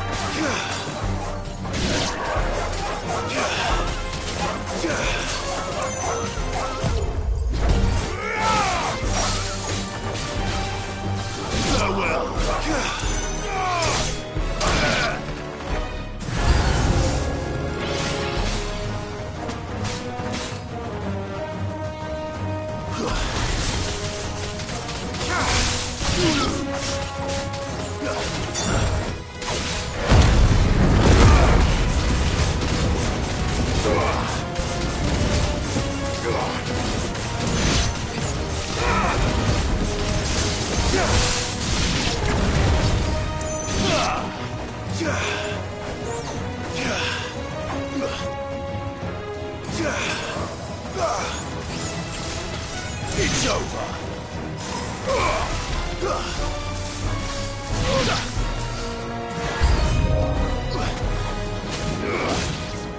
Too slow.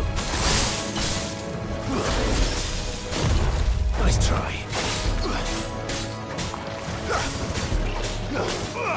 Too slow.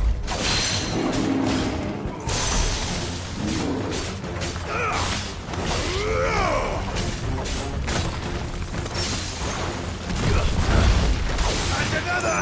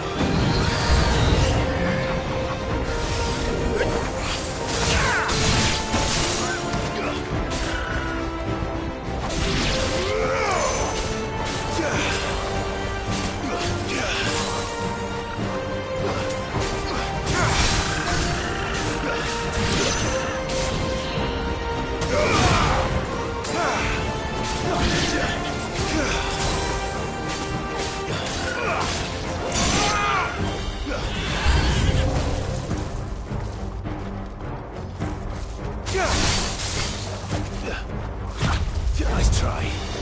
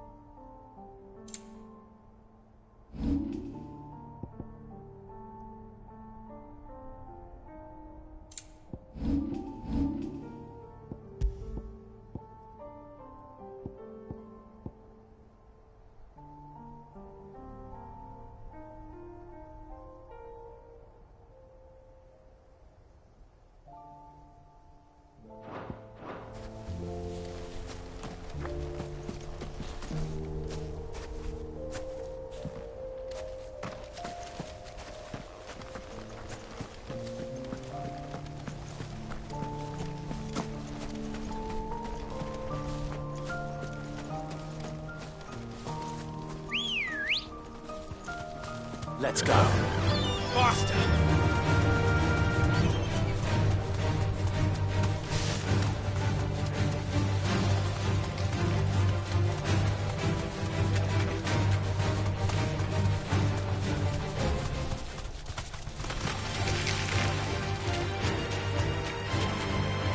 You deserve a rest.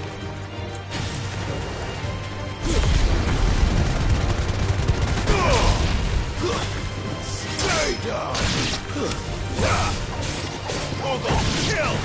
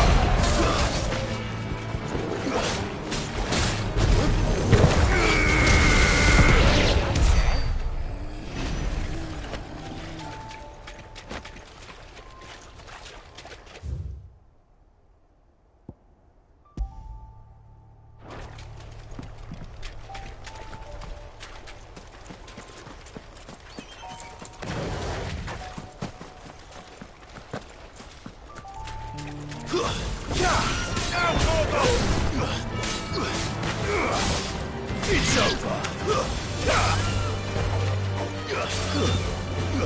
All yours, Torgal! You're finished!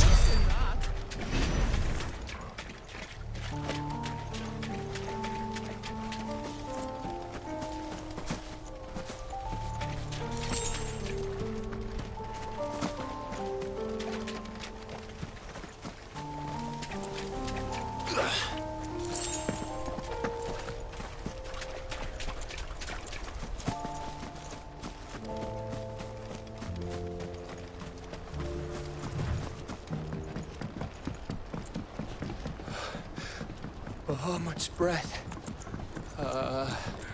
Don't look down, Torgal.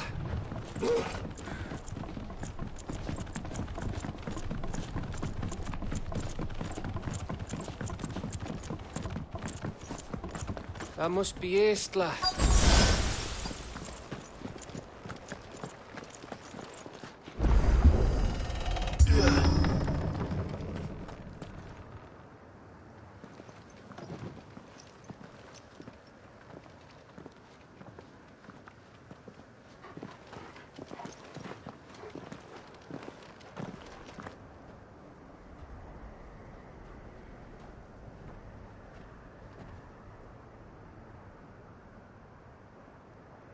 What do you think, Clive?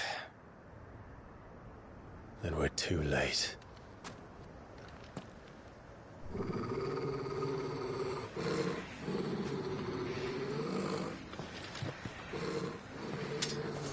Damn it. They're all turned. There's nothing we can do. I wouldn't say nothing. No quarter, Gav! No quarter!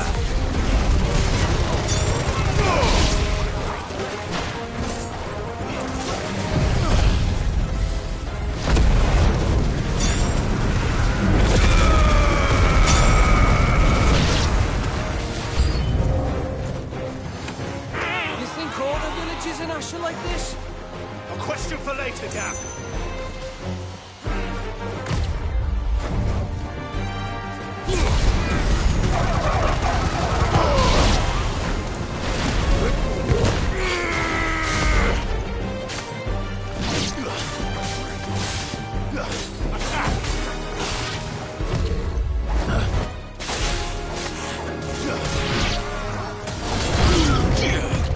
Too slow.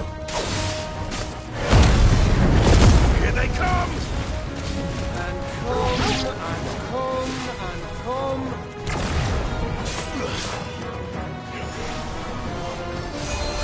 To me, Blade!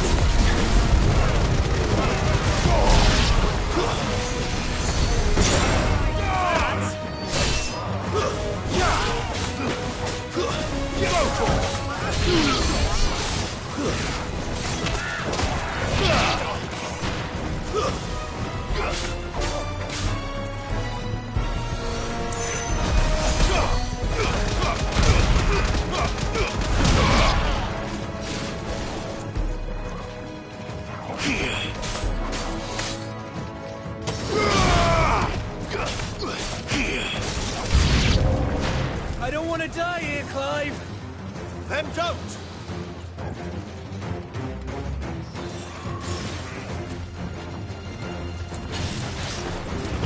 Nice try.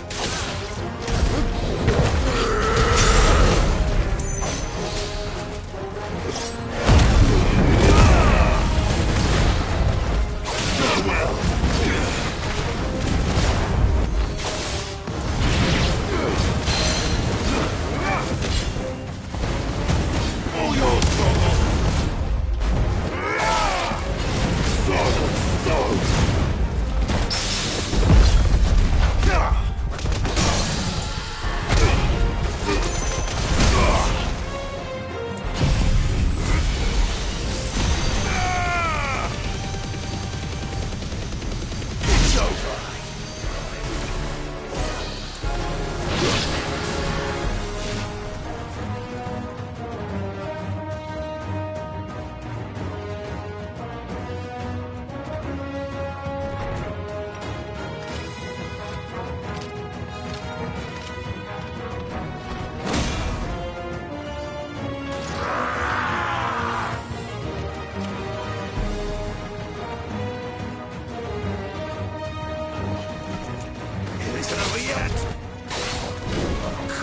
It bloody isn't.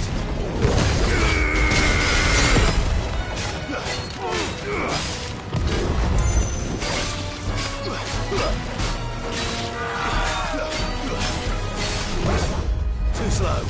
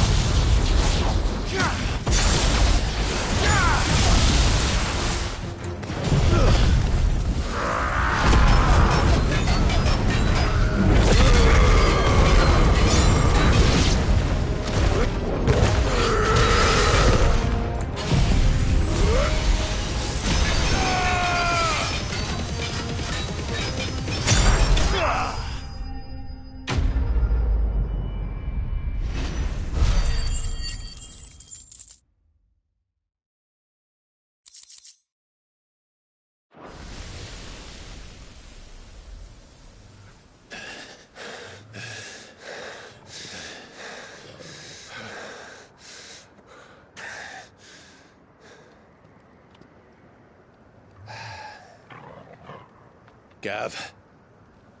Gav! Don't tell me there's more of the bastards. Oh, fuck.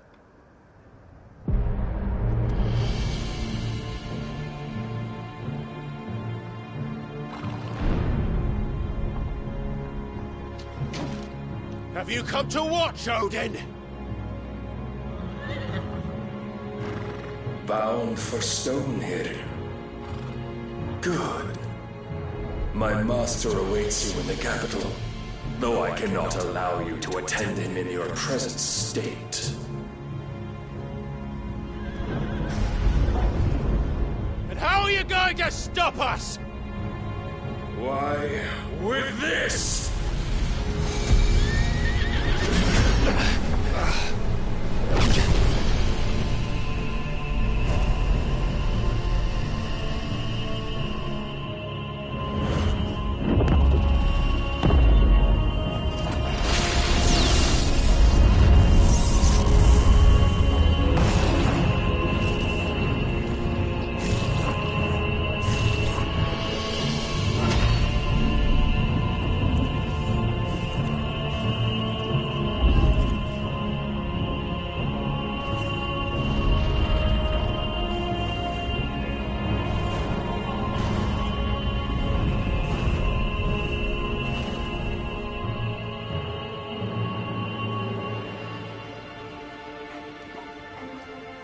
What did you do?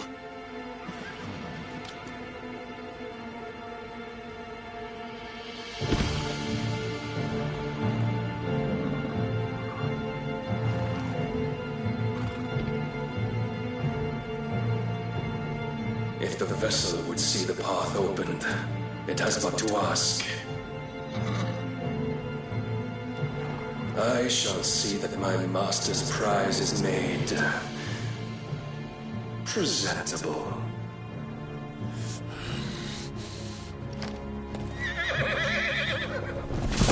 Shit! No!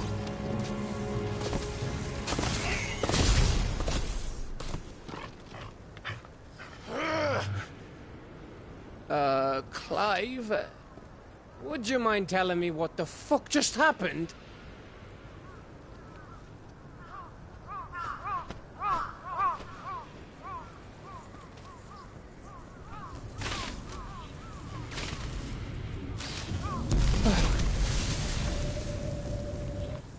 Oh, you've got to be.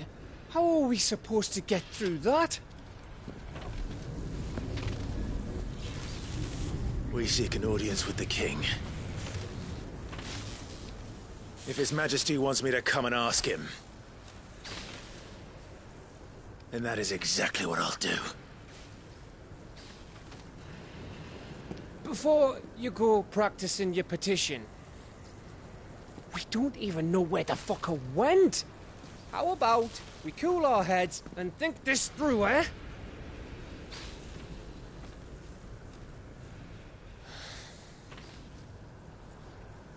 All right. Maybe there's something here we can use.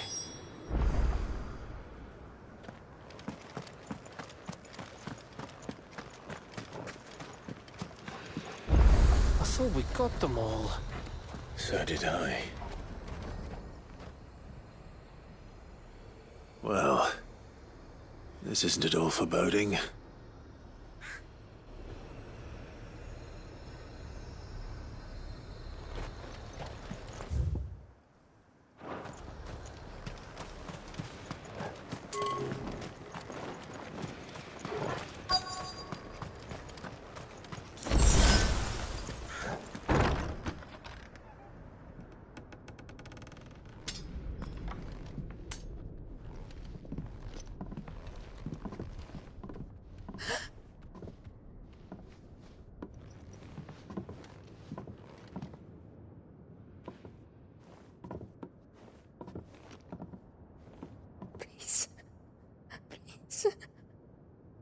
Please, no.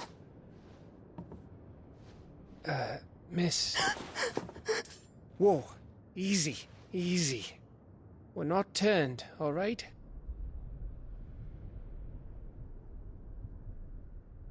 Who?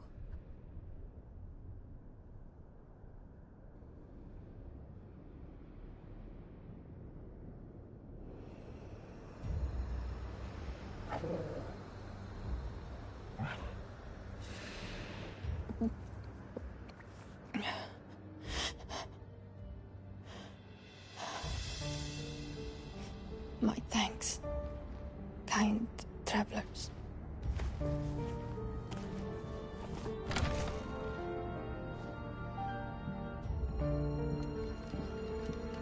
Edda, forgive me for asking, but what went on here?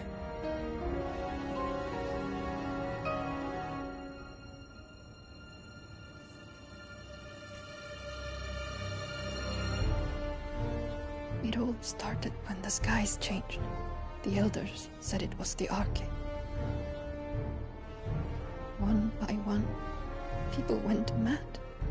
Minds taken by the ether. Till only I remained. By then, I was too far along to run. And then the nights came. And I didn't know what to do.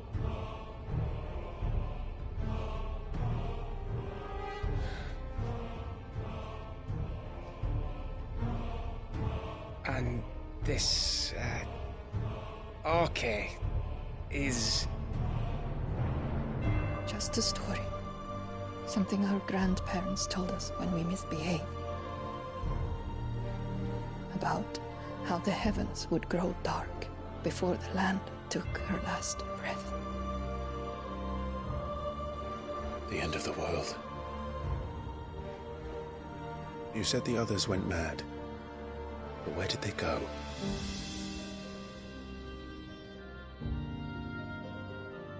They all left. Drawn east to the tower, to Reverie. The elders, the healer, the blacksmith, my husband.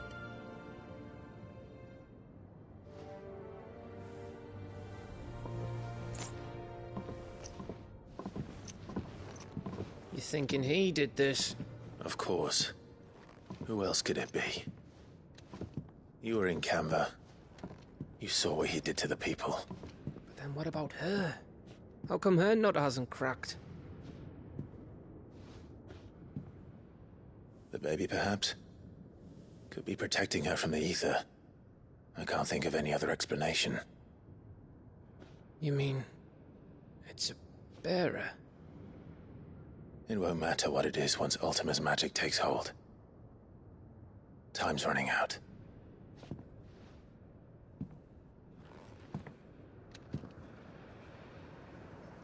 This tower. That's where we'll find the king.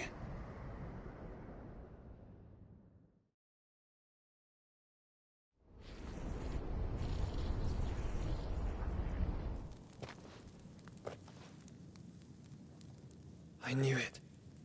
It's the same as Phoenix Gate.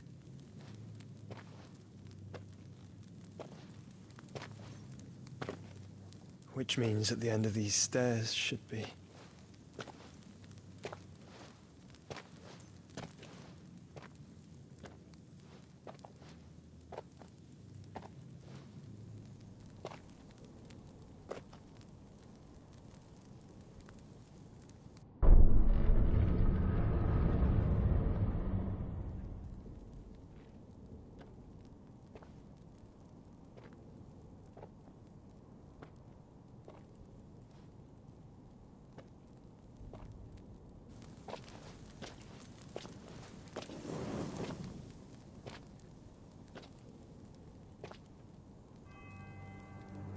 The mural is complete.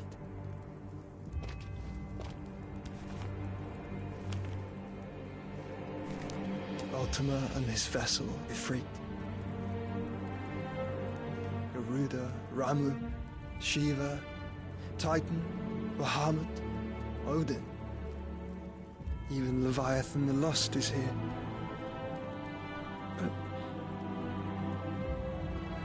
Where is the Phoenix?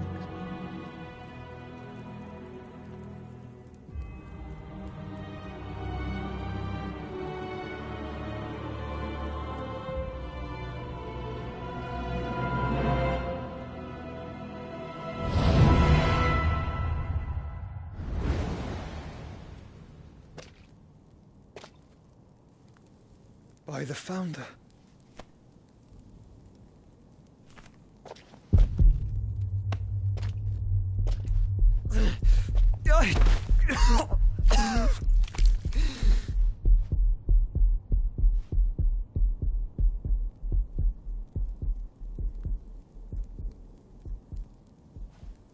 So that's what you want, isn't it, Ultima?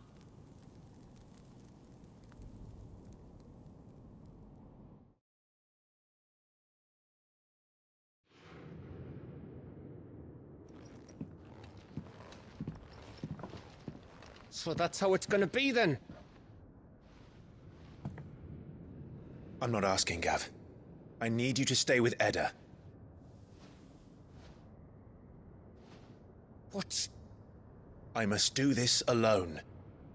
If I don't return, you're to find Joshua and make for the Enterprise.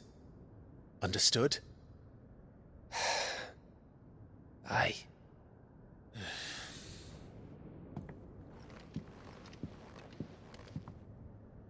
Just don't you go dying on me. Sid's name suits your miserable mug better than mine. Don't worry. I haven't finished with it yet.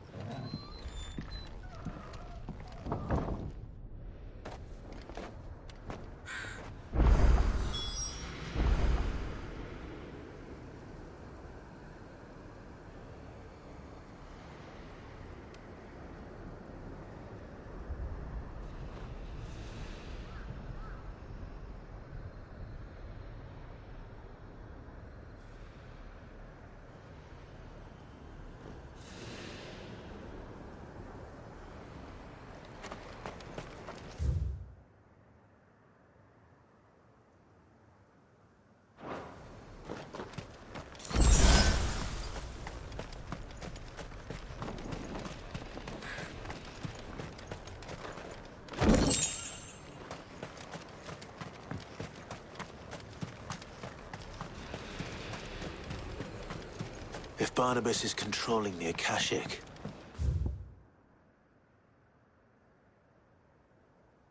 then wherever he goes, they'll follow. And so will I.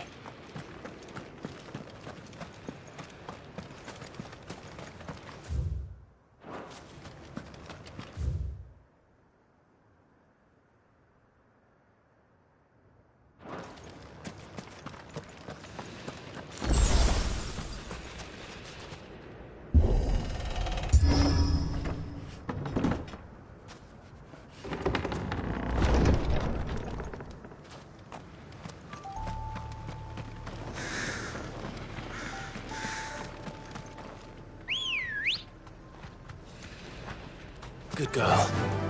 Faster!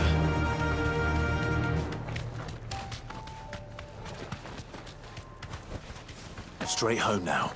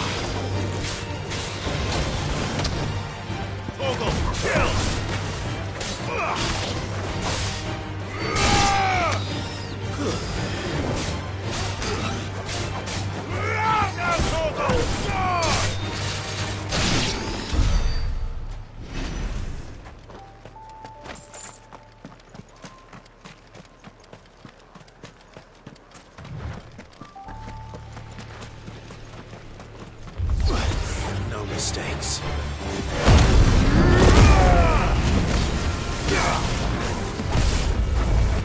And another!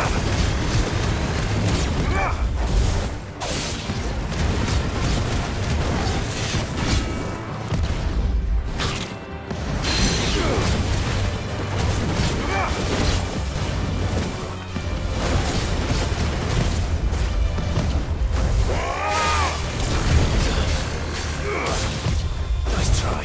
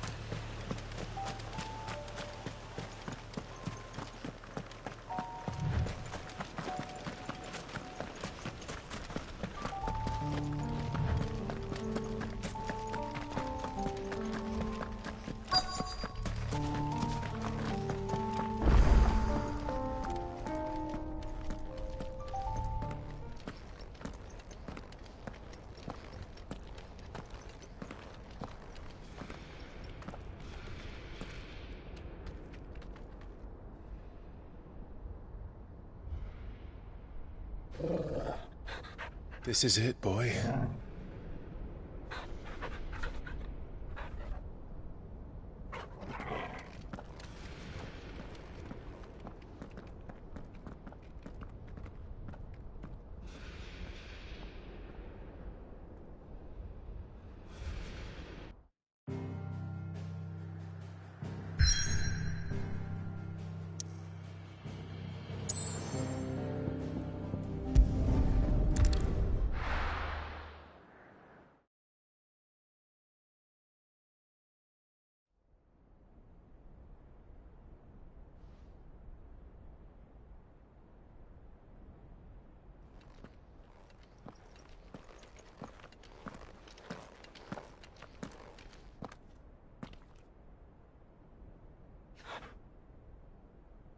I've come for you, Barnabas.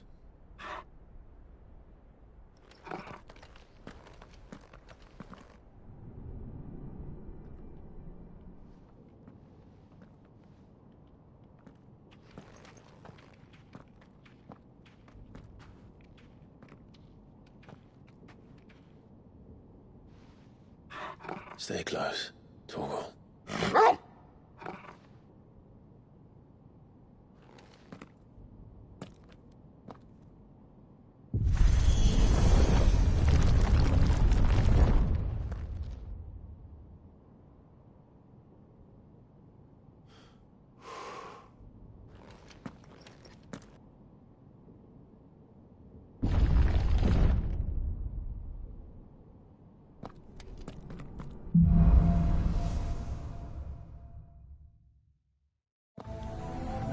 The tower. It's alive.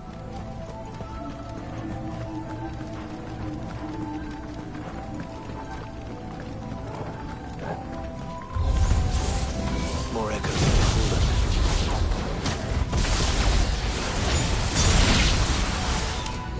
They seem to feed on ether. There shouldn't be any here.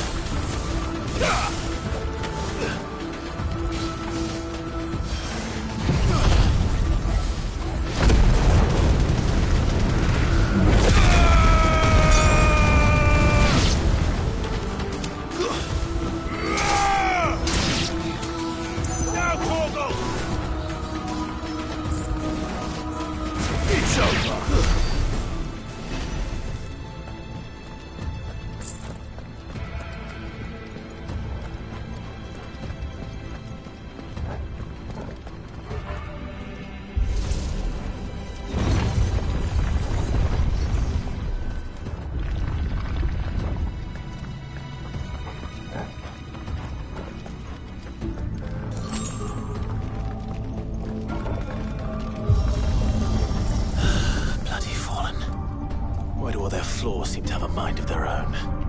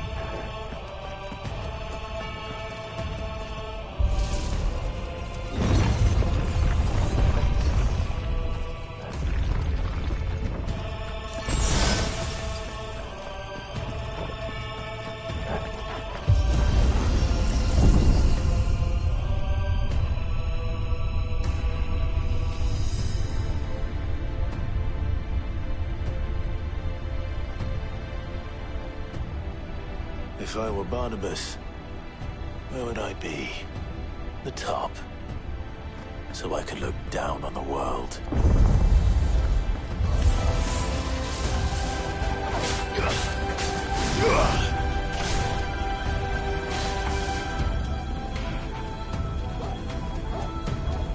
All yours, Torgal!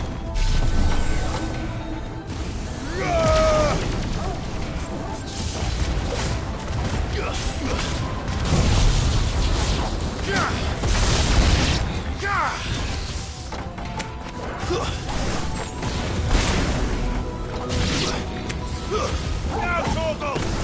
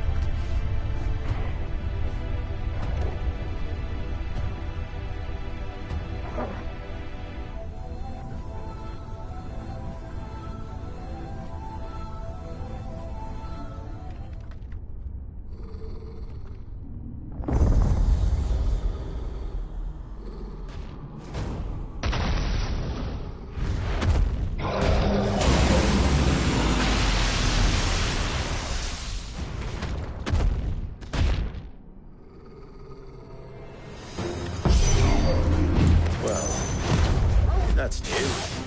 Though I expect it'll fall like all the rest.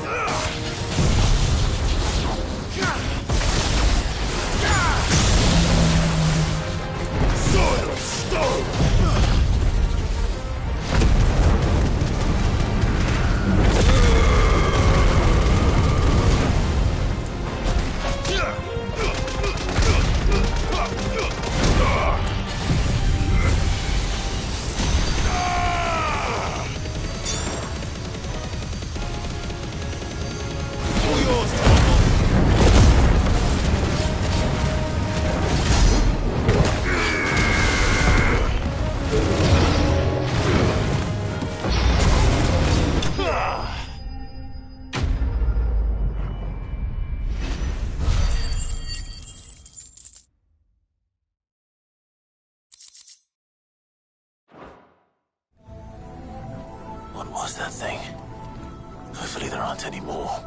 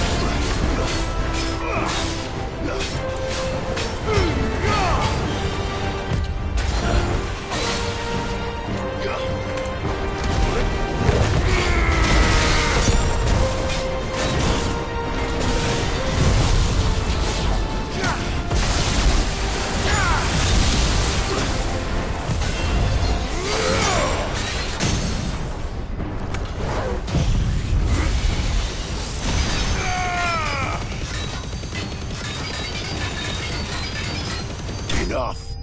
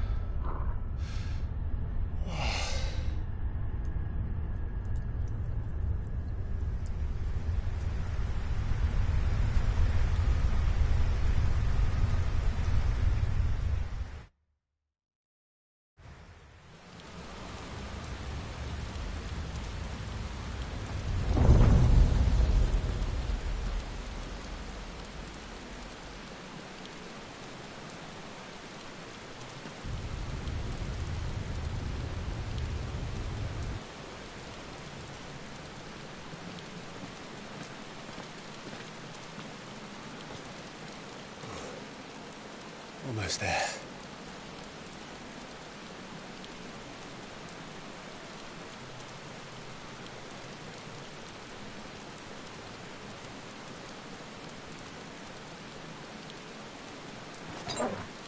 Better already.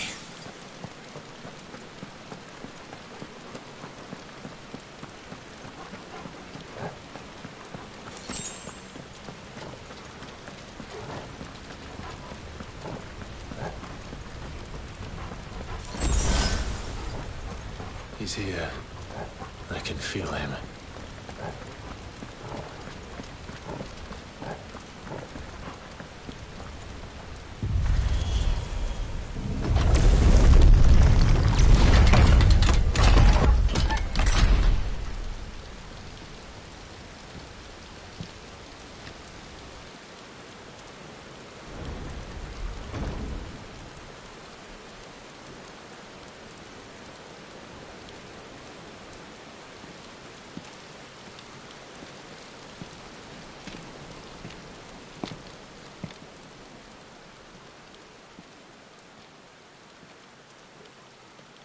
Why? The blade must ever feed if her edge is to remain keen. Butcher. What care you for these worthless creatures? They are nothing. Weak from the moment of their conception, ever longing for power not theirs to command, they turn unfailingly upon themselves. Like sheep, they roam in filthy flocks, eager to trample those few gifted a fleece of gold. Or that they might feel contentment with their pitiful existence.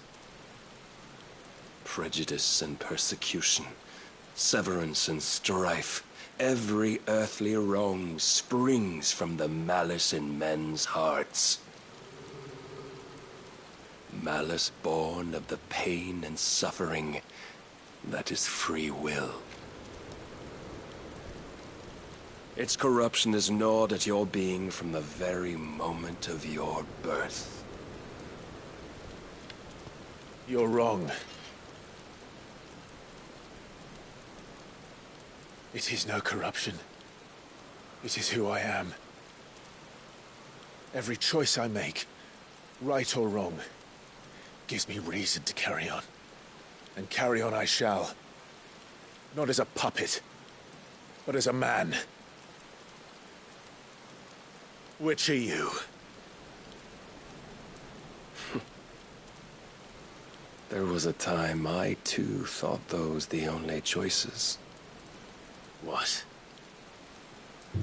Long ago, God granted man the gift of magic. And with that gift did he build great civilizations. Yet over time, man lost sight of the gift's true meaning, stepping from the path of shared prosperity to one of avarice. He abandoned his creator for sword and flame, and through his folly, beckoned the blight. Yet, there were those few who refused to turn their eyes from the heavens, And they prayed to God that he might lead them back to righteousness. And the Lord, he did answer. Before the worthy shall the gates of paradise open. And so did I spread my arms to the ether, and cast my soul upon its gentle waters.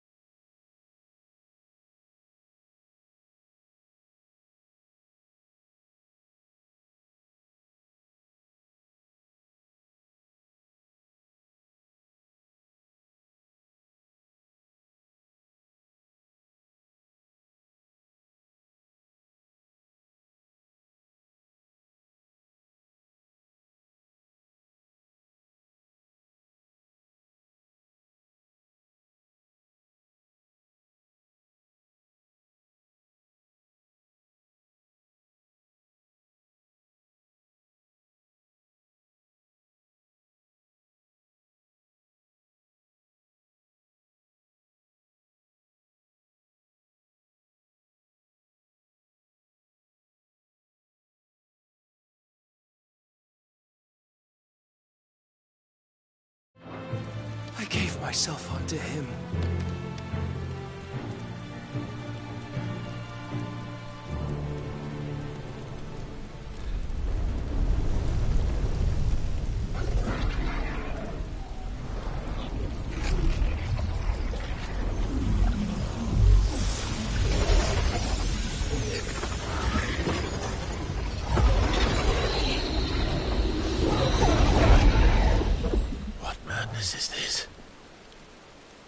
My worth proven, the Lord charged me thus. If your kind are to find salvation, they must be made to serve. You see, paradise lies but a single step away. Could we only take it? Could we only leave our transgressions behind? For none save the pure of heart and mind may set foot in the new world. I will save us.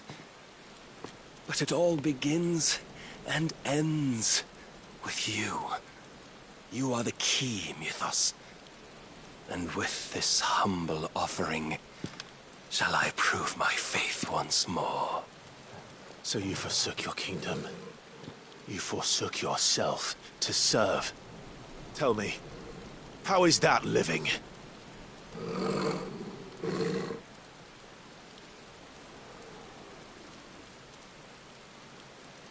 What you seek to provide is not salvation. It's anything but. Life is about always having a choice. Take that away, and we might as well be dead.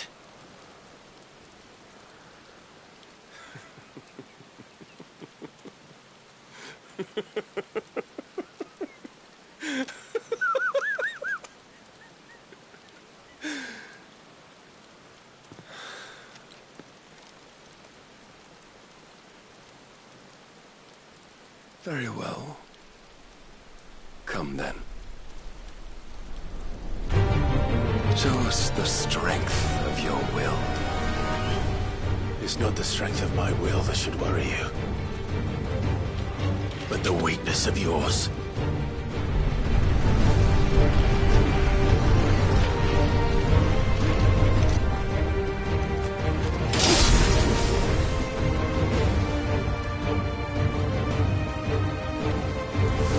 If you think your will the stronger, prove it.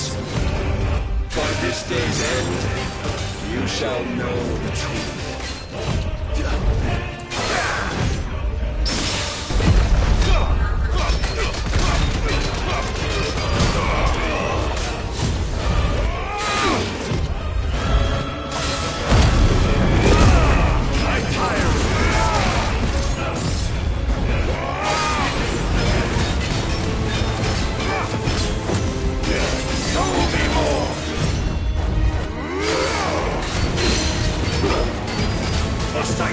Blessed with the might of a god, yet still you fight like a man.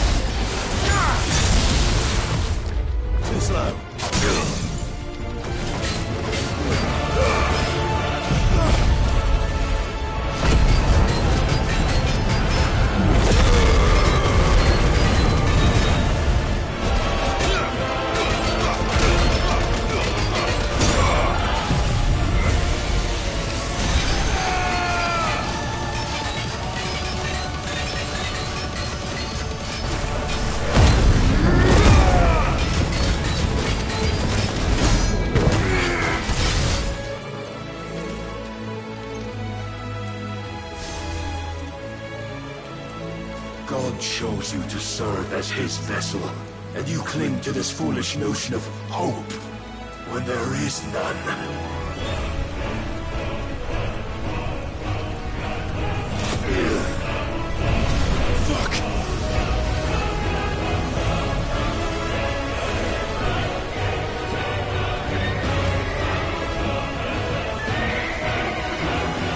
Desperate, are we?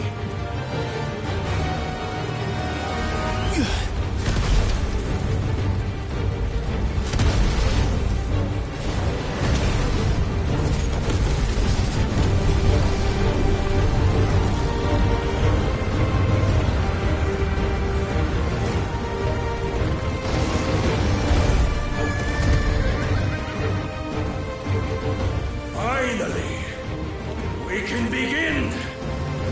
Yeah!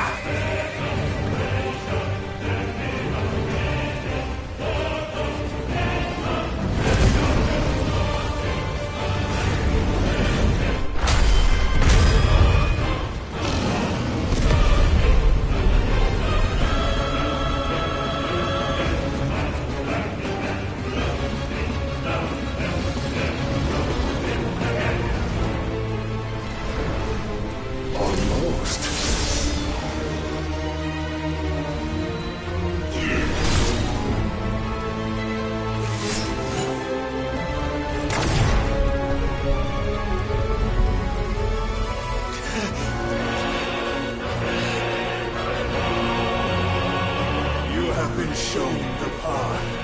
Now you must follow it. Free yourself, Mythos. You will not defeat me otherwise. We'll see. Perhaps you still require persuasion.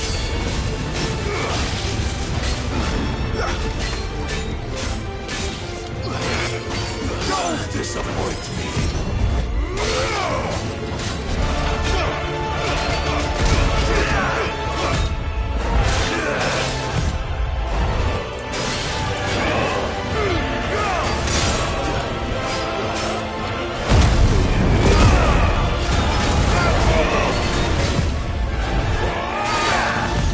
Nice try.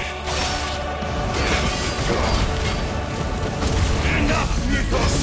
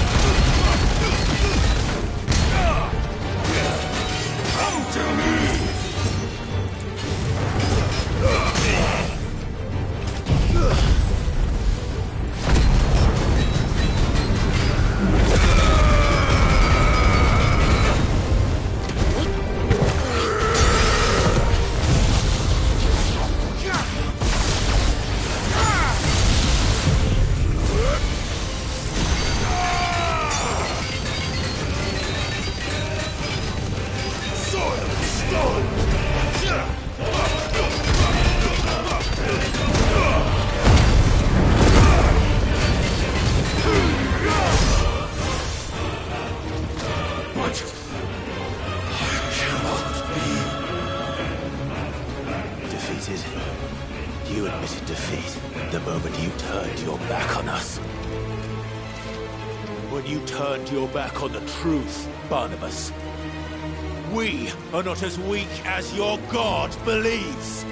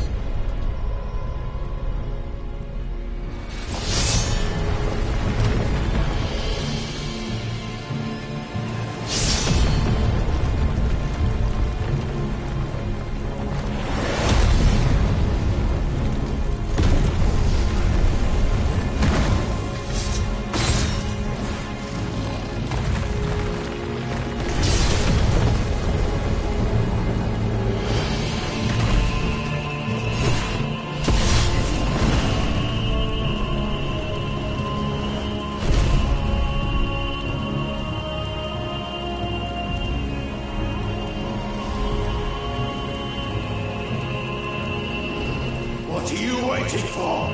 Men know nothing of strength.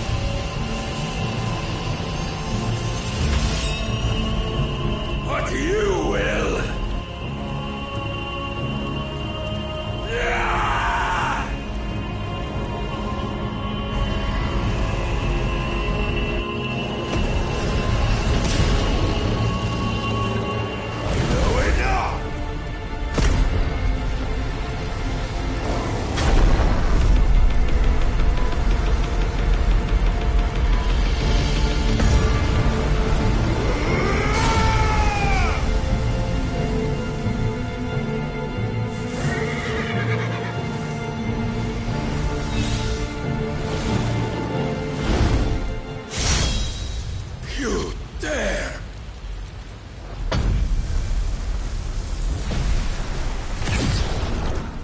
Could it be you have made a weapon of your weakness? My apologies.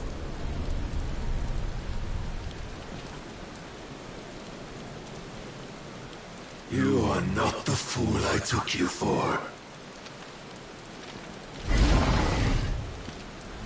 And so it ends.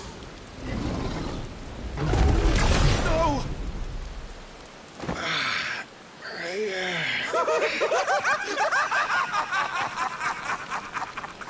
Don't tell me you are tired, Mythos! Your stubborn defiance has stirred my long-becalmed heart, filling it with a joy that I have not known for generations! I had thought the tantalizing kiss of self-indulgence a dream forever out of reach. And now that its sweet ruin courses through my veins, I shall not be quick to relinquish it. Show me your work, Mythos, that I might revel in it!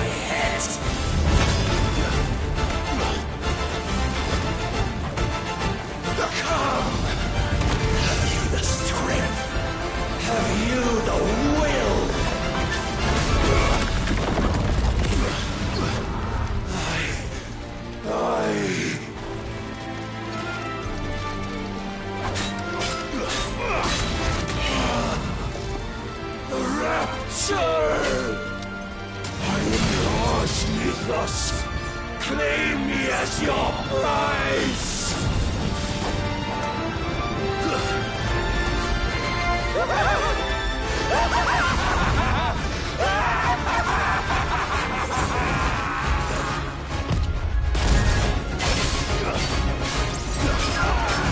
Nice try.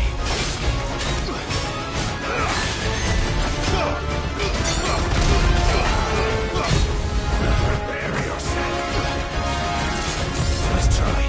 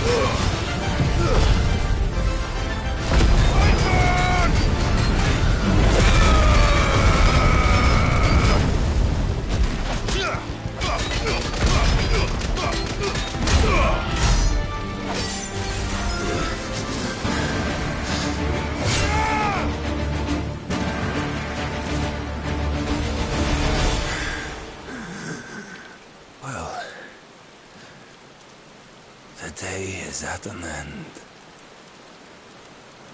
And we both know the truth. It is I who stand victorious. My will that prevailed. Your will? No. It was his. Clive Rossfield.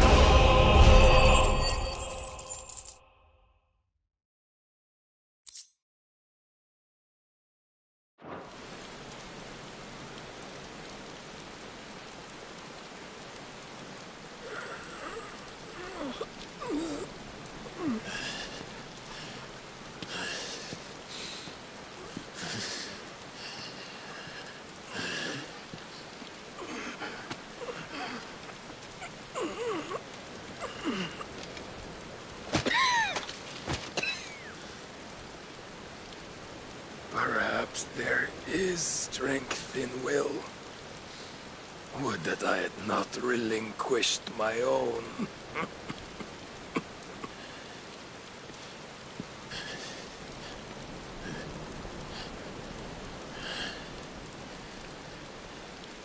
You relinquished nothing. What was it, if not will, that made you strive for a new world? Strive to win your master's approval?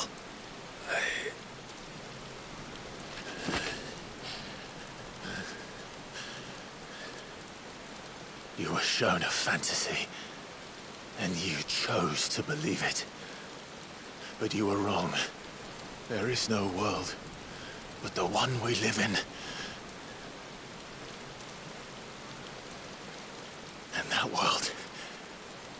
That world is worth saving, even if it means killing a god.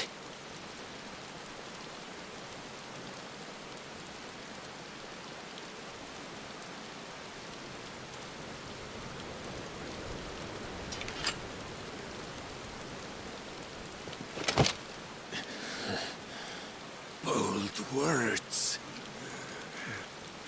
from one who has served the Lord so well. This is pointless.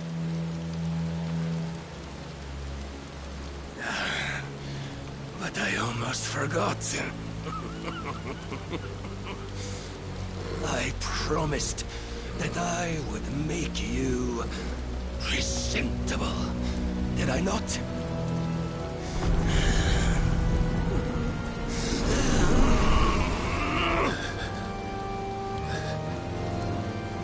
We shall fulfill our destinies, just as the Lord's Mother Crystals have fulfilled theirs. Come, Clive Rothfield. Take what is rightfully yours. Become one with God. No.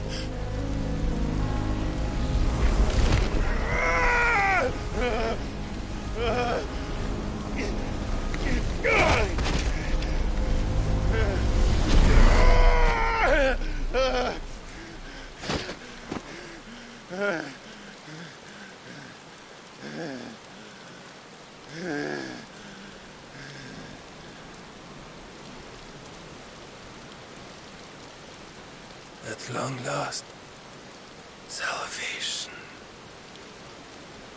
I'm coming home.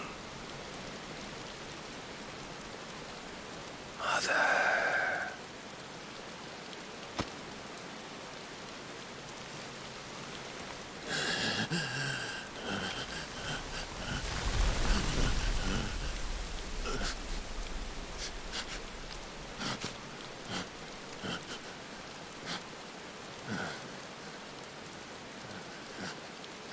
Tell me, how does it feel?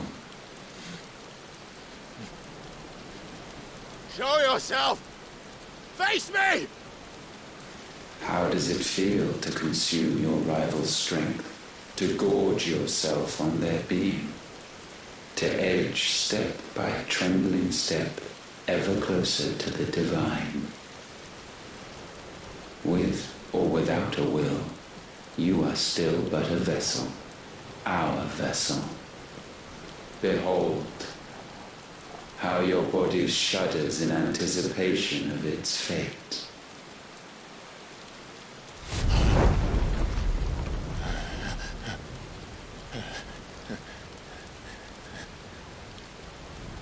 Oh, it's not yours yet.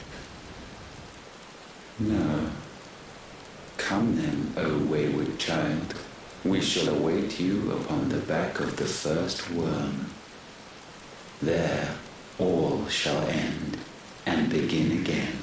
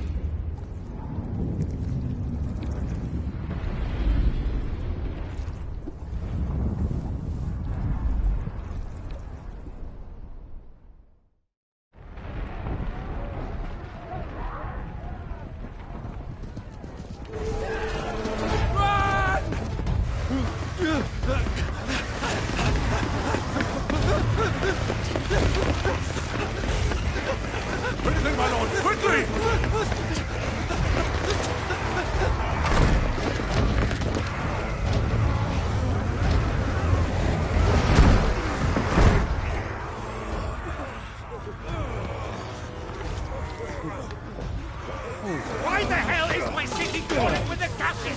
Don't ask me, ask them! Since when was Eugen Hamel one to hide when there was a fight to be had? Since they stripped me of my rank and banished me from the battlefield. Now I'm stuck wiping the backsides of this one while the city burns and my wife tails off with a man half my age! And then you turn up! What the hell are you doing here anyway?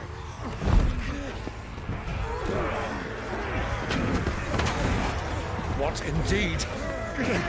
The enemy numbers 200,000 or more, counting yours. There are simply not enough soldiers garrisoned in the capital to repel an army of that size. Then one of the central keep, held by a contingent of soldiers and bearers from the surrounding boroughs. They are the sole reason it still stands. And all it took was an army on their doorstep to bring them together. The prospect of death does put things into perspective. Perspective. Perhaps it's what we've lacked all along.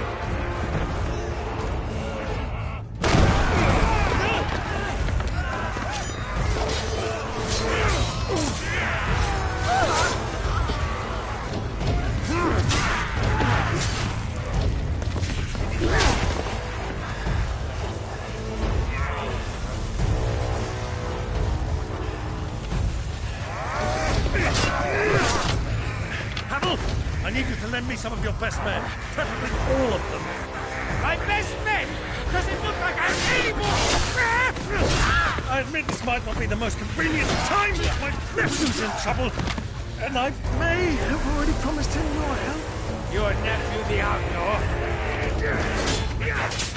Never! My soldiers have better things to do than die for nothing. Then you and he are of the same mind. Guy fights for the opposite. He fights for a world in which we shouldn't have to live and die for nothing. And he fights today to give us all the chance of a better tomorrow. Be that as it may, a handful of men cannot stand against a kingdom.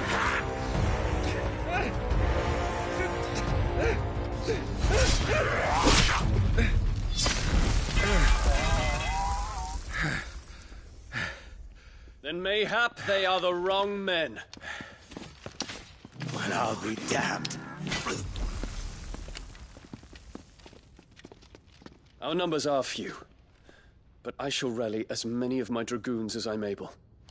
You, apprise the Lord Strategist of the state of the city's defenses. Yes, Your Radiance. And you would fight alongside us? I owe the Phoenix a debt.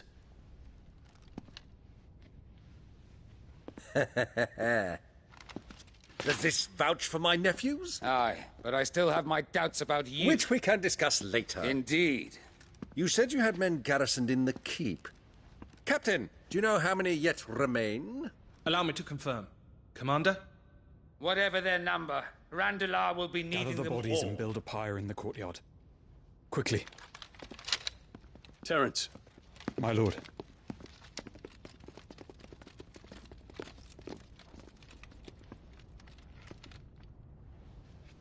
You will find a girl there. A girl? We are in the middle of a war. I owe her my life, and I always pay my debts. You are to see that she is provided for. Dion, I cannot leave. But you shall. If I'm ever to be worthy of the forgiveness of our people, then I must earn it. And I must earn it by my hand, and my hand alone. Know that I do not ask this lightly. And know that I will do it.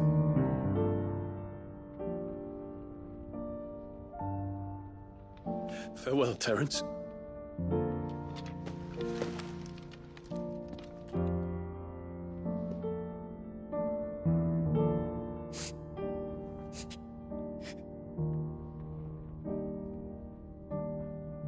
Farewell, my prince.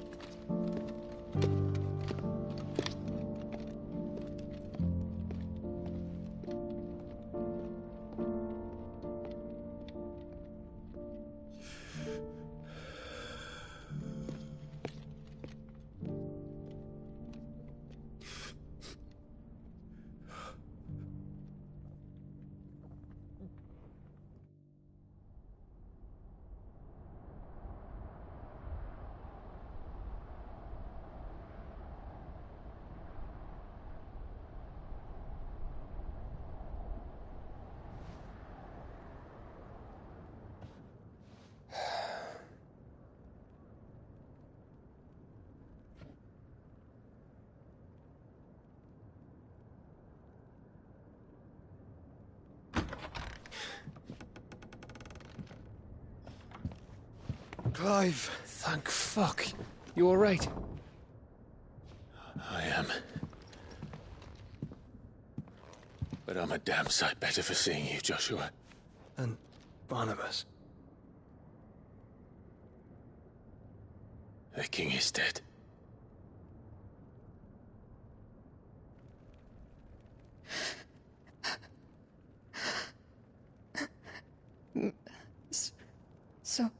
So they're all...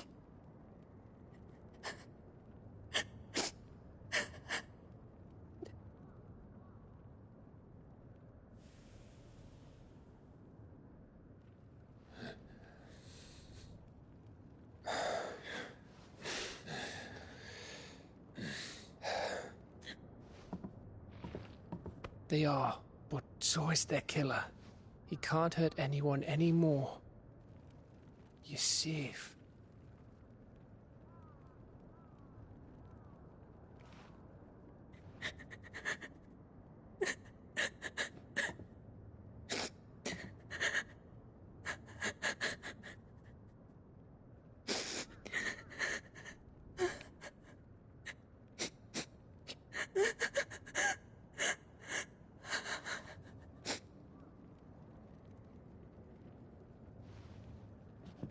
Gav, we need to talk.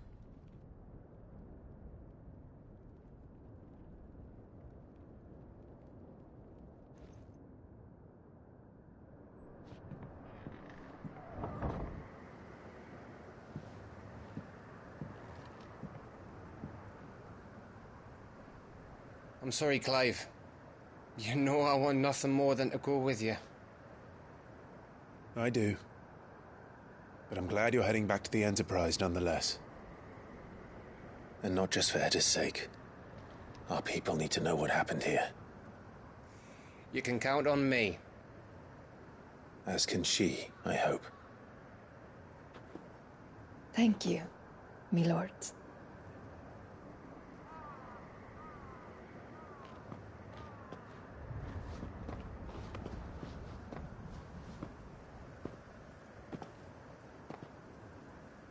Do you think that was wise?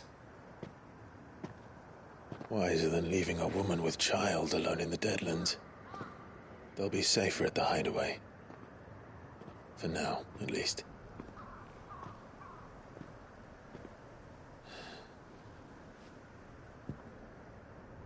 This land is overrun with Akashic. The king himself was long turned, albeit by choice. All to serve Ultima, in his damnable quest to forge the perfect vessel. The chaos Barnabas wreaked upon nation after nation. How many were killed for this? He didn't consider it killing. Or a mercy of sorts. A way to end their suffering. He truly wanted to save mankind, and ultimately use that. As he uses us. But why us? What are we? What are we? We are dominance. That is our fate. But that doesn't mean we have to accept it, which is why we fight. For the right to deny it. Is that not so? It is. For our sins.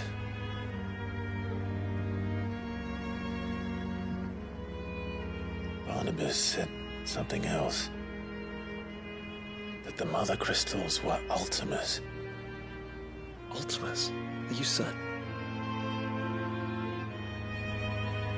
We know that the Mother Crystals have been leading the land of Ether. And we also know that it's this which hastens the spread of the Blight. But what I cannot fathom is what Ultima stands to gain from that. What did you find at the Stronghold? The truth about Ultima's prize. For so long, I believed it to be you, and you alone. Yet, it is not merely Efreet that he desires, but Efreet and Phoenix both. That which we became in the skies over Twinside. Only when the twin flames are joined shall his vessel be complete. Quite why he needs a vessel is another question. Unless there is something he cannot achieve without one. Something his immaterial form precludes. Something requiring an unthinkable amount of ether, and a body resilient enough to channel it. If I did not know better, brother, I would think that he meant to cast a spell. A spell 1,000 years in the making.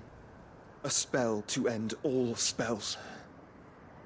And he cannot do it without us. Nor without the Mother Crystals.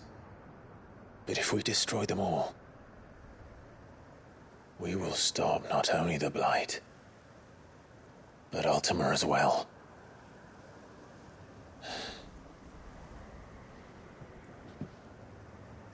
We stick to the plan then. Only this time, we face him together. Well, it's a long walk to Stone here. Let's not keep Ultima waiting.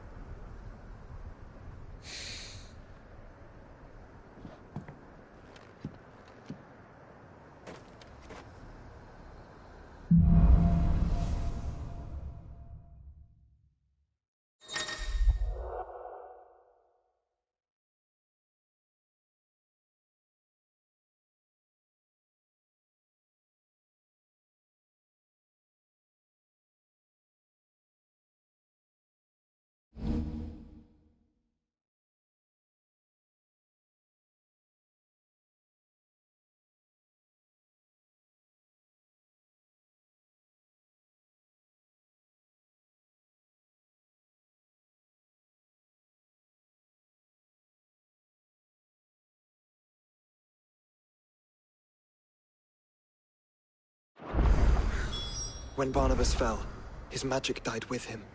The road to Stone here is barred to us no longer.